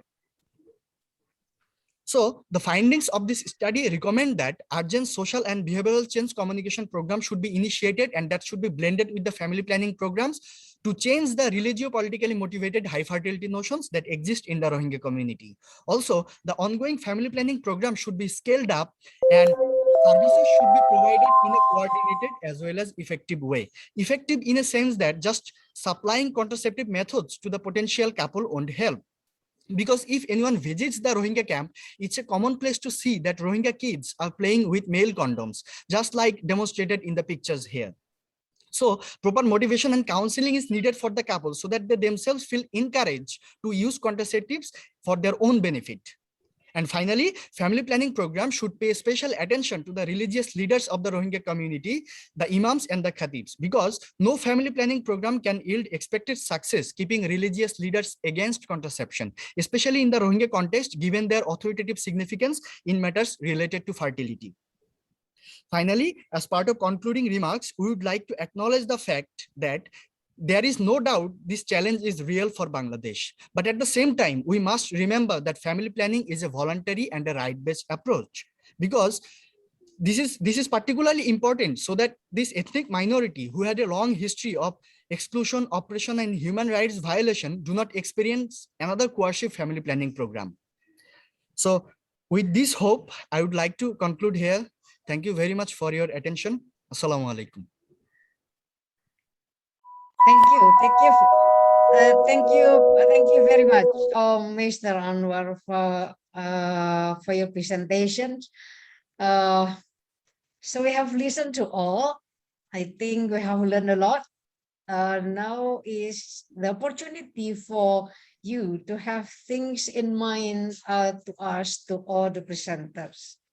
Pak Mugia, Okay, do you Bu find Evi. any question? Okay, I have one question. We still have about 80 minutes, I think. 80 minutes to discussion.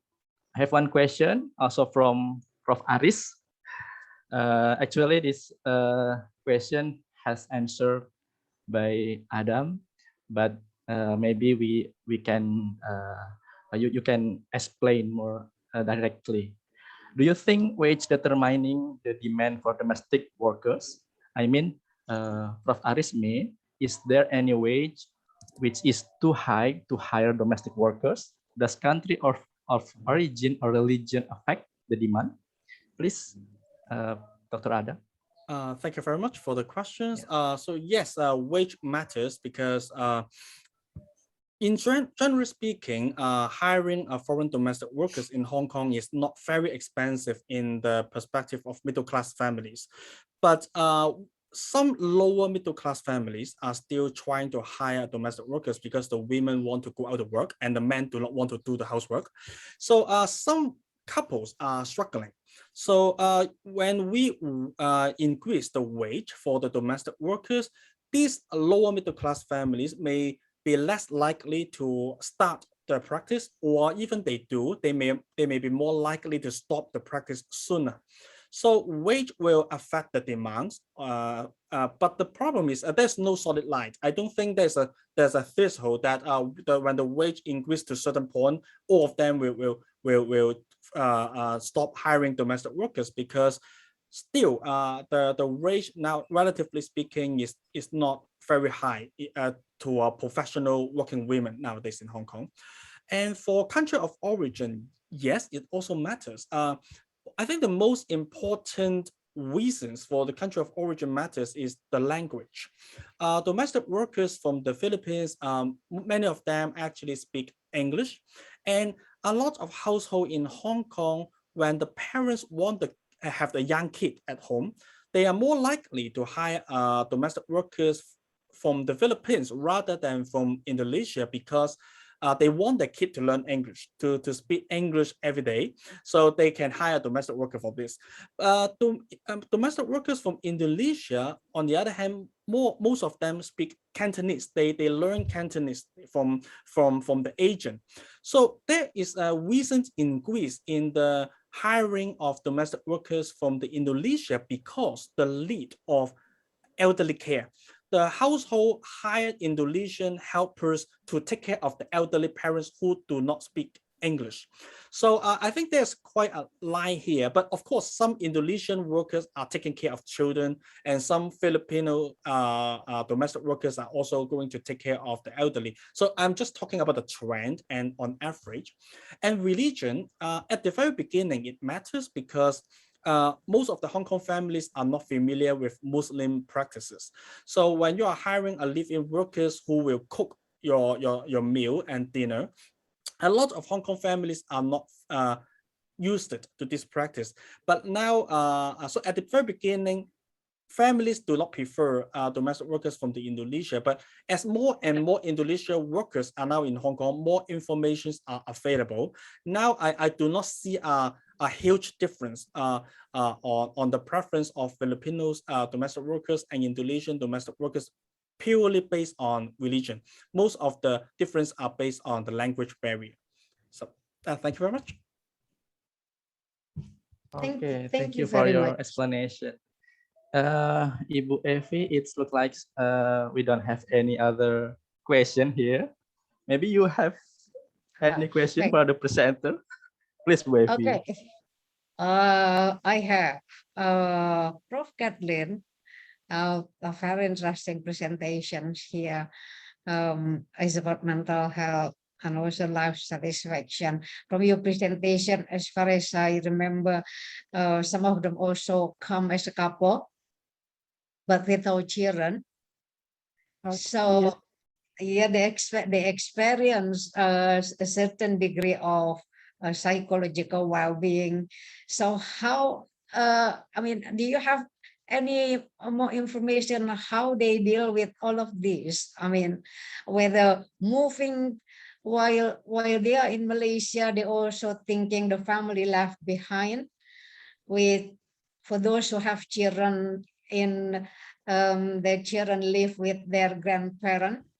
So how in juggling between the mental health issue and thinking the children, then what is the cope mechanism that you can find from your finding? Maybe my question is out of your modeling, but I'm curious to know about this situation there. Well, we find it difficult both for the migrants and for the people left behind. Both have increased psychiatric symptoms we found in our studies. It is difficult for them. Often they only talk once a month. They go to the border to have their passport stamped, and they talk with the families then. But sometimes it's just once a month. So it's very difficult for them.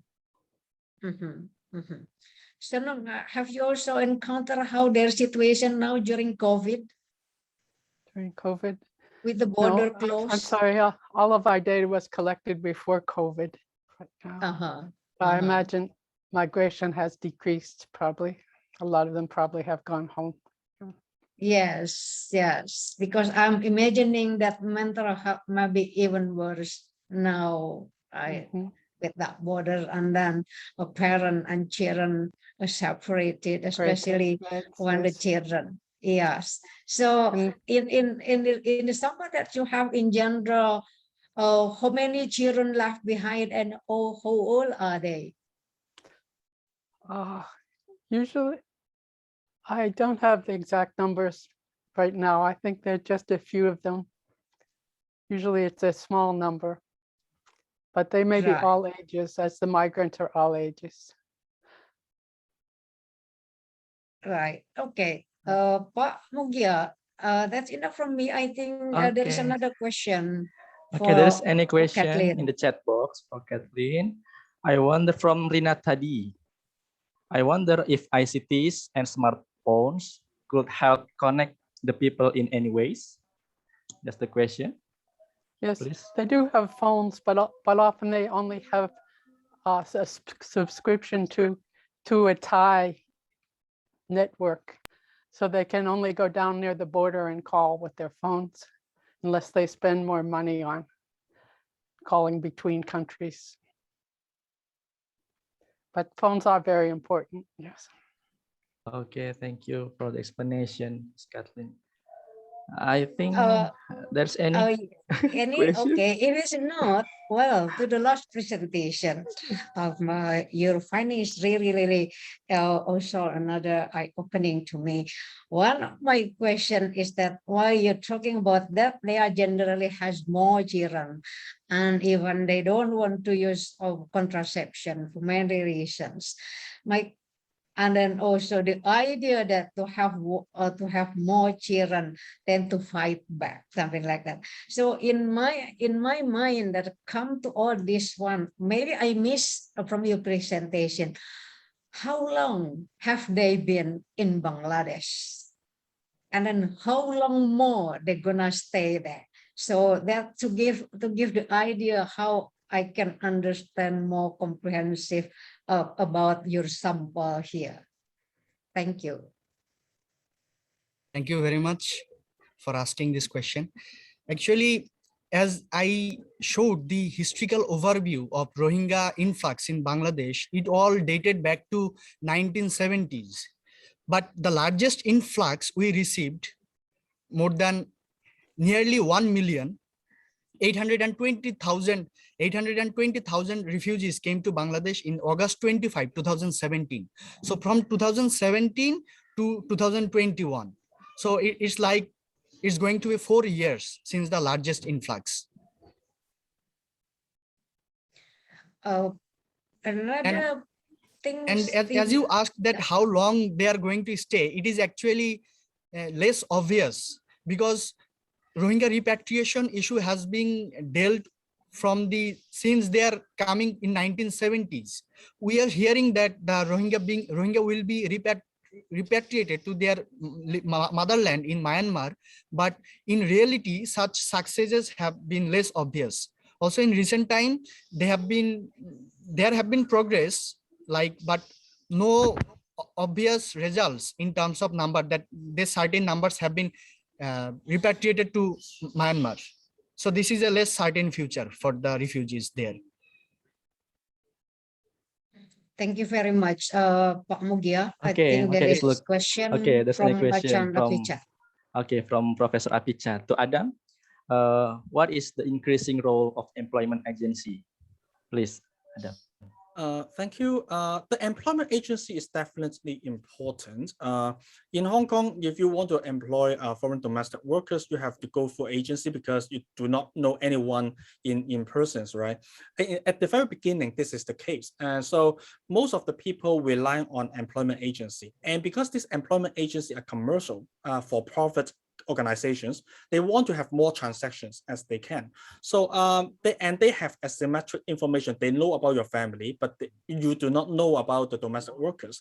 So the quality, although it's regulated, is not in very good shape. So what is the consequence? The consequence is that quite a lot of the families employing domestic workers, if they do not know any domestic workers in person, they rely on agency, they are more likely to experience problems and more unstable employment. So they have to change domestic workers more often. And in my study, not in this presentation though, I find out that upper middle class families, they have a long history of employing domestic workers. They know a lot of people employing domestic workers. They know how to recruit domestic workers through their friends rather than employment agency. So for these families who hire domestic workers through their personal channels, now can enjoy a more stable practice. They are less likely to change domestic workers as often. So it actually improved the experience. So employment agency in Hong Kong here in this case is not necessarily beneficial because it's not really well regulated by the government. Yeah. So yeah. So I think this is my answer. Thank you. Okay, thank you for the explanation, Adam. I think that's all the question in the chat box, Bu Evi. Maybe you can summarize our session, maybe or something you can elaborate for this session. Thank you. Please, Bu Evi. Okay.